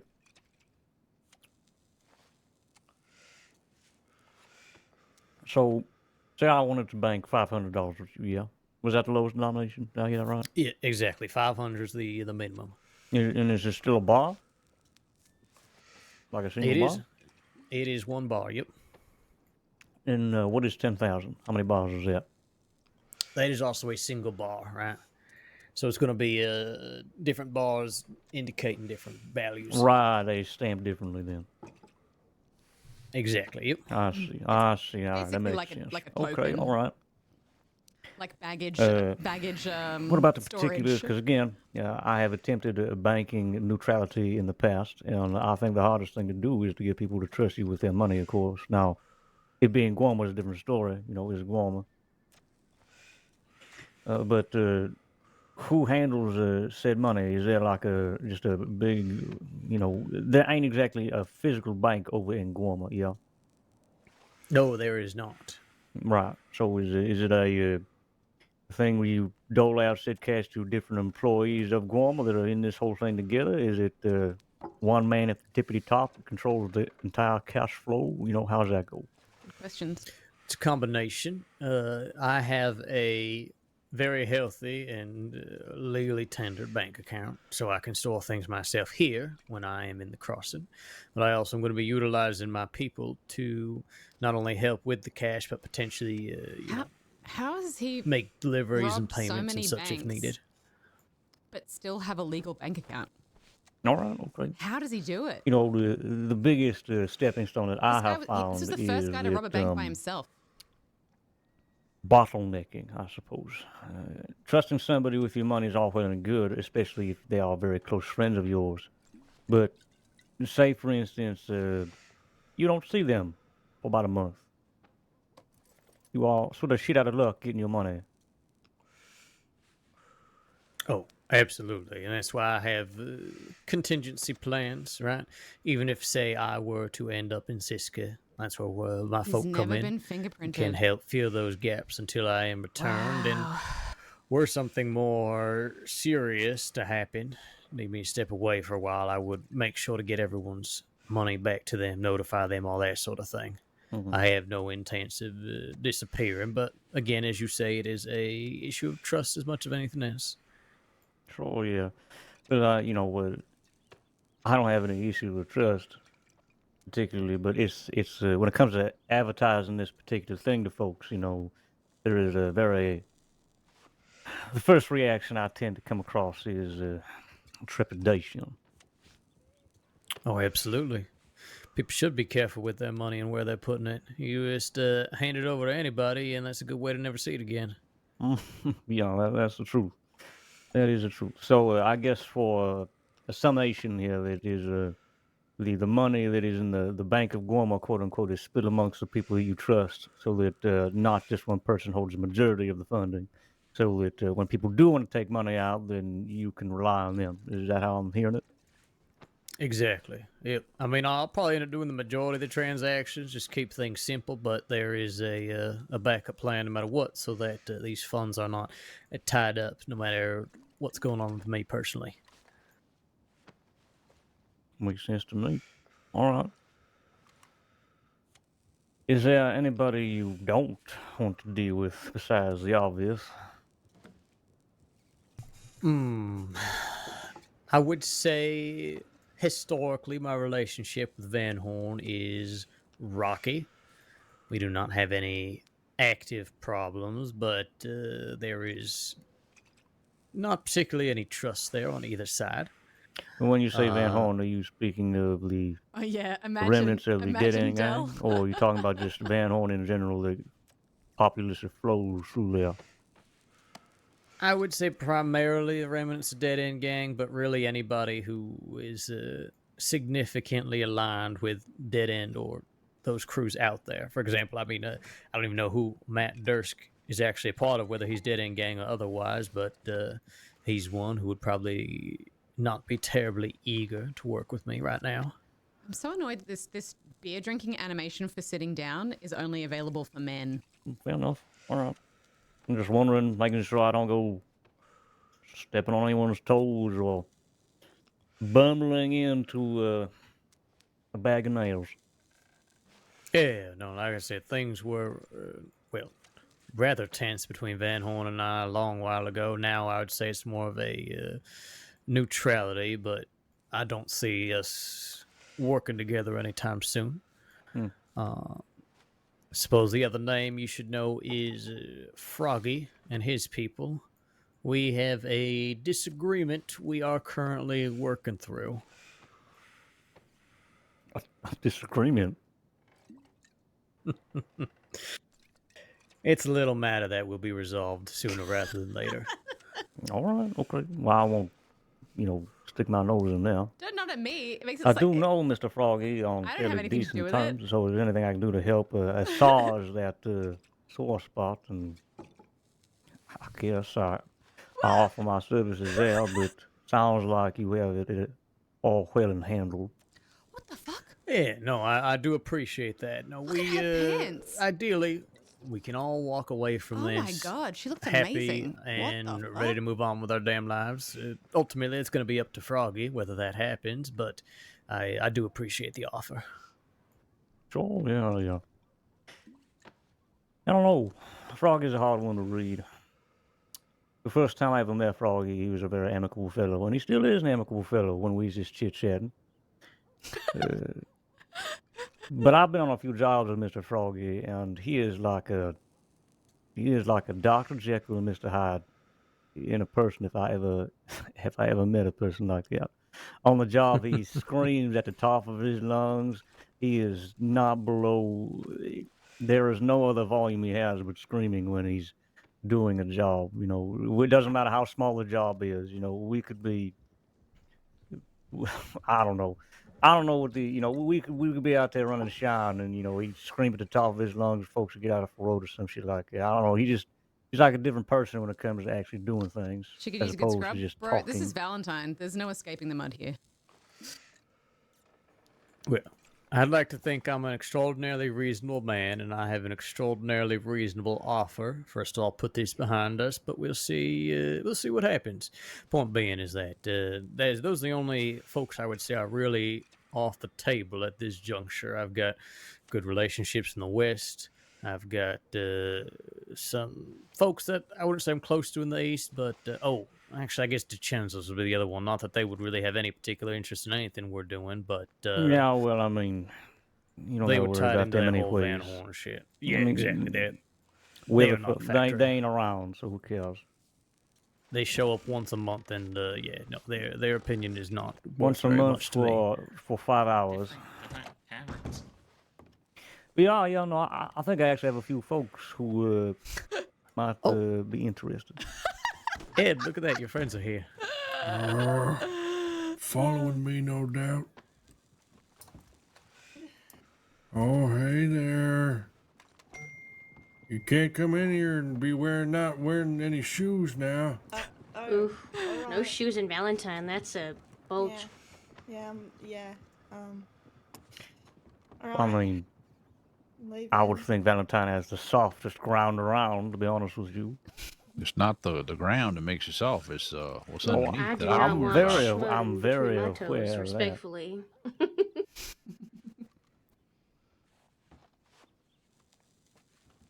Yeah, if anything, I think for the sake of your physical health, it's a good idea to wear boots here. Yeah, well, for the sake of my physical health, Mr. Bradshaw, it is a good idea to not be anywhere around the place. So. Excuse me, Mr. Bradshaw, I gotta take care of this out here. Yeah, no, absolutely. Good luck, Ed. Best of I'll luck. see y'all around. All right, well, I don't want to keep yawning at you in circles, Mr. Bradshaw. I guess That the guy point I'm looks trying to come amazing. across here is I'd like to throw my weight behind you. If you need the help, if you don't, politely decline. That is more than fine. If you are full up, that is more than fine. But I'll find myself back in the freelancing side of things. You've been a good friend to me ever since I first came to the state, and we ran Shining River with what was that, Roe, and what else was that? Yep. Actually, Ivy, you ain't heard this story. We got caught out in Limpany running this moonshine. It was at the time the only thing I was in any trouble for. So we went in with the deputies. We allowed them to take me to the jail cell, and they just gave as in Huxley here, Roxanne, and who else was with us that night? It was at Joe Jack. No, I think it was at German lass. Well, I don't not German. She was a purple. Oh, Isabella. Isabella. Yeah, I think Isabella it was and Isabella. Joe Jack. That's who it was. Yeah. Anyways, they all sat outside the Strawberry jail cells and made fun of me for 30 minutes Yeah, it while was great. the deputies cleared up my paperwork. It was wonderful. I think they didn't even bother searching the entire wagon. They just because the whole wagon was full to the fucking brim. So I Mhm. think they only took one crate of shine, and they said, "We'll just take this. We'll put you in for what time you need to serve." And we asked politely if we could just sit outside, and we did. It was a good night. But yeah, no, I'm glad you approached me. I think there's definitely a lot we can do, especially because one of the greatest struggles with doing things with Guamo is right as anytime I'm on the island, I don't have access to my telegrams. I don't know what's going on here. I can't be talking to people or meet with people, right? So it's very difficult to keep things moving when you're trying to maintain business on two ends of an ocean. I'm sure paying the ticket back and forth isn't adds up over time as well.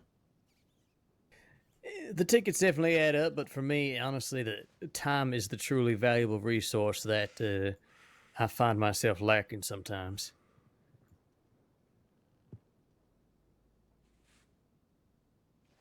So yeah, I am sure there are plenty of things we can do together. Good. All right. So you have to enlighten me as to your relationship with Miss Brightwell, because I was not aware that you two knew each other. I met. Sorry, go ahead, please. You tell the story. No. I just I think I ran into Julius not a couple of days after I first met you, Mr. Huxley, and we had a rather similar conversation. It was part of my broadening of my horizons after I left Coulter and finding people that weren't awful. So brainwashing you, yes. It was refreshing, and he seems to operate under a similar mindset to you in that you can be in this life and in this business and be more neutral, I suppose. Not be a psychopath. You can say it. Right. That's one way to put it. Oh, and he took me on my first bank job, which was pretty incredible. This is before I knew he was quite so notorious, mind you. It was Were you notorious, Mr. Bradshaw? well, as a bank robber, I would Depends say on so. who you ask.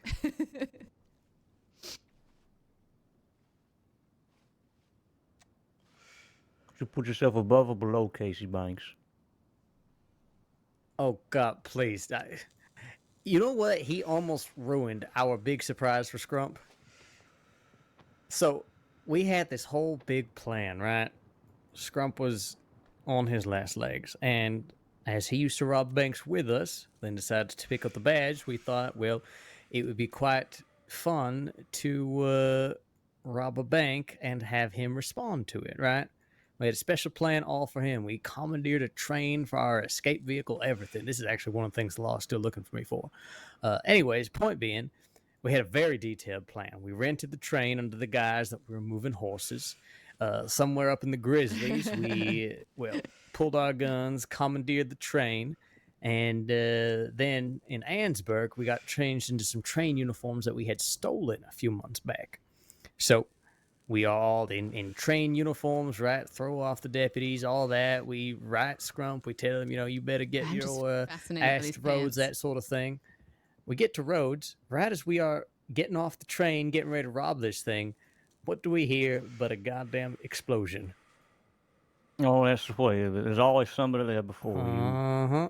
So we dash over to see what's happening. It is Casey Banks by himself in the bank, and I was trying desperately to convince him, like, look, we have this whole plan. This really, really messes things up, Casey. Why don't we just make this a joint effort? Shit, I'll give you a lion's share of the rewards. I don't care about that, right? But we need this plan to work. And he would not budge. He was very apologetic, but he's like, no, this is a solo operation. Well, that that's is his how whole this thing, works. Mr. Brad. That's his whole thing. Exactly. Uh-huh. So yeah, so he refused. We had to go to Valentine. It ended up working, fortunately. But yeah, that was the worst timing we could have asked for. Yeah, I can imagine. I can imagine. I once heard a story of Mr. Banks pilfering the Rhodes Bank and doing something like that on your lonesome. Sometimes the deputies tend to just enter the bank and wait outside the vault, yes. And while he was pilfering the one of the vaults, he came across a weapons crate, and he opened it and everything there, and he loaded a pump shotgun in order to get the deputies out of the way of the vault, the vault door. Well, you see, Huxley, that's the difference between Casey Banks and I. I have robbed banks on my own, but was never intercepted. Was a little too quick for him. All right, but how much of that is just the department having a busy day, Mr. Bradshaw? You know how circumstances can be. No, this was years ago, back when the department was much smaller and a lot less people robbing banks. Oh, well, that's even worse then. You know, the first time I did it was here in Valentine. Cleared it out, went up on that hill above the church to watch, and I made it out maybe a minute before law arrived, something like that.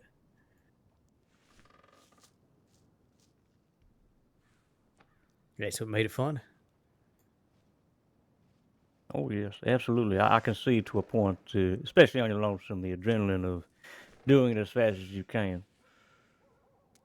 Lord knows. It was mostly for the sake of being able to say I was the first, It was my, first time I got my name in the paper and all that. First time, when shit inspired a lot of folk like Billy Joe Barber and people like that. Sure, yeah. What happened to that fellow anyways? I ain't heard about him for a while now. Yeah, I haven't heard of him in a long time either. It's too bad. It was like a month or so ago, I think I last heard about him. I think he got some some pulled over him over there when the little boys moved into Coulter, I think, or something like that. Because that's where he used to haunt, yes, over in Coulter. Yeah, he Yeah, that's where he was last I knew. He left Coulter a while back. I think he had like a I think he traveling. got exiled from Coulter. Yeah, Started up a traveling city of sorts, and then that didn't quite pan out for him. So I think he's out traveling and performing, as far as I understand. but he was shot, I think, by Rami McKinley, and I think maybe that was Yeah, that might sour some relations. yeah. I think he just spent some time out of state now, just to clear his head. Makes sense. All right. Well, like I said, right, yeah. So you met Mr. Bradshaw around the same time you met me then as when you met him, Miss Browwheel, yeah. Yeah, that's right. Okay. Well, when was this last the work you did together? Oh, the bank? Maybe 2 weeks Yeah. ago. Oh, well, how'd it go? Well, it was good. I've been practicing on that safe in Saint Denis for weeks, and Was it eventful? Was it just a No, breeze? it was. no, but it was a good first time for me, I think, because now I think having gotten that out of the way, I feel confident that I could do it again under more pressing circumstances. Okay. All right. Yeah, I we guess, only you had know. a couple deputies intercept us at the end there, and so they did not give chase. But no, it went well. And Miss Ivy is quite talented safecracker. She's shaping up to be well, very good at that sort of thing. Okay. Well, what's the what do you got an average time, Miss Brockwell? You know, some of them folks they just get too addicted and they got to say as fast as they can do it. Oh, I don't know that I've timed it, but I think I was pretty quick. I got 2. You got to be pretty fucking full of yourself to time it, to be fair. So no worries on that, Em. I'm working on my lockpicking now. I think I'd like to get better at that, but I've seen great improvement. I think I've been spending a lot of money on lockpicks, but it's slowly vexing me less. So yeah, well, there are many folks in the crossing who can claim to crack a safe. There are very few and far between who are willing to pick a door, funnily enough. So if you do develop that skill, I would definitely advertise it because, I mean, well, like I said, harder to find people willing to pick a door than it is turn some dials. I think after everything that I went through in Coulter, it was just a relief to find people who were willing to take a chance on me and bring me along on a job like that. It was great. Yeah, some folks just don't know how to live loose and wiggle free. You know, they gotta. I don't know, I'm looking for some sort of turn of phrase here. You know, hunker down. They gotta make sure they've crossed their T's, dotted their I's. You know. Forgive me if I offend anyone here, but it's the kind of people who carry around 2 water canteens.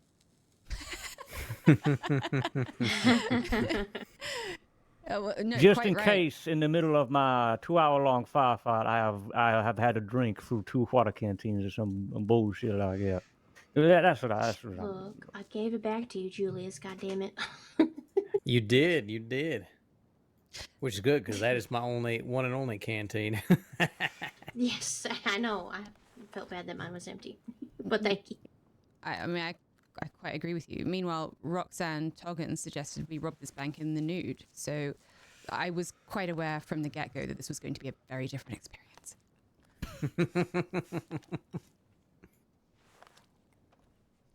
Well, I guess it's better than all pink. Did you actually rob it naked? No, we won't. We all wanted to. What stopped you? Well, Julius. Oh, you're blaming me for this? Yeah, you weren't no fun.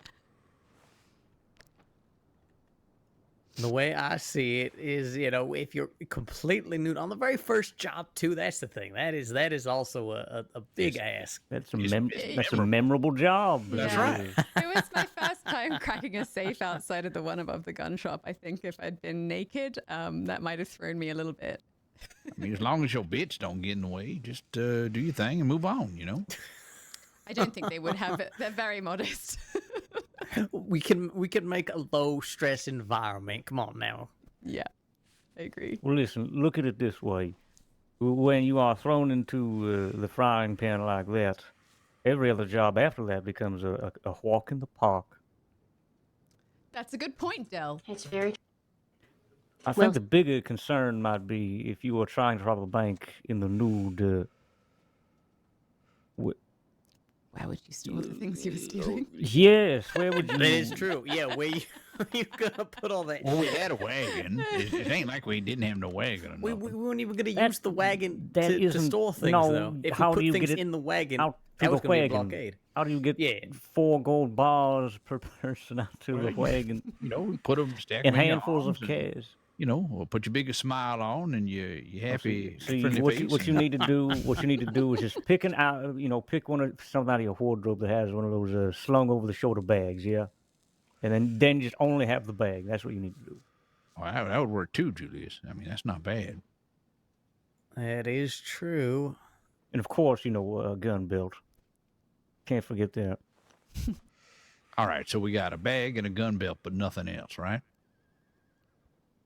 There we go. Yeah, now we got it figured out. Well, and probably boots on account of the schmud if we were robbing a Valentine bank, and maybe a mask if you wanted to. So, like a few very select clothing items, I think, but everything else completely. If we're naked with nothing but masks, I feel like the deputies might really get the wrong idea That's about what's even going better. on. Yeah. Well, no, I mean, the right idea, maybe. I don't know. Same, Gazra, same. I like it. I like it. Let's do it. Have it be buckets or something like that. Look what happens in the bank in Valentine stays in the bank in Valentine. Is that what they say? I mean, we just, who's robbing the bank? Yeah, it's the nudist bucket heads. Thank you very much. Exactly. Yeah. I have to say, I'm glad the two of you have done this. I know I had nothing to do with it. It's just having met you two so close together and knowing that you kind of ran similar enterprises and were so like-minded. It just... Oh, fate has a funny way of doing that sort of thing, don't it? Right. Like I said, the FTC shit was far in the future after meeting Mr. Bradshaw. I met him months ago. Mm-hmm.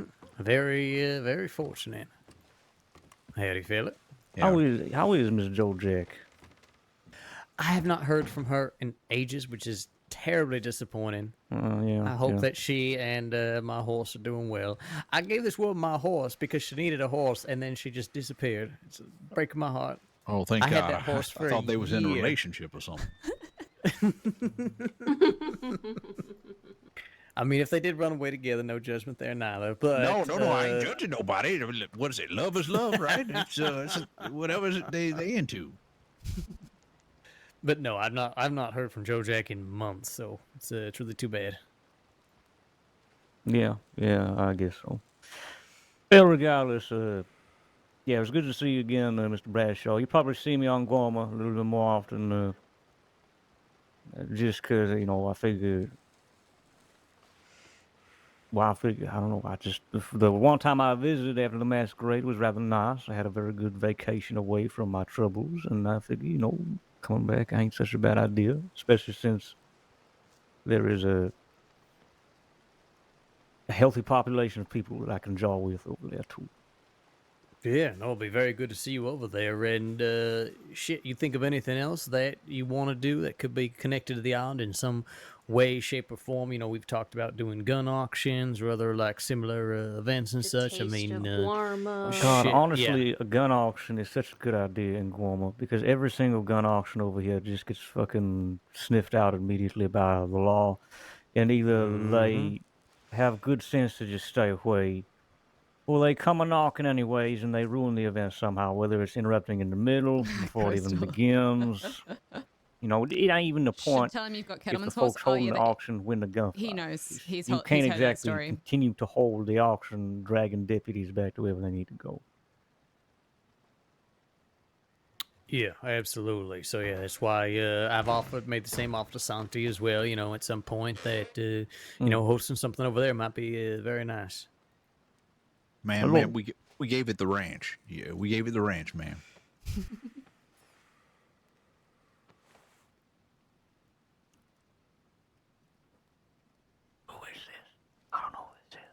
Yeah, no, you can shoot her. It's fine. Don't start talking on my fucking account. Oh, okay. Yeah. Well, I didn't want to be. I wanted one of your folks to greet you first because I didn't want to be awkward. Say hello, miss. How can I help you? And then everybody goes, "Well, you don't know who this is." Oh my god! You should have just said we'd fucking like two greeting of the the dead stews, in here. please. Jesus. Because I ain't seen you in months. I don't know what you dress like anymore. Well, I Yeah, I dress was like waiting this for- now. I was waiting for some ridiculous line from you, and then you were just standing there. What fucking kind of ridiculous line did you think would come out of my mouth? I feel like that, choose one. that I entrance would not spoke even for hazard itself, a guess. Honestly. I'm upset. I can't believe that you would think so low of me. It's quite the opposite. I think very highly of you. Yeah. Well, hello, everybody. Hello. Howdy, how? What's going on? What have I walked in on? We're just catching up, me and Mr. Bradshaw, and just talking about a little bit of business here and there, particulars, etc. But mostly it's just a lot hard jabbing back and forth at this moment in time.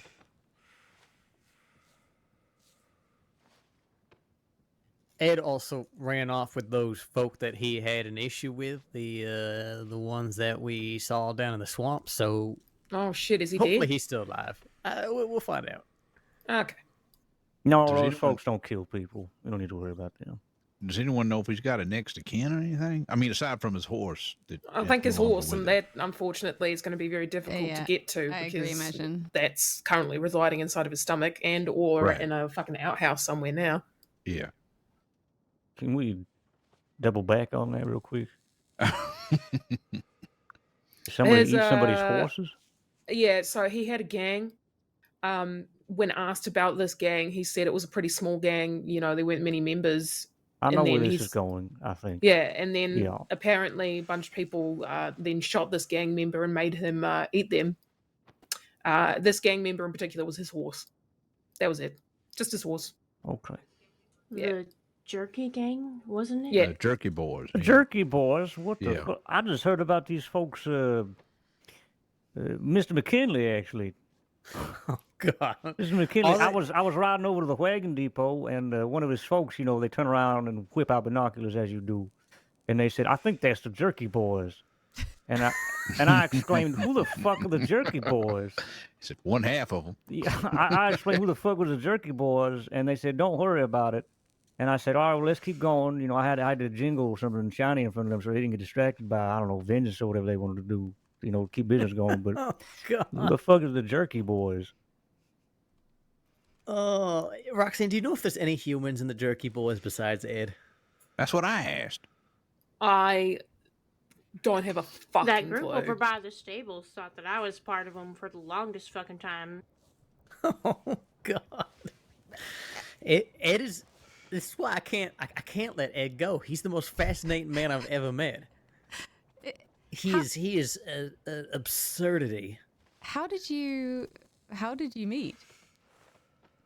Well, he approached me Valentine, actually, and he said that he was the best poker player you've ever met, and that all I had to do was lend him a little bit of money, and he would quadruple it. He would have $1,000 for me ready within the hour. And, well, naturally, I had to find out what exactly would happen, and the answer is he lost that money almost immediately. I see. As you do. Mm-hmm. Yep. I gave him some tasks that went at first well and then extraordinarily poorly, to the point where the poor bastard has had his life threatened multiple times because of the bizarre choices he keeps making. So we're trying to dial it back a little, give him some less risky tasks, and it's been, well, so far at least, less eventful. He's lucky you ain't a loan shark. Yes, I'd love to I'm just loan going you to this throw it money. out there now. I think this man's probably going to be dead within the month. You know, that's what I said when I first, had him doing work. I said, he's I either going to get couldn't himself agree killed more. or he's going to be secretly my best resource. He sounds fun. Looking more towards the former now. We Yeah, did he's just gonna go off die. alone to seek out those folks. Which again, I don't think those folks actually killed Ed. I don't know them well, but I've seen them around. You know, they're the kind of you know how you can sort of categorize folks in the crossing. They're the shoe stealers. You know. Yeah, that's how this problem with him started, apparently. They Le- stole his shoes. He was very well, sour about well, it. there you are. You know, well, that's what I mean. You know, stealing somebody's shoes just seems to be a rather popular petty crime. I don't know what it is. It just sort of happens. But Uh, weren't they all barefoot just now? I think that's the That irony. is why Ed was particularly Oh. upset. He said, you stole my shoes and you ain't even wearing them. You know, so you a shoe stealer, and then you graduate to the slightly more serious crimes, and then you keep going and going, until you are in charge of a criminal underground, and you talk like this the whole time, and some shit like that,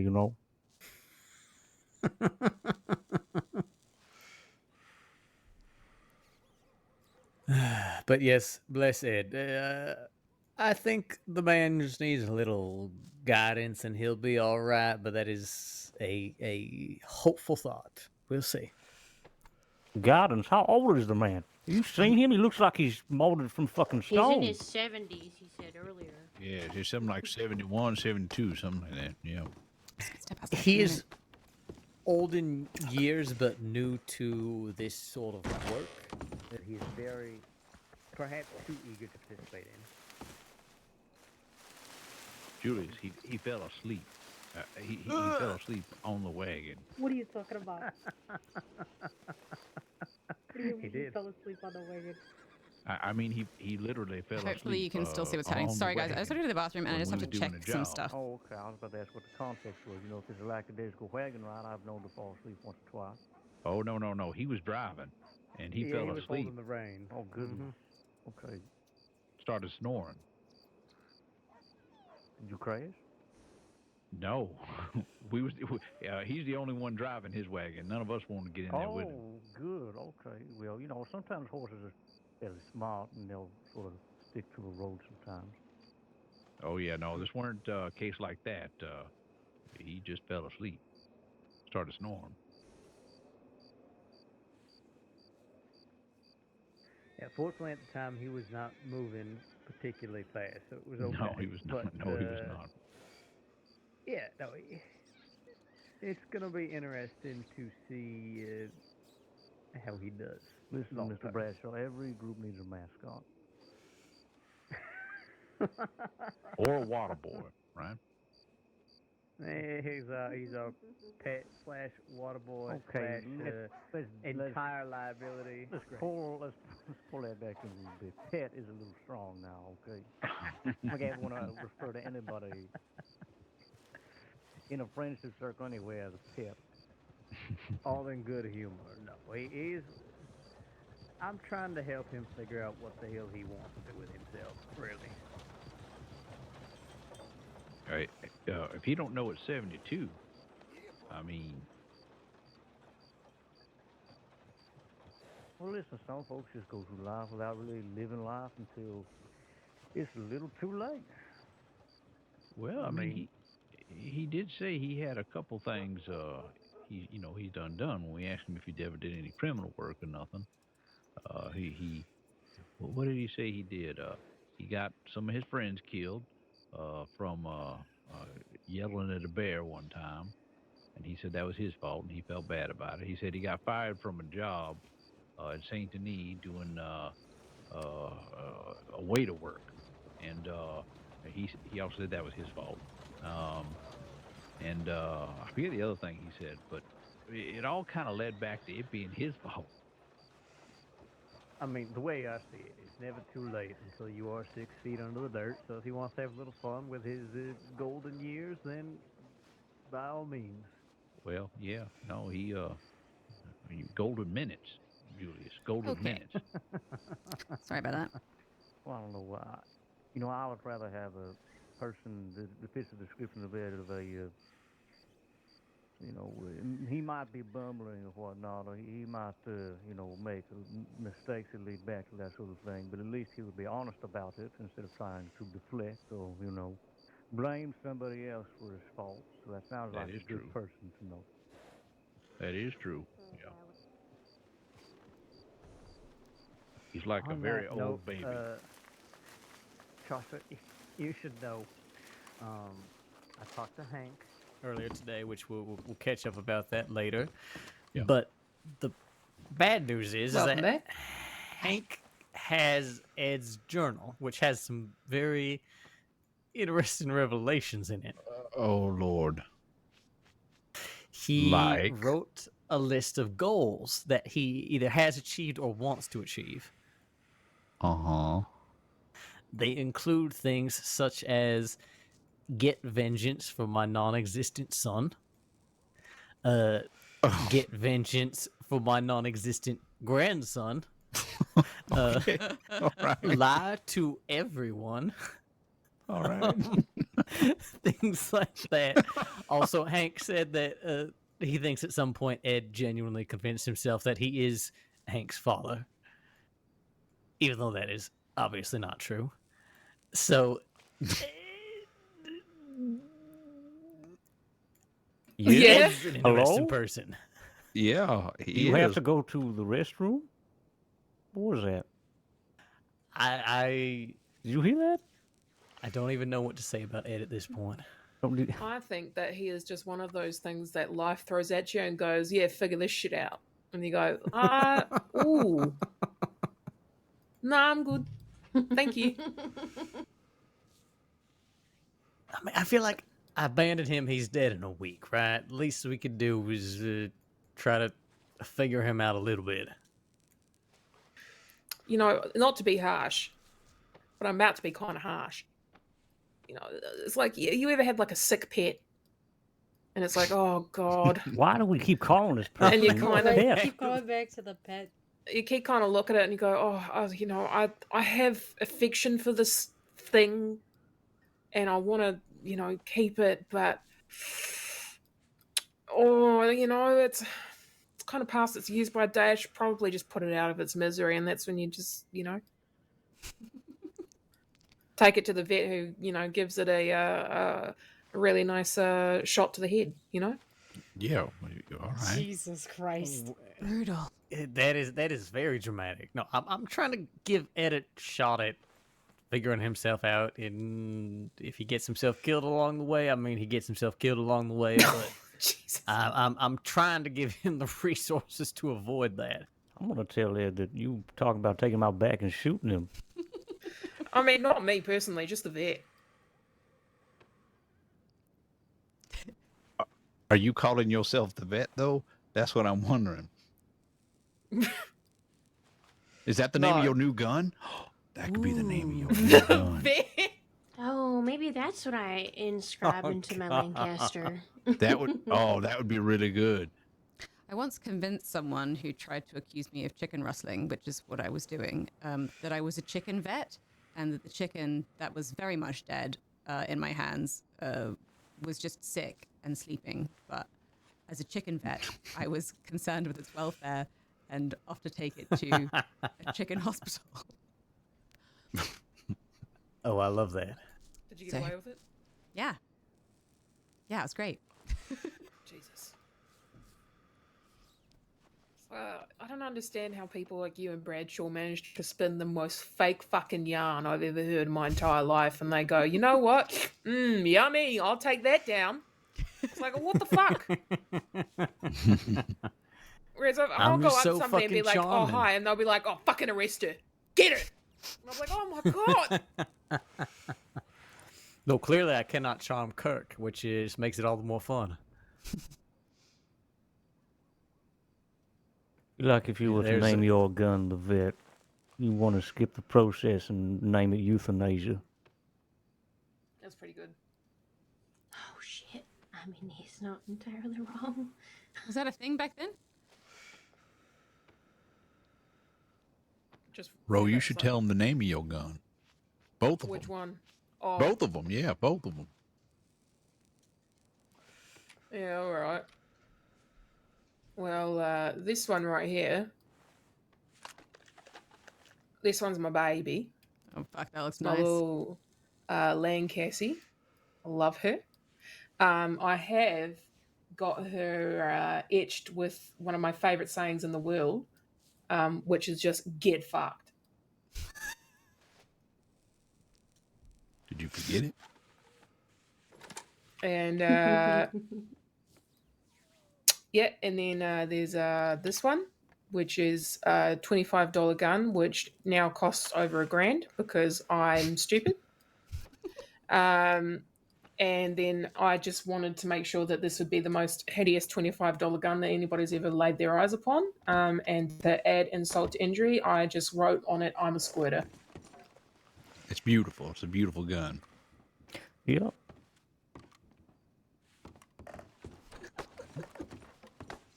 Listen, the single action army, for all the hate it gets because of its price tag and the caliber of said gun with the range of the bullets, is one of the prettiest guns around. So I cannot fault anyone for settling with one. Thank you. I feel very vindicated. You should. It's a good gun. It's just the gunsmiths around here decided to tinker with the range of the bullets for no goddamn reason. Instead, we have people toting around giant clubs of steel and metal. You know how the folks are on the crossing, right? They want their big toys. They got to show off how tough they are with them. Don't get me started. I love Quentin. He's got all these opinions about the guns and the horses and Saw everything. cattlemen much like yours, Miss Rowe, done up silver and gold. Not the exact same way. He's already giving me shit for my you know, navy. when one person sort of sees that that handle, they all get the same idea at one point or another, right? It was called the show. Oh shit! Okay, Oh, well, Jesus. Y'all, you guys know how to get out of cuffs? Oh, Lord. The hell? How happened? Oh, yeah. Ed, you're live. I am indeed. I don't know. I was hoping y'all still be over here. I got a bobby pin. Hold on. Come here. Oh, Jesus Christ, Ed. Sorry, y'all. Didn't mean to bust through the door. Right. What happened to you? Well, I've been working with them to get some nitro, and I've been making threats to that Clancy, and apparently he stuck the nitro on me, and then stuck these cuffs on me. I ran anyway, and blew a hole in my pocket, but I'm all right. It was a miracle. I think it was a dud. Anyways, what y'all doing? Thanks for the unlock. It's not a dud if it blew a hole in your pocket. There you go. Yeah, you may want to go see a doctor. Oh, How I'm are you fine. standing here right now? I don't really injure know, you or honestly. burn you? I didn't believe him at first, and then that actually happened, So and funny. I got right up. It was a miracle, I think. Incredible. So Ed is indestructible. Okay. Yep. Anyways, don't mind me. Get back to it, fellas. I mean, an indestructible person such as him might just be the most valuable team member you could ask for, Julius. Exactly. Exactly. I see. Think we're gonna figure out your purpose just yet, Ed? Look at you. So they gave you nitro and handcuffed you? That's right. It's a damn waste of nitro. That's what I thought. And handcuffs. They kind of also took a lot of that money I just earned, Julius. Ooh, that was a rough time. Yeah. He's Well, got a, shit. At he's least got you a are bruise still on his standing. cheek That is that good. looks like he's being kissed by a woman with red lipstick. Still am. Anyways, sorry for the interruption. No, it's all right, man. I'm glad you're all right. It's good you still got your boots. I see that. That's right. I didn't take my boots this time.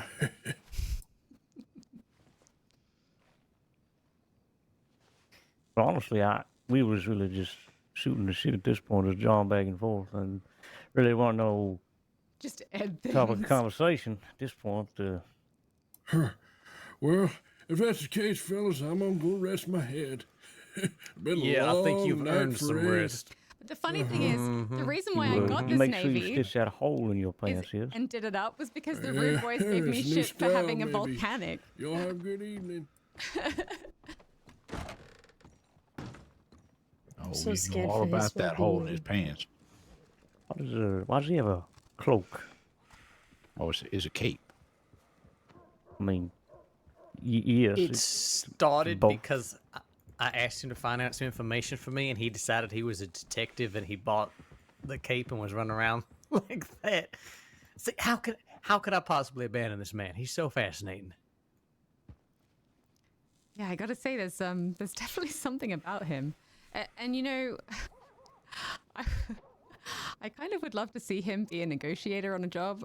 I think he would vex the deputies just as much as he could possibly. I don't know. Absolutely, no. Get himself He into would be an, trouble. Yeah, that's what we he call would be an distraction. incredible negotiator. Yeah, he may want us to just stay and chit chat with him afterwards, though. That's the problem. So what you do is you have Ed at the front negotiating at the Valentine Bank. The bank goes, how it goes. And if the green deputy, they won't be watching the back. So you just have Ed ramble on while the rest of us just leave. And leave Ed behind. Just don't even, he doesn't have to run. Just keep him talking. Yeah, just tell him he's And then just senile leave. and done lost his way. I didn't say that. I just, keep talking them in circles because it seems like it would be fairly decent. It's just factual. That's all.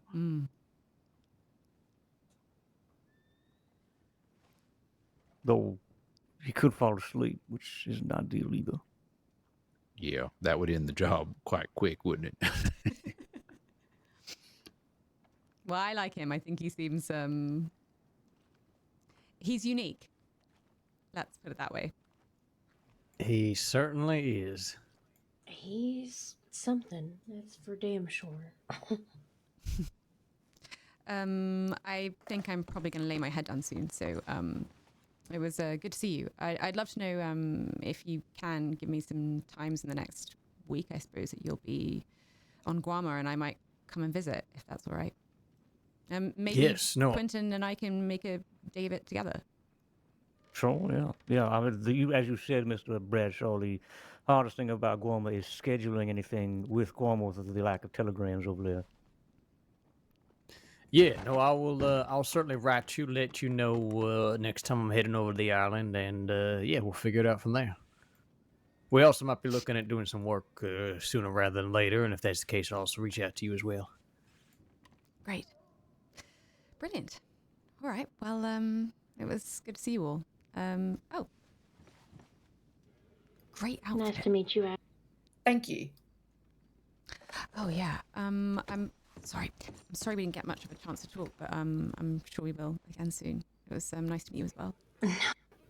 You're totally fine. I thought you might have been a figment of these men's imaginations for a long time because I'd never actually meeten you, but it is very nice to put name to the face. Use those pants. Yeah, I'm They're very good. I'm really I'm glad to meet you. I haven't found an Julie. excuse to I'm use sure, square pattern pants yet, but I will. I'm sure we'll see each other again soon. Anytime right. is an excuse. More than likely. All right. Well, You know what I mean, Alfred. I'll see you soon, and good luck with everything. I'm sure they and- won't Sheriff's be away Department, for if good. there's any slippery bastards inside by the name of Julius Bradshaw, now might be the time to get the Jesus fuck out fucking of town. Christ. Oh, my lord. Well, fortunately Who the fuck for is you, that? Kirk, there is no Julius Bradshaws in this town, so you have nothing to worry about. There is none. Coming in there to beat you fucking senseless. That's what I'm gonna Surround fucking them. do. Surround them. Is that what we're doing? Is that what we're doing, Kirk? We're gonna fight now? Jesus Christ. Oh. I don't think that's a good idea. Come on, Well, let's see, I see don't what you give got. a shit what you think, sir. Suck on this, Bradshaw! Oh my god. Oh no. You can get one too! Oh, I'm gonna let you know right now. He means a real. Come on, Kurt. Come on. Let's see what you got. We're gonna toss you Yeah, around. there you go. There you go. You're in my town, deputy. Who says that? Who says that? Nobody You saw talks how like I that. fought. You saw how I fought, Baloo. Come on now. Get off me, you cheat! No. You don't need to interrupt. Oh, come on now. Oh, you ruined the We were fun. having a good fight. What? Oh. I was giving him a chance too. Oh, shit. no. Okay, come on, Kurt. Come on. Imagine Kurt. if he permas here.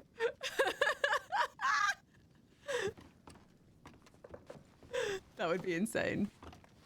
What the hell have you done? Why did you have to do that? You ever hear of a fair Oh God! fight? Well, let's Come get him on some now. medical attention. Hold on. I got a medical bag if y'all think it'd help. Well, he's not Well, you breathing, better so I donate think he it. probably Get needs over a there. doctor. Yep. No, you choked him out real good. Yeah, I think you've done enough, Clive. Well, he was threatening people, you know. That'd be that. He was that'd in the be middle some, of a fair fist fight with Mr. Bradshaw. What do you That'd be mean? some scrumptoggins. Yeah. There were 7 people in there. You think he was going to do anything? I don't know. He did yell at him to come on out. And then he came in. Yeah, I know. You are very protective, and I appreciate that. But Pick one max. yeah, we don't always need to go to the most extreme response. Well, I mean, the most extreme Lord, response would found my have hat. been get him from behind and then put a bullet in his side or something. I wasn't gonna do that. Oh, okay. Well, Get him in a pardon me, chokehold. Mr. Strangler. You know, pardon me. Oh, the strangler. I like that. No, for what? Well, Don't feed his ego Just a anymore. title? No, Jesus. there was already the Saint Denis Strangler. You don't want to be called a Strangler. oh right. I'm the strangler. Wow. See, it works. Should I? You think maybe Almighty. down? I kind of want to go over there. Yeah, I kind of want to check on him, but we also I'll go probably check should on him. go. I ain't got nothing to worry Is about. that I'm his all- horse over here? You reckon? You think I? He might be dead.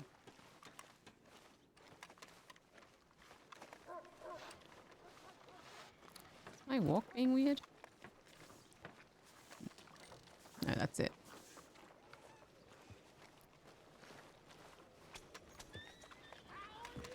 You know, he's one of my best mates, but yeah, I agree. He's a rat bastard. You good? You with me? You breathing? You feel alright? Careful standing on this porch. Careful, Miss Brightwell. Miss Brightwell, move. I don't think feeling good is the right choice of words. Oh, no, I think you've upset him. Maybe. All right, you guys deal with this. I'm gonna. No, he ain't. He's gone. That's right. You better get out of town. Ooh, that was a close one. Yeah, I didn't realize he was going to be so testy. Yeah, you get in close proximity with some of the locals around here. They just don't like you. Right. Are you still with us, Mr. Deputy? Now. Sorry about that. I'd just like to tell you that I don't associate with the Strangler. Right. Oh, well, you better step up. Oh, fucking. Should I write somebody? You right? He's okay. He's okay. He's You okay. got somebody? He's okay. Okay. I had to He's- smack him in he's the back alright. a couple of times. Yes. He's good. He's good. Maybe next time we'll get a more fair fight, Kurt. Good luck. Bradshaw!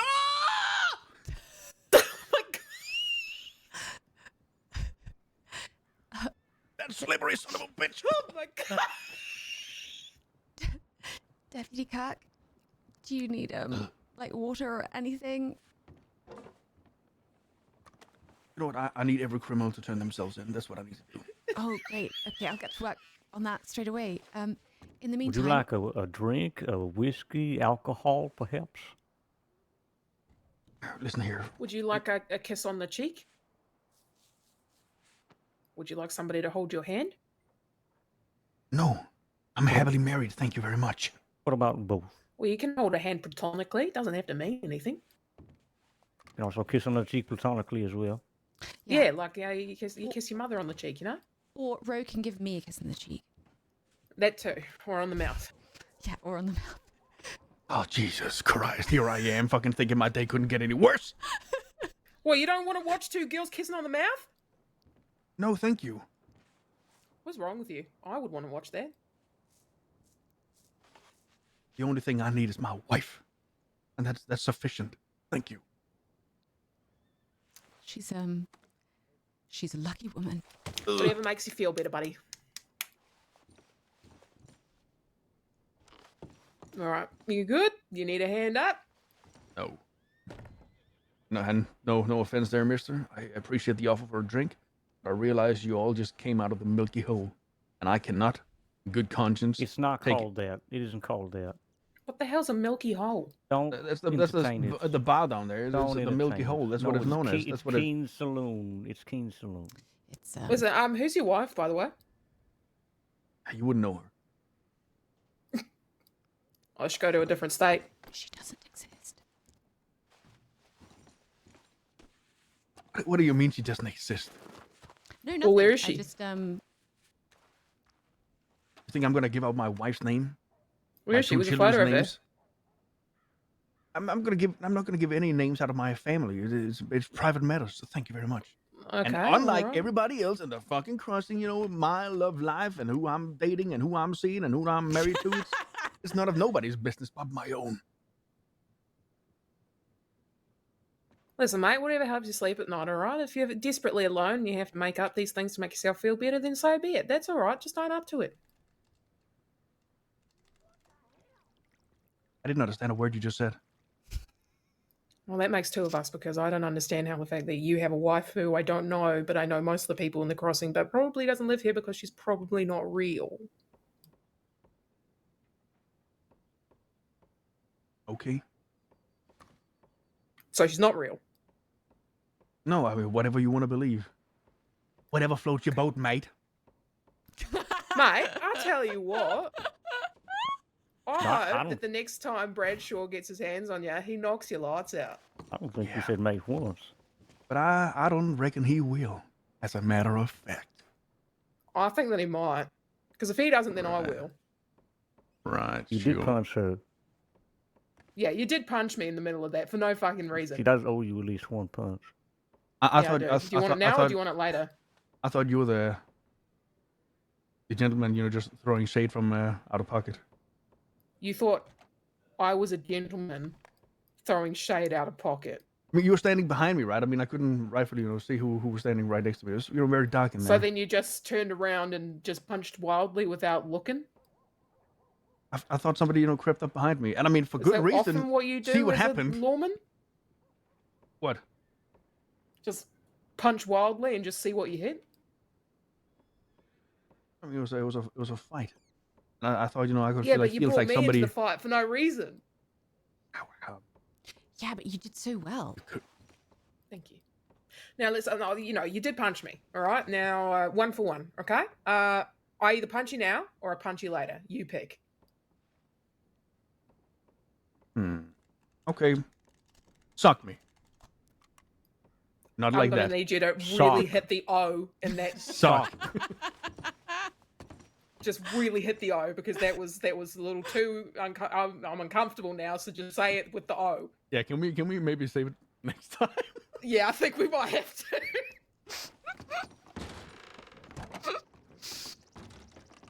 Listen, don't let your imaginary wife hear you talking like that. She's not going to stand for it, I'm sure. Oh, but my wife, she knows what I'm about, and she knows I'm not fiddling or diddly dallying or whoop-de-loopting or Fiddling or humpty dumpty. diddling. Right. Exactly.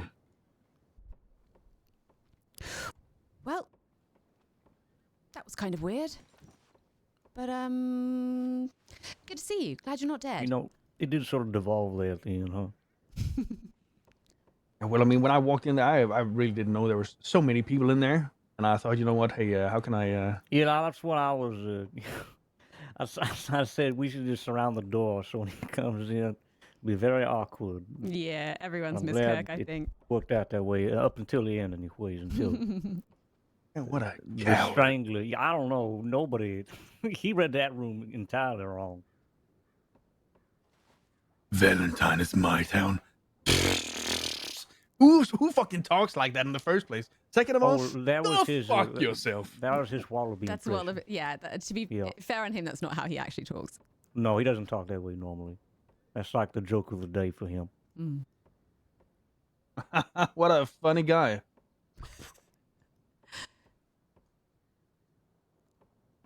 Oh, okay. I gotta go fill out some paperwork. You two have a good day. Yeah. Good to see you. You think we're accomplices? I don't think so. I think we're fine. No, I didn't ask them names or anything.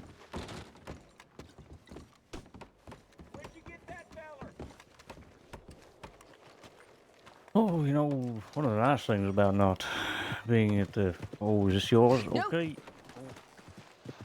Christ. Oh, there's a dead horse down there. Oh, yeah. Sometimes the wagons just come by and just knock them straight over. I see. Yeah. Yeah. Well, I was saying, the nice part about not having to... you know, as much as I enjoy Flat Neck, unfortunately, it puts me in close proximity to this town. Right. Yeah, I mean, those trousers were not made for this town, that's for sure. And they I mean, it's incredible, honestly, that they don't have a speck of mud on them. But somehow I need to wash my face every 20 fucking minutes here. My poor horse. Oh no, my cat. Isn't that right, honey? Yes, look at all this mud on you. There we go. I think I'm going to lay my head down, but yeah, if you are interested in that Guama trip, then I think that would be nice. Sure, yeah. Like I said, I only ever went in the Gorman Masquerade, and Mr. Bradshaw said of a few others has treated me especially well. So if I were to fall in line with somebody, at least be friends with an associated group of people, Mr. Bradshaw would be my first choice, anyways. So. Wow, I think this has turned out rather well. I'm pleased. I am looking forward to hopefully seeing more of you. I have. Oh, well, that's very flattering. Thank you. I have a 180-degree mood turner, though. Oh, shit. All right. Yeah, some dumb Pavel shit. You know, me and Mr. Abdul cut ties officially with the whole company business. Me and him are still friends, of course. You know, we have each other's backs and whatnot, etc. But he had like a talking today with Mr. Pavel, and it's just Pavel throwing dumb threats around, saying you better not come to Limpany. But I mean, I already told Abdul that I don't know why you would ever go to Limpany ever again, anyways. So I don't think I've ever been to Limpany in the first place. yeah, I know. It's that sort of thing when somebody tries to, I don't know. I don't know. Listen, I don't know. I don't know what it is.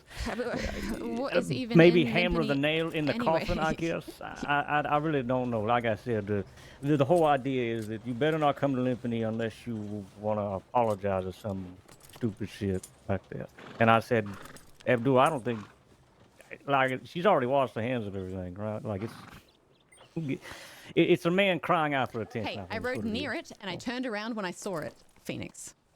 But I would be remiss if I didn't tell you that.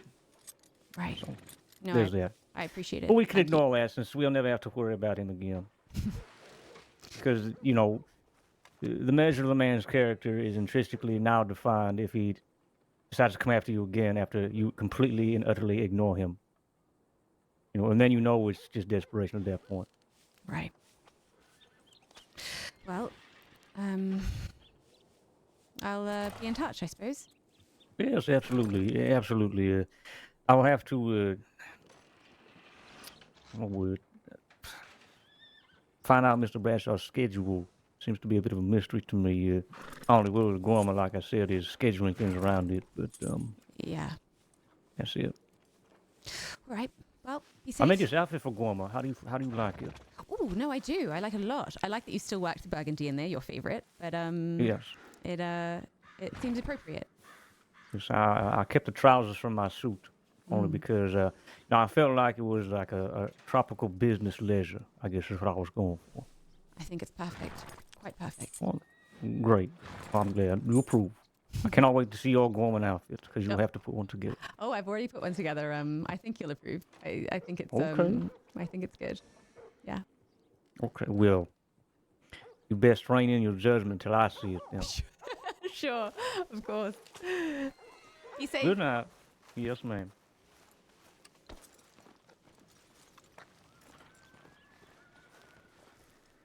Love a man of fashion.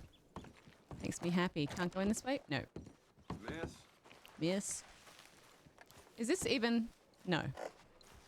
Is it? Oh, it's this one. Just realized I left Otto somewhere. Oh, fuck.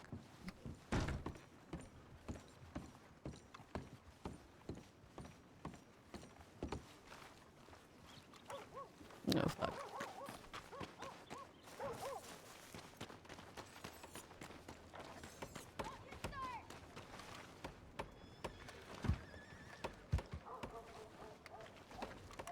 Uh...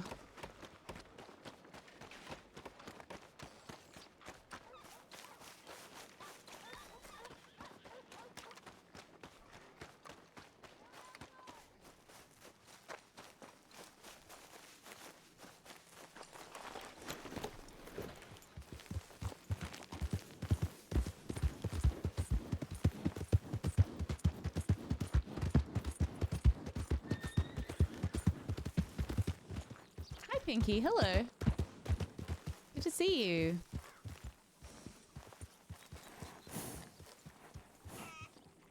It was a good day of RP. I feel like sometimes we'll have conversations with Marty, and he's like, "What did you do today?" And I'm like, "Oh, I did heaps." And then he's like, "Okay, great, tell me." And I'm like, "Well, first I talked to this person, and then I went to a different town and I talked to this person for like an hour, and then I went to another town and I talked to this person, and then I talked to another person, and then now I'm talking to you." And it doesn't sound interesting, but it's like, it's so good. I love it. Hearing everyone's stories and... Oh, that's a nice outfit. That's a great outfit. The suspenders and the skirt. I love that. And the hat. Gorgeous.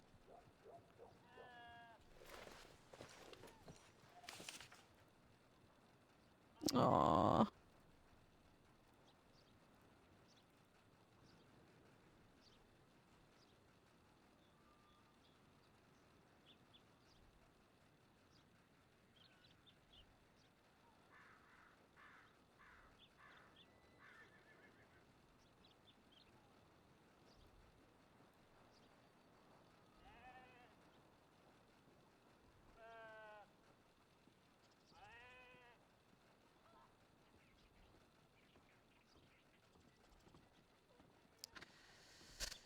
Well, this is good. He's going to learn some medical stuff. But that's interesting though, because his alt is learning medical stuff as well. But maybe he wants to do that stuff with Abdul. Yeah, I don't know.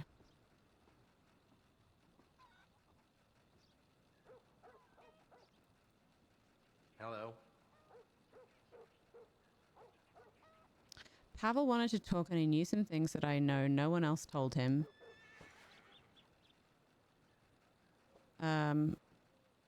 Because other people who knew either don't like him or have no reason to talk to him.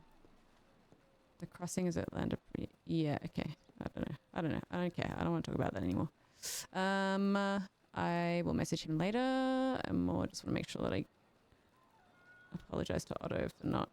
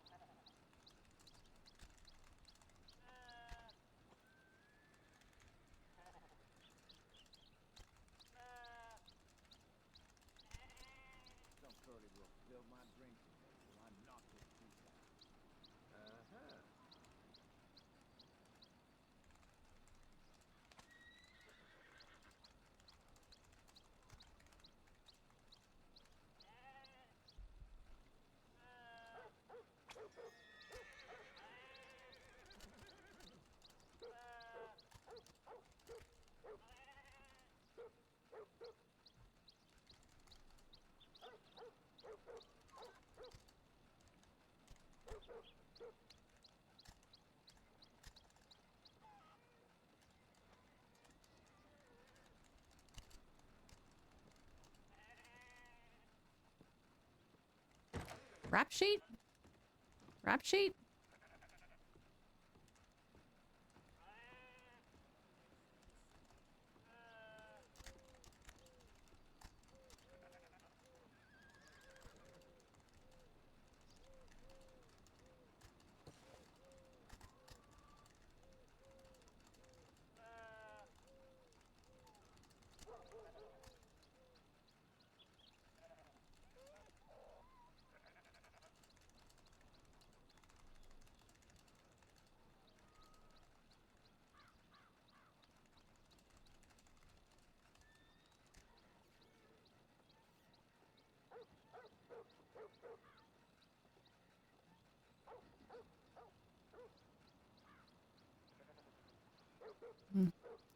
If not, regardless.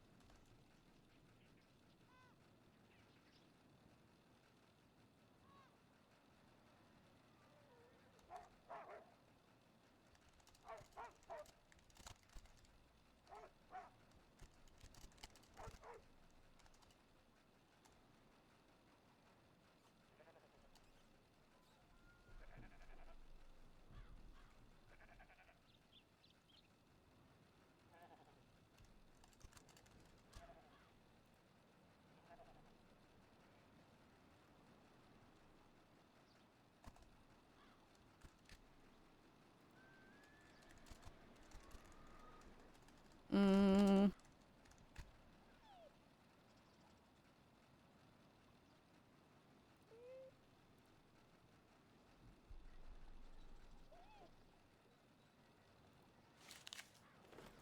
Okay.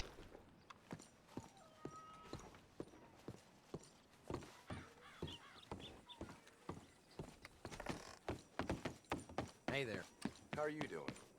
How are you doing? I just need to do something so quickly for work. Please forgive me.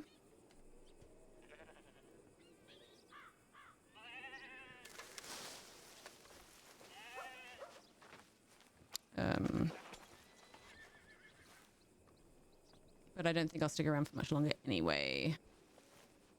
I just need to do this like right now.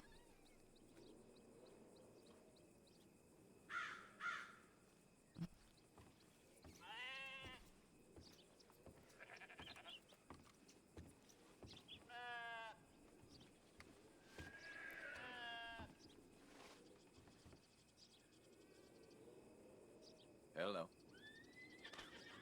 I don't think the only thing that Ivy knows about Runa is that she's Abdul Qadir's girlfriend. I've met her, and I know that she's like, I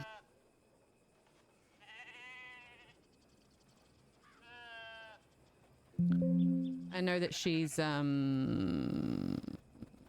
gets into a lot of trouble, based on what he said, and other such things.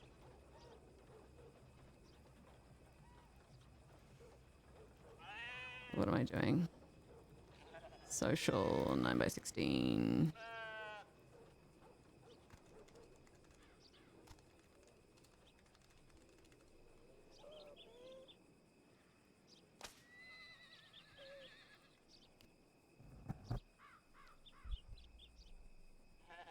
I feel like I also need to tweak my mic settings a little bit, so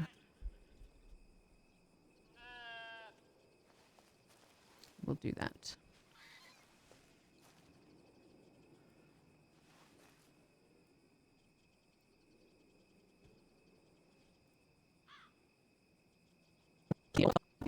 Sorry.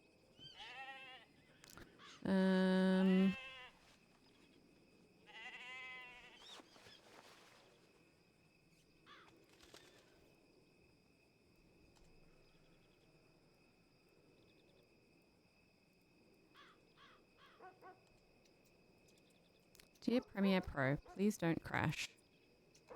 Love, Stephanie.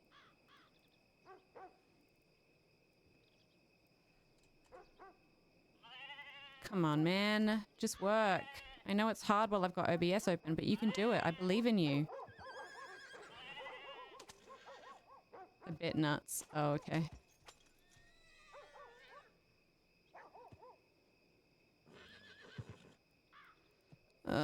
This is so annoying.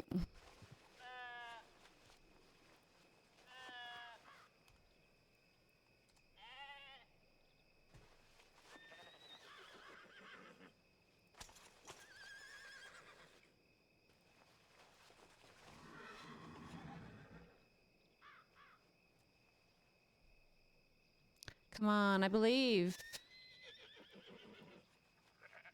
I crashed. Fuck.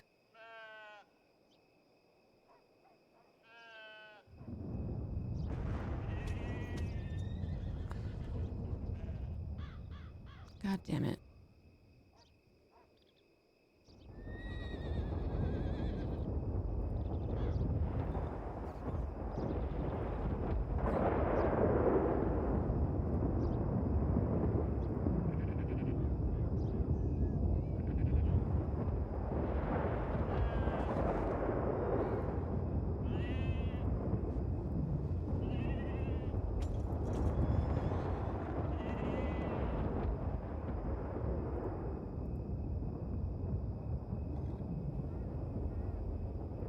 It's the slow frame rate in the game. Yeah, I'm sorry. I'm sorry. I'm asking my PC to do too much.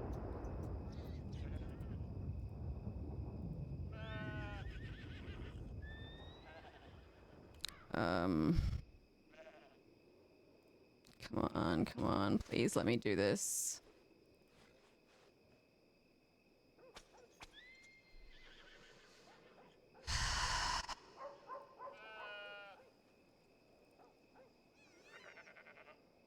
I'm giving her all she's got, Captain.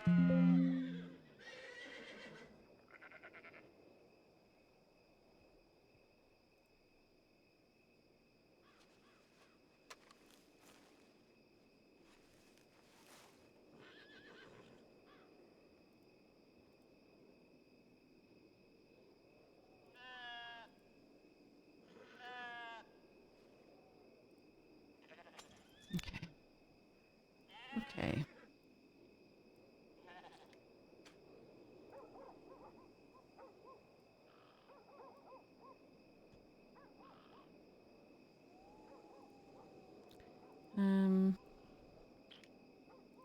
We got this. I'm gonna put this here. We're jumping in. Okay, and then we go like this. And then we go, save. And then we go export. Do it. You can do it. I believe in you. It's gonna do it.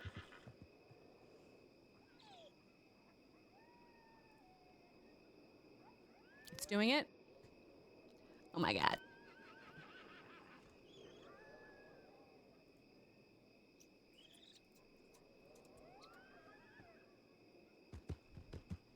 More passion. More coal. Sorry, thank you for bearing with me. I'm gonna boil the kettle.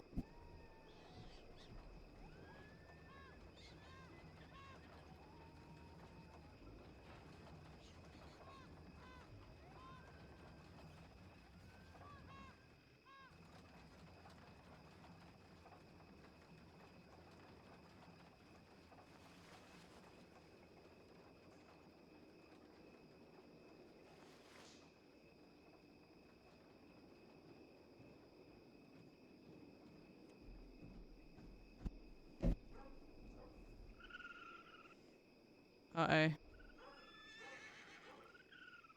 It may have crashed while exporting. No, just do it. I believe in you.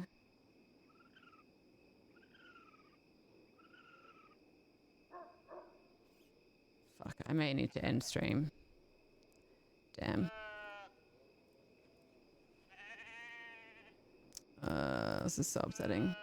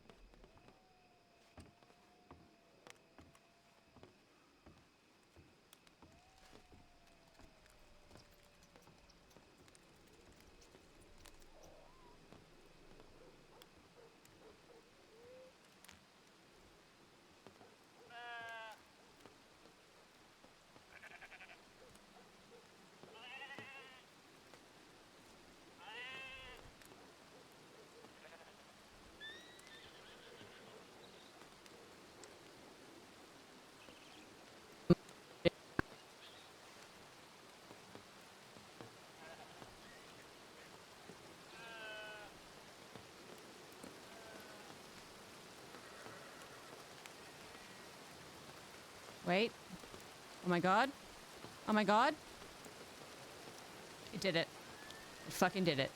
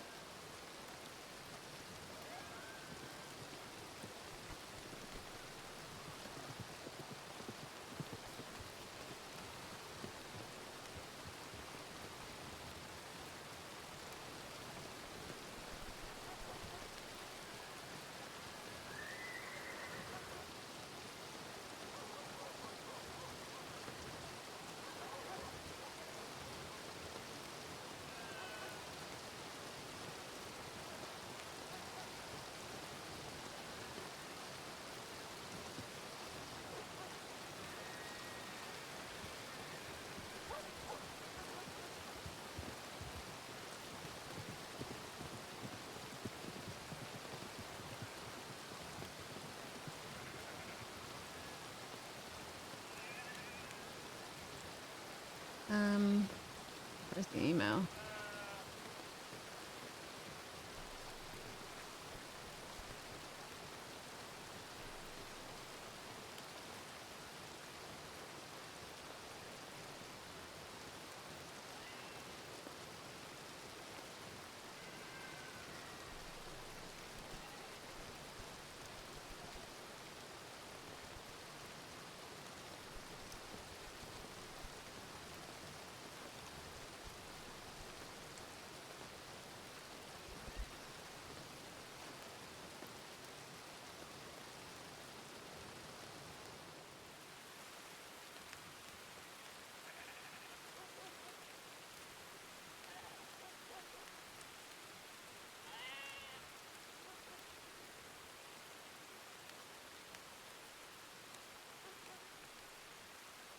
Okay.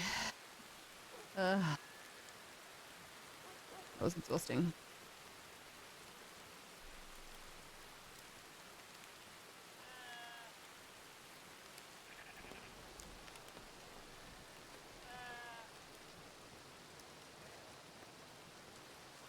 Okay.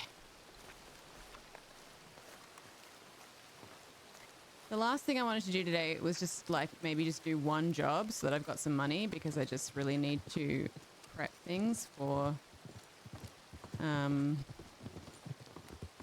tonight. But I don't think, I think I might just log later and do that off stream. But the last person I needed to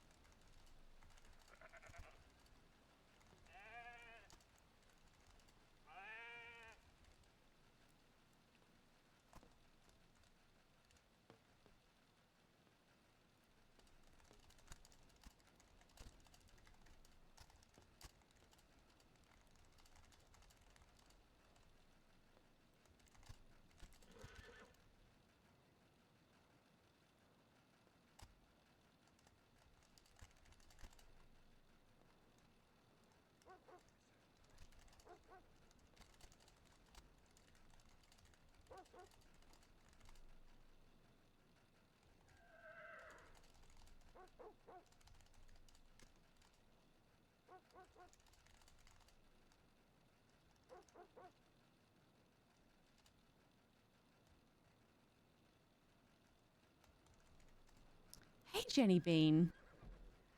Oh man, the RP's been fantastic. Um.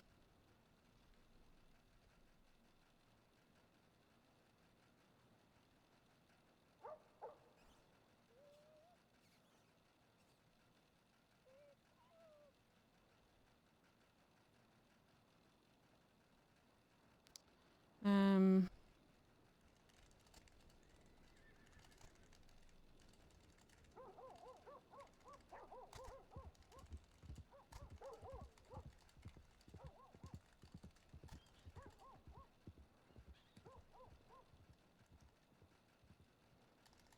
Uh.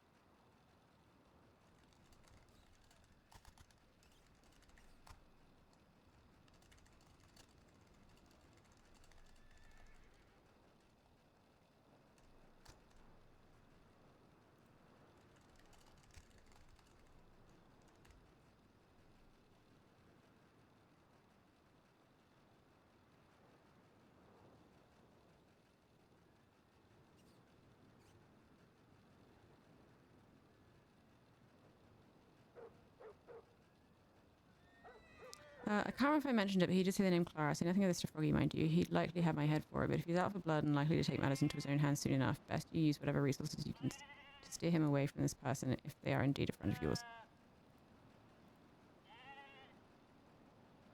Cool. Oh shit. No, we wanted to telegram Peter Rockwell.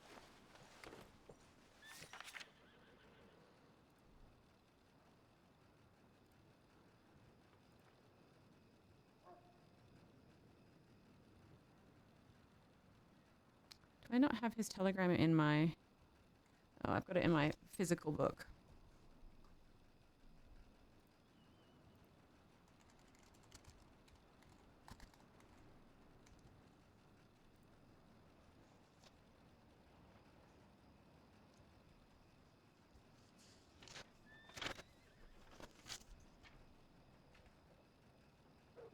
PI343.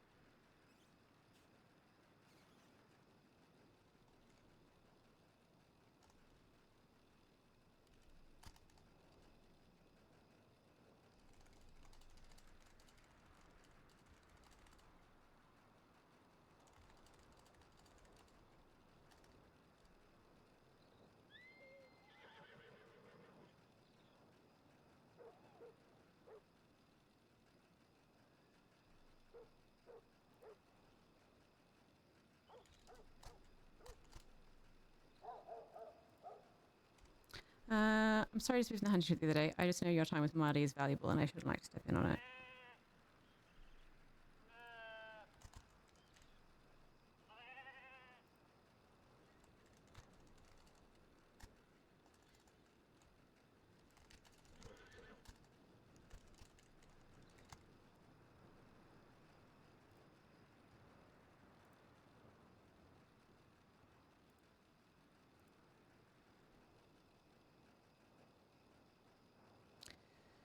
Good.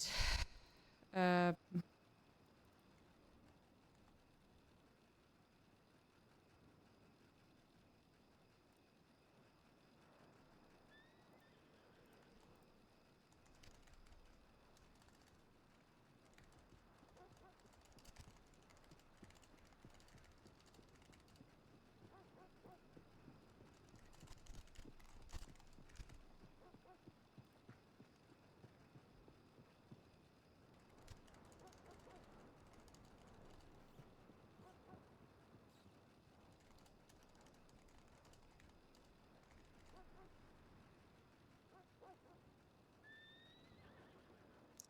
pleased to hear you both distance yourself from people who...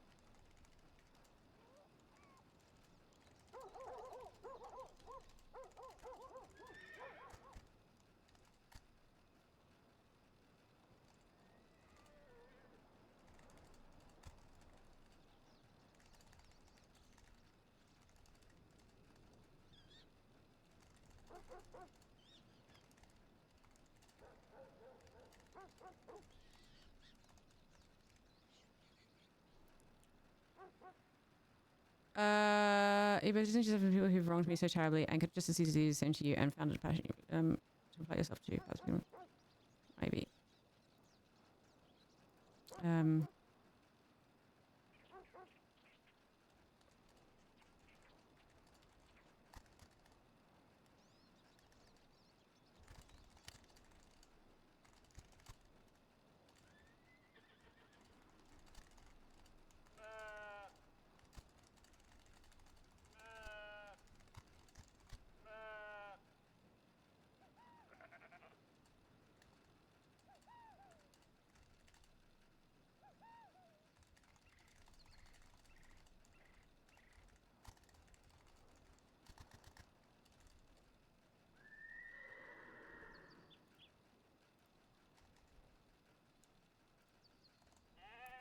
I'm pleased to hear you both distance yourself from people who wrong me so terribly and could just as easily do the same to you and found a passion to apply yourself to.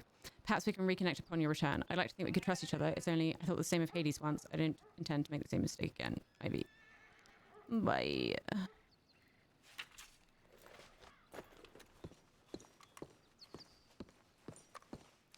Pigeon. Oh my goodness.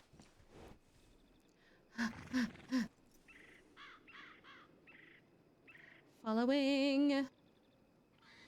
Oh man, thank you so much for that incredible scene. That was so lovely. I took like 10,000 screenshots, so I'm going to find you and send them to you because that's what I do. I'm mad for screenshots. Like, it's a problem. It's really a problem. Morning. I had to disable the Steam like screenshot sound because it was like interrupting the vibe. Some people got mad when I got rid of it, but it was bad. It was bad, to be fair. I take so many because the light constantly changes, you know, and we were like the sunset and then like, and I had these like fucking flowers in the foreground. Oh man, it was beautiful. Yeah, it was just, it was so nice. And I'm so glad that you reached out because I, just didn't get my act together and do it myself, which was shit. And, I feel like I get distracted when I think I'm going to have a quiet day and then a bunch of shit happens. So I really appreciate you doing that. And it was just such a valuable, wonderful, enriching scene. So thank you so much. It's wonderful. Wonderful. The auto hype is real.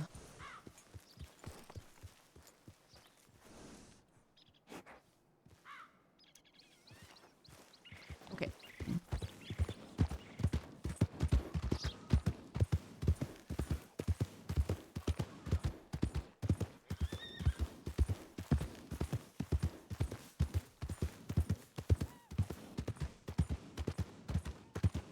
Time to just relax, yeah. Was that dude actually, oh my gosh, was that dude in Ansberg actually the guy looking for you? Because that was incredible timing, that if it was. Holy shit. Maybe we don't know. Really not sure. Whoa, exciting.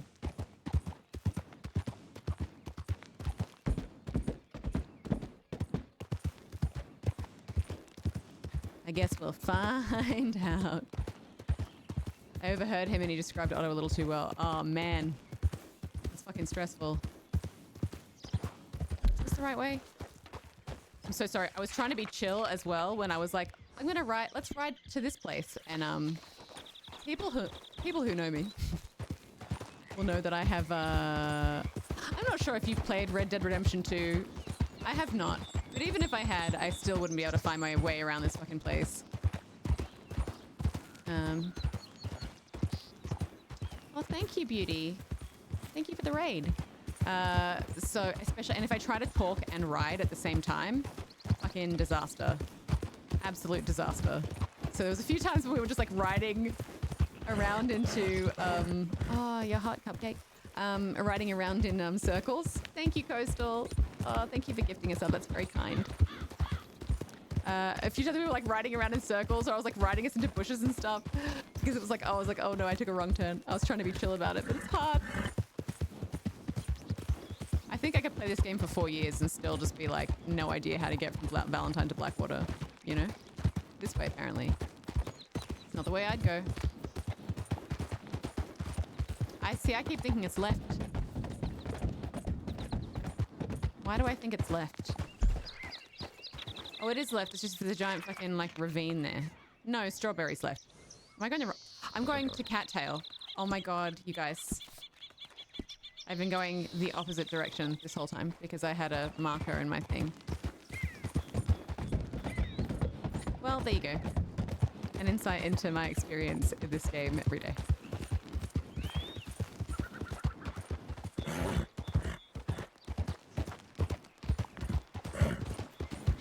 Time to trust my instincts.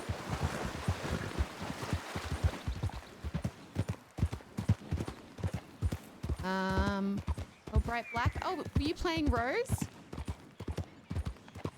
That's so nice. Hello.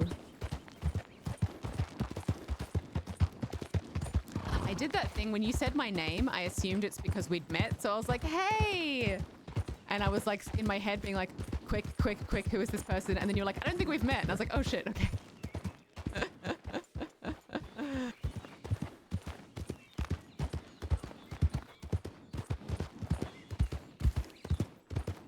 Which is what I do in real life, by the way.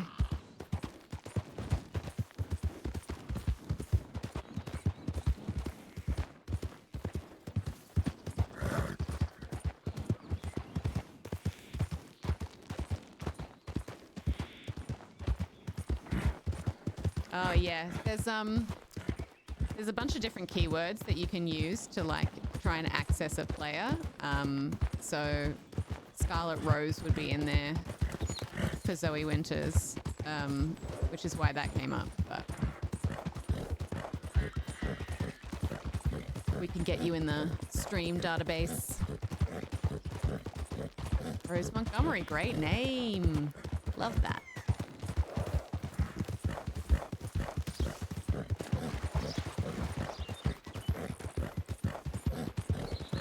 Don't apologize, Shark. It's amazing what you've done.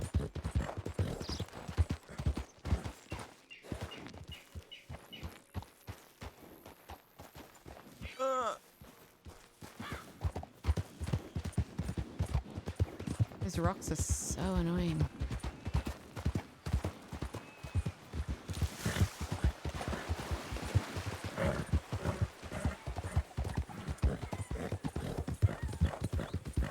I've been lurking for a bit. Chaucer has definitely kept me updated, but joking with Jay and Chaucer about you not being real was fun. Yeah, it's just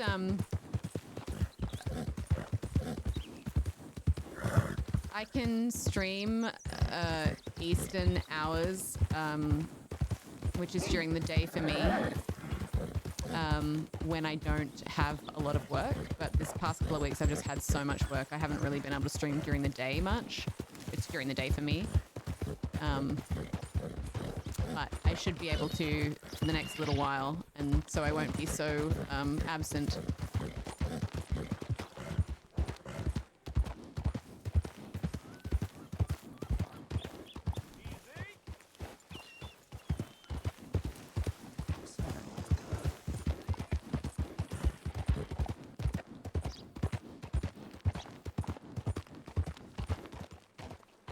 Yeah. Hey, there you go.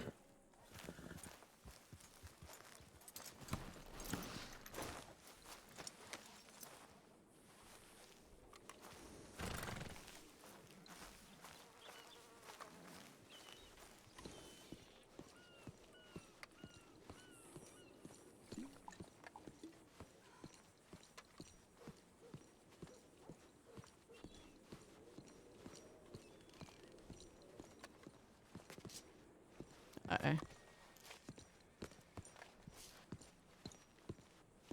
How do I fix this auto walk bug again? There we go.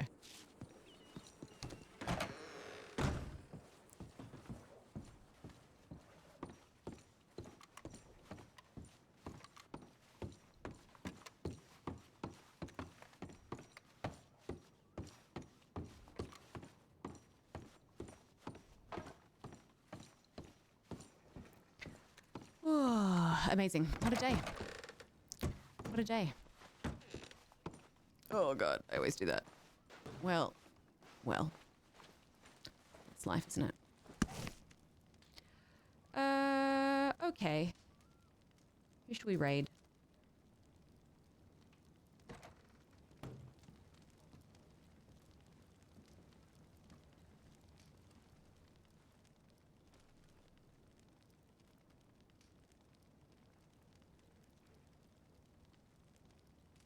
Who is this?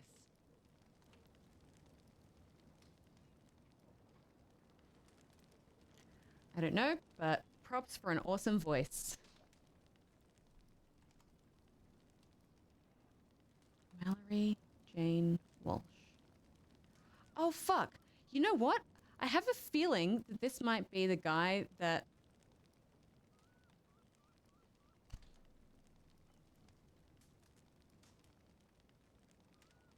Oh, actually, I don't know that for sure. I was worried that that might be the guy that, like, called me out for the chicken rustling that time.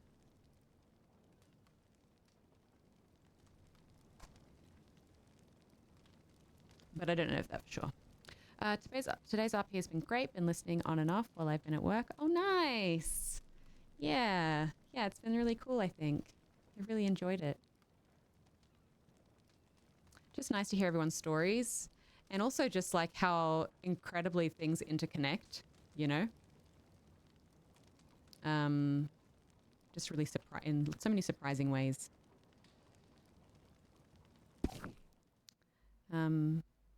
Yeah, really enjoyed that so much.